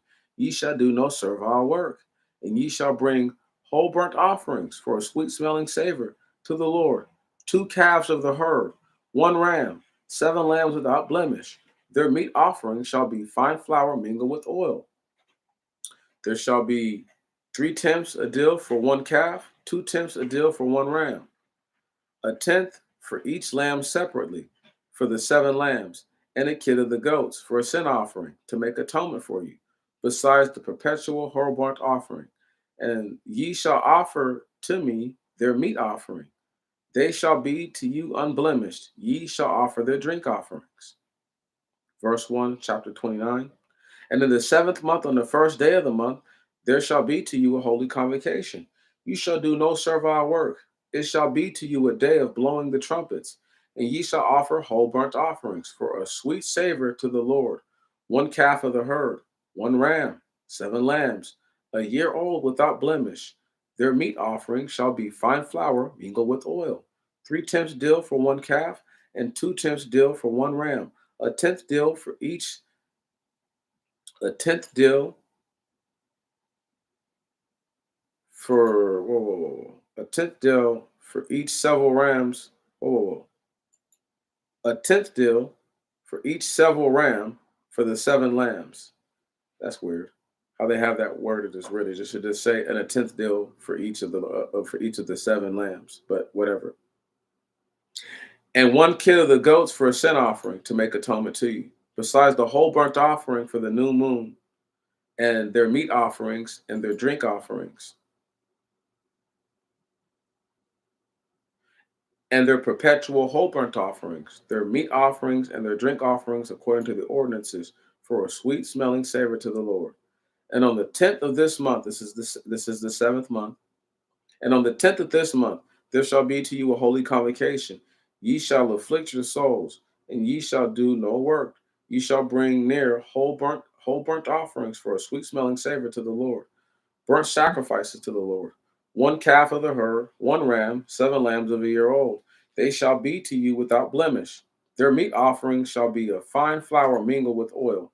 3 tenths dill for one calf, and 2 tenth dills for one ram. A tenth dill for each several lamb for the 7 lambs, and one kid of the goats for sin offering, to make atonement for you, besides the sin offering for atonement, and the continual whole burnt offering, its meat offering, and its drink offering, to its ordinance for a smell of sweet savor, a burnt sacrifice to the Lord.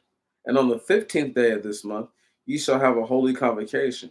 Ye shall do no servile work. Ye shall keep his feast of the Lord 7 days, and ye shall bring near whole burnt offerings, a sacrifice for a sweet smelling savor, for a smell of sweet savor to the Lord. On the first day, 13 calves of the herd, 2 rams, 14 lambs of a year old, they shall be without blemish.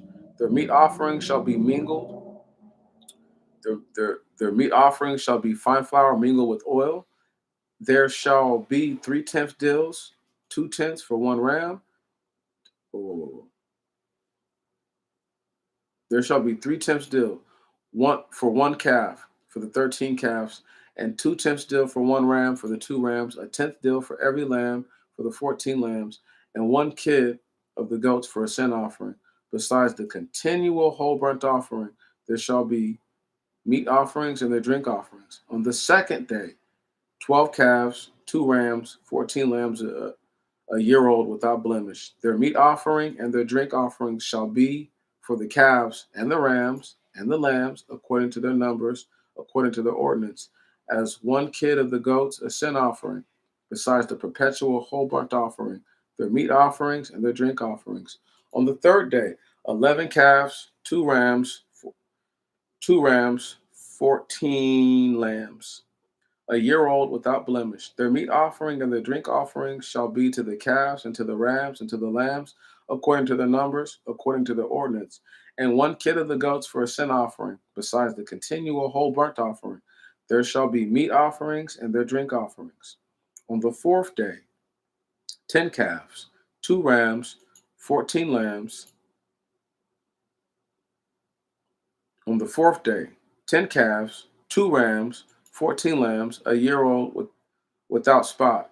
There, sh- there shall be a meat offering and their drink offerings to the calves and the rams and the lambs according to their numbers, according to their ordinance. And one kid of the goats for a sin offering. Beside the continual whole burnt offering, there shall be their meat offering and their drink offerings. On the fifth day, 9 calves, two rams, 14 lambs of a year without spot. Their meat offerings and their drink offerings shall be to the calves and rams and the lambs according to their number, according to their ordinance, and one kid of the goats for each sin offering. Besides the perpetual whole burnt offering, there shall be their meat offerings and their drink offerings. On the sixth day, 8 calves, two rams, 14 lambs of a year old without blemish. There shall be there shall be meat There shall be their meat offerings and their drink offerings to the calves and rams and lambs, according to their numbers, according to their ordinance, and one kid for the sin offering, besides the perpetual whole burnt offering. There shall be their meat offerings and their drink offerings. On the seventh day, 7 calves, two rams, 14 lambs, a year old without blemish. Their meat offerings and their drink offerings shall be to the calves and rams and the lambs, according to their number, according to their ordinance, and one kid of the goats for a sin offering. Besides the continual whole burnt offerings, there shall be a meat offering and their drink offering. And on the eighth day, there shall be to you a release. You shall do no servile work, and you shall offer whole burnt offerings as sacrifices: one calf, one ram, 7 lambs of a year old without spot. There shall be meat offerings and their drink offerings for the calf, and the ram, and the lambs, according to their number, according to their ordinance, and one kid of the goats for sin offering. Besides the continual whole burnt offering, there shall be meat offerings and their drink offerings. These sacrifices ye shall offer to the Lord in your feast. Besides your vows, ye shall offer your free will offerings, your whole burnt offerings, and your meat offerings, and your drink offerings, and your peace offerings. Stop right there. Once again, the law is not meant to punish people. The law is not so you're all work and no play. A lot of the things that the people are meant to do are later in the year or at a certain point. Like for example, the true first month is somewhere between March and April, right?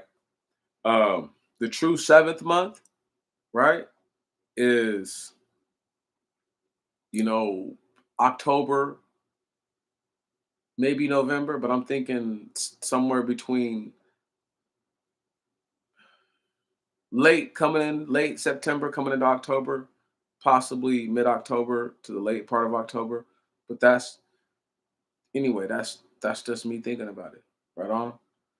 Um, all these things that the people are doing is meant.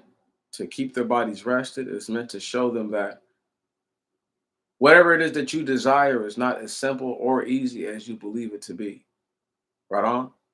It's when you have everything in abundance, nothing seems that difficult. But when it's not in abundance, it's actually a lot more difficult.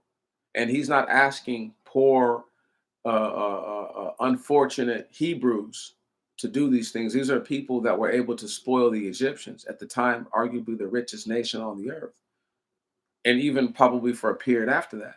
So when you start to look at these things and tell yourself the truth, you say, okay, these ordinances are so that way that people can enjoy themselves. And they are repetitious so that way people know nothing has changed. Did I say, oh, from this verse to this verse, it's going to say the same thing, so I'm just going to skip it? No, I read it because that's what you're supposed to do. No, let's just keep reading. Verse 1, chapter 30, and we literally have not even 10 pages, barely 8.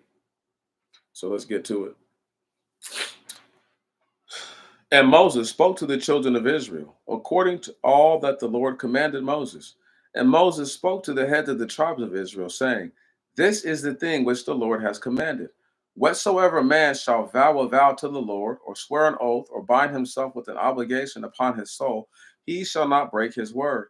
And all that has come out of his mouth he shall do. And if a woman shall vow a vow to the Lord, or bind herself with an obligation in her youth, in her father's house, or and her father should hear her vows and her obligations wherewith she bound her soul, and her father should hold his peace at her, then all her vows shall stand, and all the obligations with which she has bound her soul shall remain to her.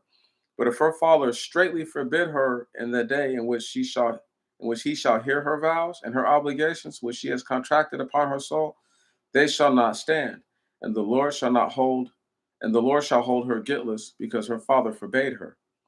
But if she should indeed, but if she should be indeed married, and her vows be upon her, according to her utterance of her lips, in respect of the obligations which she has contracted upon her soul, and her husband should hear and hold his peace at her in the day in which he should hear her, then thus shall all her vows be binding, and her obligations which she has contracted upon her soul shall stand.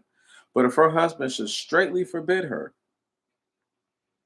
or profane her, in the day in which he should hear her, none of her vows or obligations which she has contracted upon her soul shall stand, because her husband has disallowed her. The Lord shall hold her guiltless. And the vow of a widow and of her that is put away, whatsoever she shall bind upon her soul, shall stand to her. And if her vow be made in the house of her husband, or the obligation upon her soul with an oath, and her husband should hear and hold his peace and not disallow her, then all the vows shall stand, and all the obligations which she contracted against her soul shall stand against her. But if her husband should utterly cancel the vow in the day which he shall hear it, none of the things which proceed out of her mouth, none of the things which proceed out of her lips and her vows, and in the obligations contracted upon her soul shall stand to her. Her husband has counseled them, and the Lord shall hold her guiltless. Every vow and every binding oath to afflict her soul, her husband shall confirm it to her, or her husband shall counsel it. But if he be wholly silent from her day to day, when she shall bind upon her all the vows, and he shall confirm to her obligation which she has bound upon herself, because he held his peace at her in the day which he heard her. And if the husband should be in any wise counsel them in the day which he heard them, he then shall bear the iniquity. These are the ordinances of the these are the ordinances which the Lord commanded Moses between man and his wife, between a father and a daughter in her youth, in the house of her father. Okay, stop right there. This is saying, you know, let's say a female's like, I'm gonna stay a virgin my whole life, right? Father hears that. He's like, nah, we're not gonna stand by that, right? But let's say she says, I promise I'm only gonna have children by one man, right?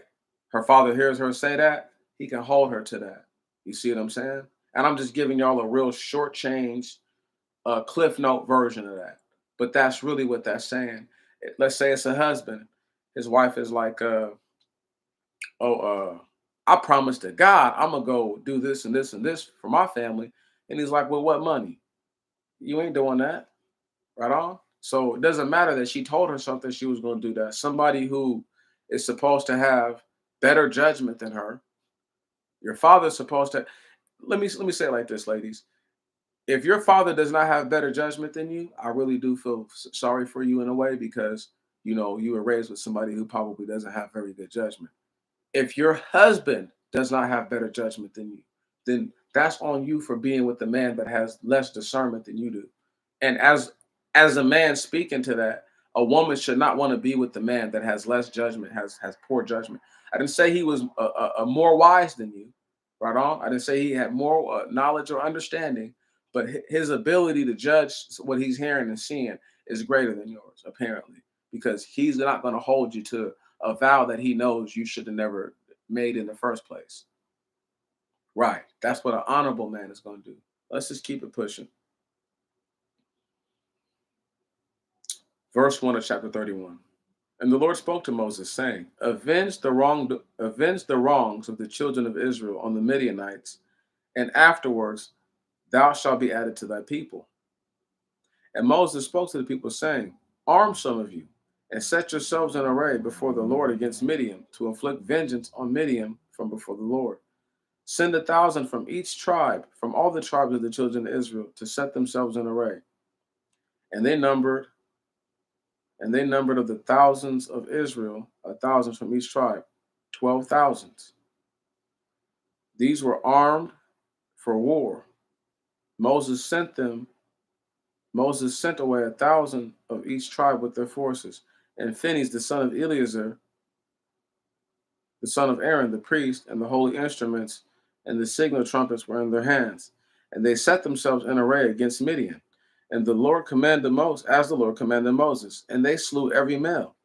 And they slew the kings of Midian together with their subjects, with their same subjects, even Evi and Rokan and Sur and and Robach, 5 kings of Midian. And they slew with the sword Balaam, the son of Beor, with the other slain. It's the same dude who was supposed to curse Israel and bless them. That guy. He's out of there. Salute. Anyway. And they made prey, of the women of Madian, and their store and their cattle and all their possession, and they spoiled their forces. So we know what they did to the women. We don't have to get carried away. And they burnt with fire all their cities and the places of their habitations, and they burnt the villages with fire, and they took all plunder and all their spoils, both man and beast, and they brought to Moses and to Eleazar the priest, and to all the children of Israel the captives and the spoils and the plunder, to the cap of Erebath Moab, which is at Jerusalem, which is at Jordan by Jericho. And Moses and Eleazar the priest and all the rulers of the synagogue went forth out of the camp to meet them. And Moses was angry with the captains of the host and the heads of thousands and the heads of the hundreds who came from the battle array. And Moses said to them, why have ye saved alive? Why have ye saved every female alive? For there were occasion to the children of Israel by the word of Balaam, of their revolting and despising the word of the Lord because of Phegor. And there was a plague in the congregation of the Lord. Now then, slay every male and all the spoil, slay every woman who has known lying with the man. And as for the captivity of women who have not known the lying with the man, save ye them alive. And ye shall encamp outside the great camp 7 days. Everyone who has slain and touches a dead body shall be purified on the third day, and ye in your captivity shall purify yourselves on the seventh day. And ye shall purify every garment and every leathern utensil and all furniture of goatskin and every wooden vessel. And Eleazar, the priest, said to the men of the host that came from the battle, this is the ordinance of the law which the Lord commanded Moses. Let's go ahead and stop off right there real quick. Quick hit. A lot of people might not know this, but truth be told, and honestly speaking, um, that's what I feel is going to happen to a lot of people these days. I'm not saying that every single female that's known a man is going to die come the end, but it's like a lot of females that have known a man are out of here. And it's not going to be because they've known a man, it's just going to be because of the way that they are. So if thousands of years ago Moses saw fit to kill all those females who had been with the man, why would the Most High God have mercy on a bunch of whores today who've played whore and are proud to be whores? In their words, they're a bad bitch. Right. Just throwing it out there. No different than all the homos who were going down, right on, all the gay boys and the gay girls. No different than all them. All that pride they have in their heart. We'll see how much pride they have when there's no one to save them. And there ain't no ordinance and there ain't no policy and there ain't no loud horn or speakers that's going to stop what's coming to this whole earth.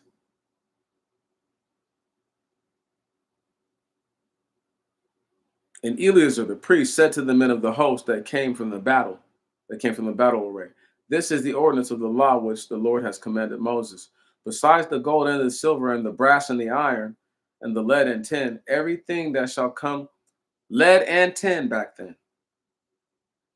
They had everything. They knew what all that stuff was. Everything that shall pass through the fire shall be clean. Nevertheless, it shall be purified with water of sanctification. And whatsoever will not pass through the fire shall pass through the water. And on the seventh day ye shall wash your garments and be clean, and afterwards ye shall come into the camp. And the Lord spoke to Moses, saying, take the sum of the spoils of the captivity, both men and beasts, thou and Eleazar the priest, and the heads of the families of the congregations. Ye shall divide the spoils between the warriors that went out to battle and the whole congregation. And ye shall take a tribute for the Lord from the warriors that went out to battle, one one soul out of 500 from the men and from the cattle, even from the oxen and from the sheep and from the asses. And ye shall take from their half, and they shall give them to Eleazar the priest as first fruits to the Lord. And from the half belonging to the children of Israel, thou shalt take 150 from the men, and from the oxen, and from the sheep, and from the asses, and from the cattle, and thou shalt give them to the Levites that keep charges of the tabernacle of the Lord. And Moses and Eleazar, the priest, did as the Lord commanded them. And that which remained of the spoil that the warriors took was of the sheep 675,000, and oxen 72,000, and asses 61,000. And persons of women who had not known lying with the men, all souls were 32,000, and the half even portion of them that went out to the war, the number of sheep was 337,500, and the tribute to the Lord from the sheep was 600 was 675, and the oxen 6 and 32. Whoa, and the oxen 6 and 30,000, and the tribute. Whoa, that's something. So 36,000 oxen. That's a lot, and the asses 30,500, and the tribute to the Lord 61, and the persons 16,000, and the tribute of them to the Lord 32 souls. And Moses gave tribute to the Lord, the heave offering of God, to Eleazar the priest, as the Lord commanded Moses, from the half belonging to the children of Israel.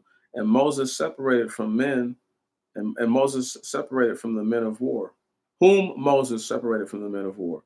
And the half taken of the sheep belonging to the congregation was 337,500, and oxen 36,000, asses 30,500, and persons 16,000.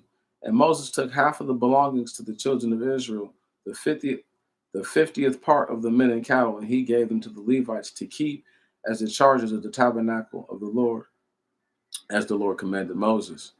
And all those who were appointed to be officers of thousands of the host, captains of thousands, captains of hundreds, approached Moses and said to Moses, thy servants have taken the sum of the men of the war with us. Thy servants have taken the sum of the men of the war with us, and not one is missing. We have brought our gift to the Lord. every man has found an article of gold, whether an amulet or chain or a ring or bracelet or clasp for hair, to make atonement for us before the Lord. And Moses and Eleazar the priest took the gold from them, even every wrought article, and wrought all the gold, even the offerings that offered to the Lord, 16,750 shekels, from the captains, from the captains of thousands and the captains of hundreds. For the men of war took plunder for everyone himself.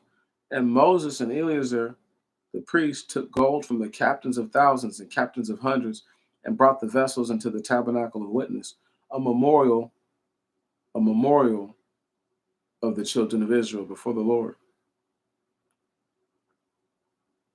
And the children of Reuben, verse 1 of chapter 32.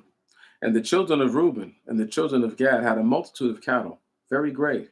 And they saw the land of Jazer and the land of Galaad, and the place was a place for cattle.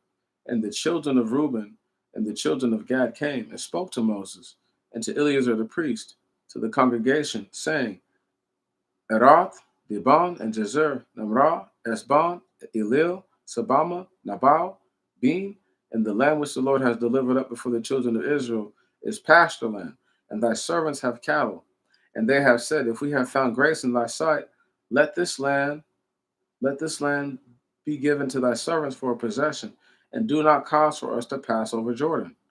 And Moses says to the sons of Gad and the Reuben, Shall your brethren go to war while ye sit here? And why do ye pervert the minds of the children of Israel, that they should not cross over into the land that the Lord gives them? Did not your fathers thus, when I sent them from Kadesh Barnea to spy out the land? And they went up to the valley of clusters and spied the land, and turned aside the heart of the children of Israel, that they should not go into the land which the Lord gave them? And the Lord was very angry in that day, and sware, saying, Surely these men who came up out of Egypt from 20 years old and upward, who know good and evil, shall not see the land which I swear to give to Abraham, Isaac, and Jacob, for they have not closely followed after me, save Caleb, the son of Japhan, who was set apart, and Joshua, the son of Nae, for they closely followed after the Lord.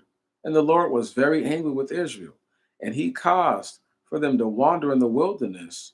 And for 40 years he caused them to wander in the wilderness, until all the generation which did evil in the sight of the Lord was extinct. Behold, ye are risen up in the room of your fathers, a combination of sinful men, to increase yet further the fierce wrath of the Lord against Israel. For will ye turn away from him to depart yet once more to the wilderness, and ye sin against this whole congregation? And they came to him and said, We will build for ourselves, we will build here folds for our cattle, and cities for our possession, and we will arm ourselves and go as an advance guard before the children of Israel until we shall have brought them into their place. And our possession shall remain in walled cities because of the inhabitants of the land. We will not return to our houses till the children of Israel have been distributed, each to his own inheritance. We will not any longer inherit with them from the other side of Jordan and onwards, because we will have our full inheritance on the side beyond eastward.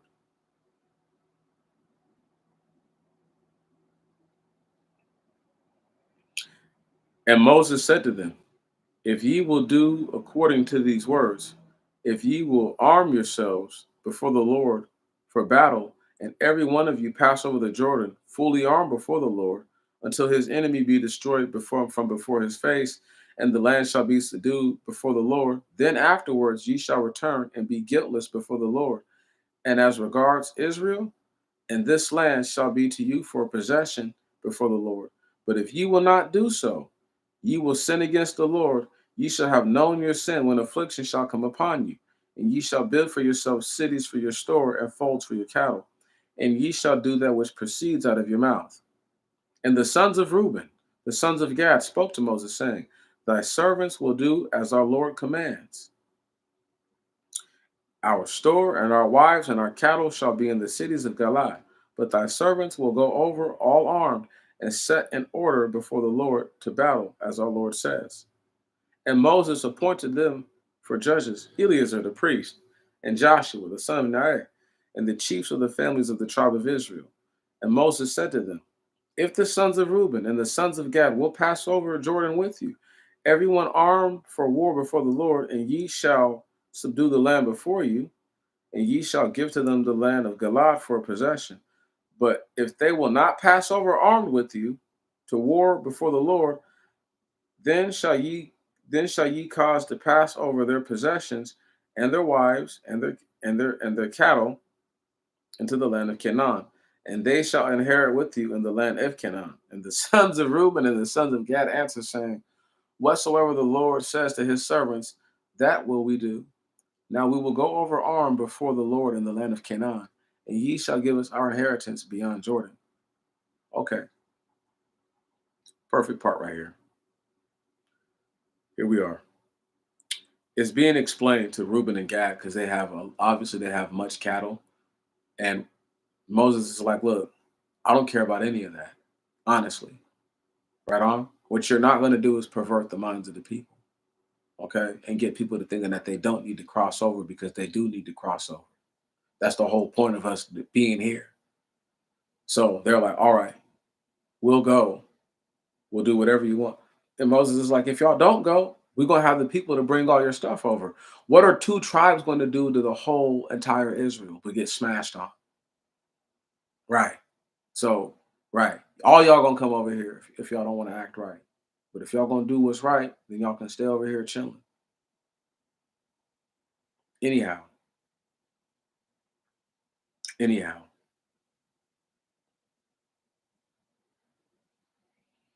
Mm.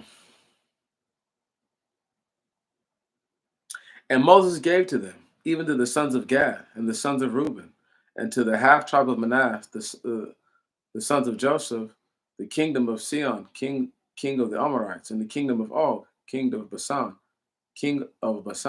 and the land and its cities which its coast, and the cities of the land round about. And the sons of Gad built Deban, and Ataroth, and Aror, and Sophar, and Jozer, and they set them up, and Namram, and Betharon, strong cities, and folds for sheep. And the sons of Reuben built Esebon, Elil, Kiriathim, and and Bilmeon, surrounded with walls, and Sabama. And they called the names of the cities which they built after their own names. And a son of Machir, the son of Manasseh, went to Galad and took it and destroyed the Amorite who dwelt in it. Malad and Moses gave Galad to Machir, the son of Manasseh, and he dwelt there. And Jair, the son of Manasseh, went and took their villages, and they called the villages Jair. And Nahub and Nabal went and took Kath and her villages, and called them Nabuth after his name.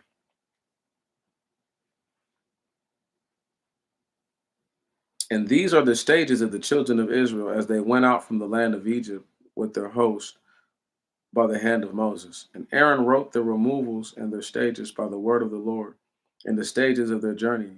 They departed from Ramses in the first month, on the 15th day of the first month. And on the day after the Passover, the children of Israel went forth with a high hand before all the Egyptians.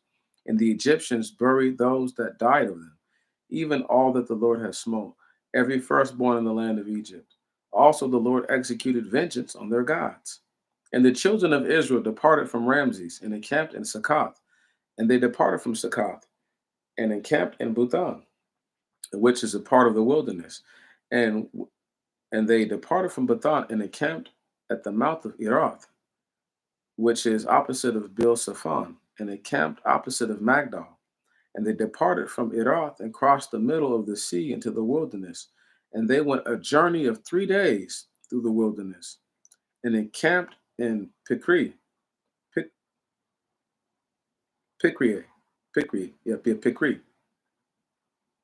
And they departed from Picri and came to Elam. And in Elam were 12 fountains of water and 70 palm trees, and they encamped there by the water. And they departed from Elam and encamped by the Red Sea. And they departed from the Red Sea and encamped in the wilderness of Sin. And they departed from the wilderness of Sin and encamped in Raphaka. And they departed from Raphaka and encamped in Elis. And they departed from Elis and encamped in Raphadim. And there was no water there for the people to drink. And they departed from Raphadim and encamped in the wilderness of Sinna. And they departed from the wilderness of Sinna and encamped at the graves of Lust. And they departed from the graves of Lust and encamped in Asaroth. And they departed from Asaroth and encamped in Rathama. And they departed from Rathama and encamped in Ramon Ferries. And they departed from Ramon Ferries and encamped in Labana. And encamped in Rasan. And they departed from Rasan and encamped in Makalath. And they departed from Makalath and encamped in Sephar. And they departed from Sephar and encamped in Keradath. And they departed from Keradath and encamped in Makalath or Makalot. And they departed from Makalot and encamped in or Ketat, Ketat. And they departed from Ketat and encamped in Tereth. And they departed from Tereth and encamped in Lateka. And they departed from Mateka and encamped in Samona. And they departed from Samona and encamped in Masaruth. And they departed from Masaruth and encamped in Beni. And they departed from Beni or Benia and encamped in mountain Gadgad. And they departed from mountain Gadgad and encamped in Etabatha. And they departed from Etabatha and encamped at Abrona. And they departed from Abrona and encamped in Gesyon Geber. And they departed from Gesyon Geber and encamped in the wilderness of Sin. And they departed from the wilderness of Sin and encamped in the wilderness of Paran. This is Kedes. And they departed from Kedes and encamped in Mount Or near the land of Edom. And Aaron the priest went up by the command of the Lord and died there in the 40th year of the departure of the children of Israel, in the 5th month, on the first day of the month. Aaron was 123 years old when he died. And Arad, the Canaanite king, he too dwelt in the land of Canaan. Having heard when the children of Israel were entering the land, then they departed from Mount Or and encamped in Salmana. And they departed from Samana and encamped in Pheno. And they departed from Pheno and encamped in Aboth. And they departed from Aboth and encamped in Gai. And on the other side of Jordan, on the borders of Moab. And they departed from Gai and encamped in Dibon Gad. And they departed from Dibon Gad and encamped in Gelmon Deblathim.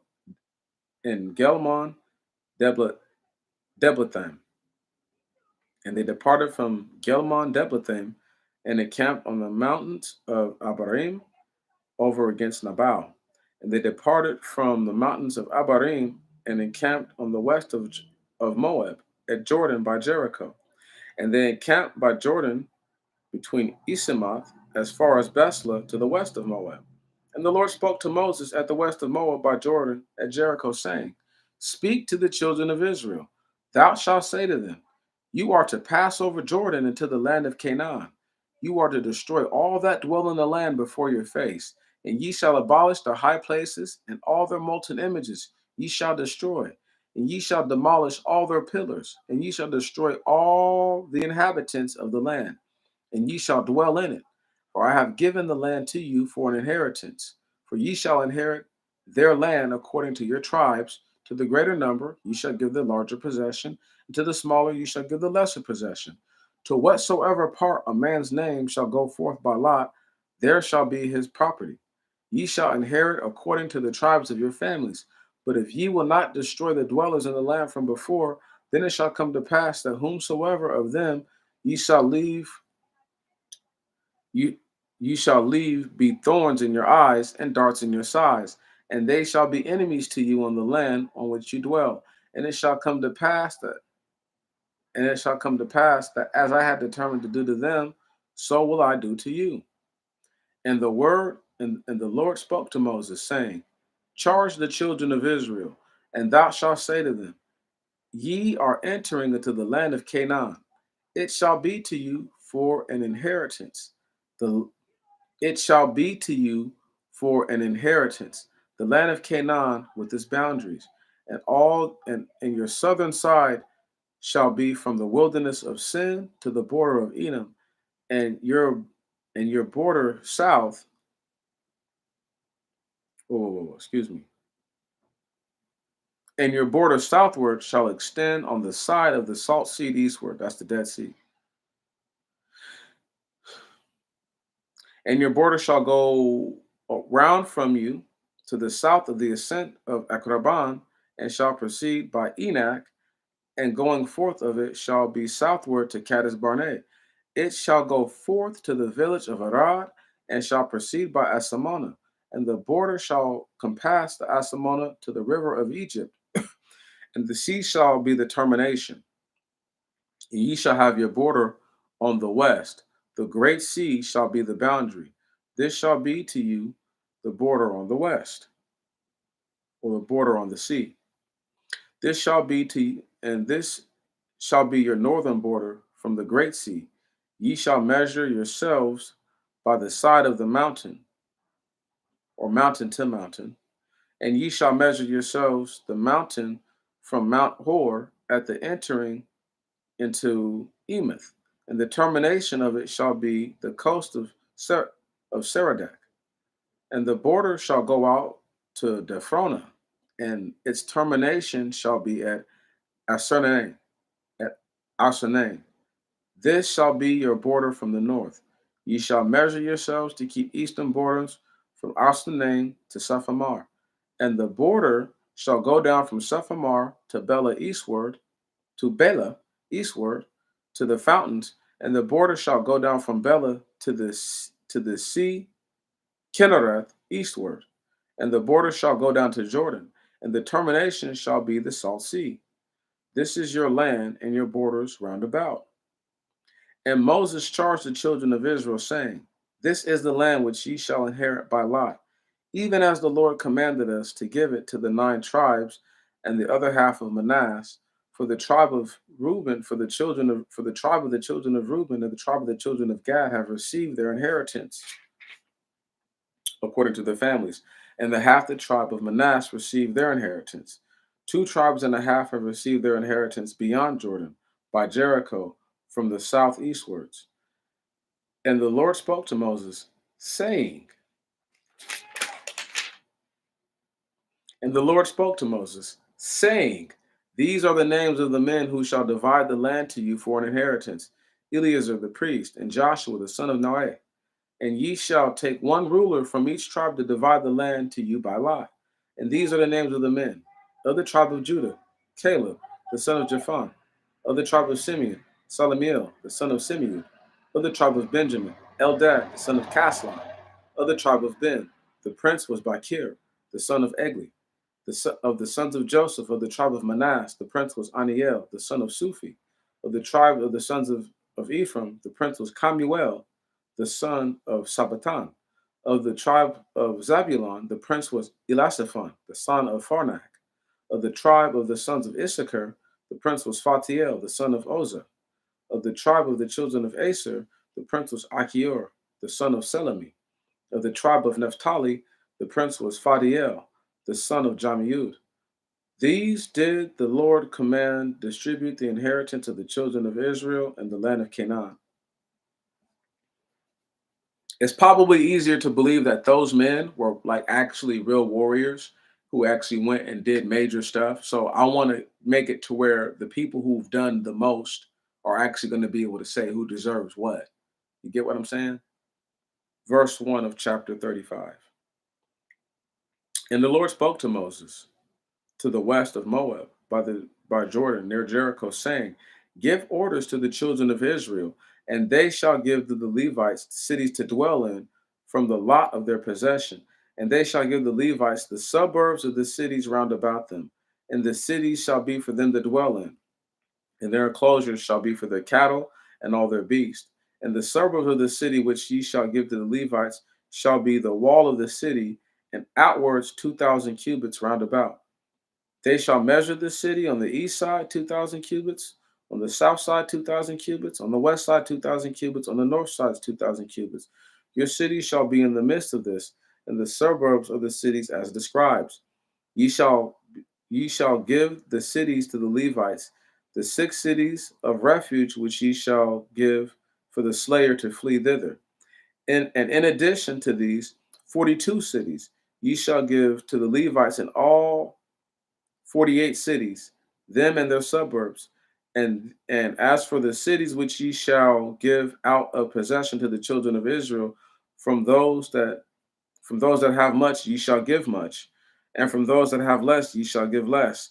And from those that give of their cities to the Levites, each one according to his inheritance, which they shall inherit. And the Lord spoke to Moses, saying, Speak to the children of Israel, and thou shalt say to them, You are to cross over Jordan into the land of Canaan. Ye shall appoint to yourselves cities, and they shall be to you a city of refuge for the slayer to flee, everyone who has killed another unintentionally. And the cities shall be to you places of refuge from the avenger of blood. And the slayer shall not die until he stands before the congregation for judgment. And the cities ye shall assign, even the 6 cities, shall be places of refuge for you. Ye shall assign 3 cities on the other side of Jordan, and ye shall assign 3 cities in the land of Canaan. It shall be a place of refuge for the children of Israel, and for the stranger, and for him that sojourns among you. These cities shall be a place for refuge, everyone to flee who has killed a man unintentionally. Unintentional being the key term here. And if he should smite him, and if he should smite him with an iron instrument, and that man should die, he is a murderer. Let that murderer by all means be put to death. And if he should smite him with a stone thrown from his hand, whereby a man may die, and he die, he is a murderer. Let the murderer by all means be put to death. And if he should smite a man with an instrument made of wood from his hand, whereby he may die, and thus he die, he is a murderer. Let the murderer by all means be put to death. The avenger of blood himself shall slay the murderer. Whensoever he shall meet him, he shall slay him. And if he should thrust through him enmity, or cast anything upon him from an ambuscade, and the man should die, or if he should be smitten from his hand through anger, and the man should die, let that man who smote that man be put to death by all means. He is a murderer. Let all murderers by all means be put to death. The avenger of blood shall slay the murderer when he meets him. But if he should thrust him suddenly, and not through enmity, or cast anything upon him, not from an ambuscade, or smite him with any stone, whereby a man dies unawares, and it should fall upon him, and he should die, but he was not his enemy, nor sought to hurt him, right? Then the assembly shall judge between the smiter and the avenger of blood, according to the judgments. And the congregation shall rescue the slayer from the avenger of blood, and the congregation shall restore him to his city of refuge, whether he fled for refuge, and he shall dwell there to the death of the high priest, whom they anointed with holy oil. But if the slayer should in any wise go outside the bounds of the city, whether he fled for refuge, and the avenger of blood should find him without the bounds of the city of his refuge, and the avenger of blood should kill the slayer, he is not guilty. For he ought to have remained in the city of refuge till the high priest died. And after the death of the high priest, the slayer shall return to the land of his possession. Okay, stop right there. It's simple, y'all. It's simple. What is it saying right here? If you kill somebody and it looks like it was done on purpose, you're out of here. Okay? You see what I'm saying? Because the avenger of blood, you're not going to be able to ambush God. You're not going to be able to sneak up. They're looking for you. It's different. Right on? They're looking to kill you. And it might not be just one person. This is the whole part about the avenger of blood. Like a whole clan, a whole family of people might come see you over one person. Well, when I say a whole clan, I'm talking about 100 people or better might come see you. Right. A small army. That is not what you need in your life. But that's what Moses is telling people. Hey, you better pay attention. And it says, look, yeah, if you got to a city of refuge and you were stupid enough to leave and you get killed by an avenger of blood, because the whole point of waiting for the high priest to die is so that way the heat dies down. Time does not heal all wounds, despite what you think. But if you wait somewhere for 30 years, 20 years is a long time. 20 years later, they might not want to kill you anymore. 20 years later, they might be dead. They may have found themselves in a position where they have to flee for something similar. You just don't know. You have to give it time to percolate and to develop and to manifest itself. But if you just are like, man, I didn't even kill this person on purpose. Okay. Get touched. Get touched. That's just like anyway, man. Let's go ahead and just keep reading because we're really almost done. And these things shall be to you for an ordinance of judgment throughout your generations and all your dwellings. Whoever kills a man, thou shalt slay the murderer on the testimony of witnesses, and one witness shall not testify against the soul that he should die. And if you should accept ransom for life from a murderer, it is worthy of death. Stop right there. When it says that one witness can't get you put to death, this is talking about somebody killing somebody. It's not talking about rape, okay? Right. You follow what I'm saying? If a female says you raped her, okay, and there's signs of a fight, there's signs of a struggle. She's like, I scratched him here, here, and here, or I tried to do this, or he just overpowered me. There's going to be signs that he overpowered her. Right on. There's going to be some kind of markings on her body, some kind of a break. There's going to be something that shows that she was overpowered. Nobody is that strong where if somebody fight backs against them, there won't be a sign of a struggle. Nobody. No one. Right on? No one. There have been many a stupid motherfuckers that be trying to rape a female, try to kiss her, and get a part of their lip bit off, get their tongue bit off, all kinds of shit. You can't lie about it. Right. That's why they be beating these females to death and killing them. Because you was about to get caught, homie. I'm just trying to break it down to y'all that it's not just this is one situation. This is just talking about if somebody gets killed. That doesn't talk about somebody being raped. So you can't put those two things together. A woman saying that you raped her because your ass is grass, bro, unless you can prove otherwise.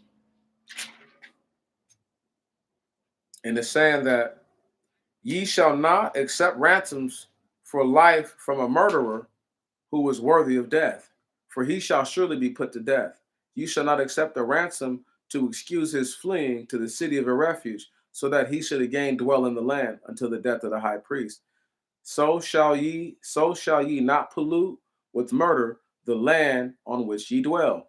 For this blood pollutes the land, and the blood shall not be purged from the land shed upon it, but by the blood of him that shed it. Ye shall not defile the land whereon ye dwell, on which I dwell in the midst of you. For I am the Lord dwelling in the midst of the children of Israel. Stop right there. This is deep. The blood of the offender has to be shed in order for the blood of the slain to rest. Do y'all understand that?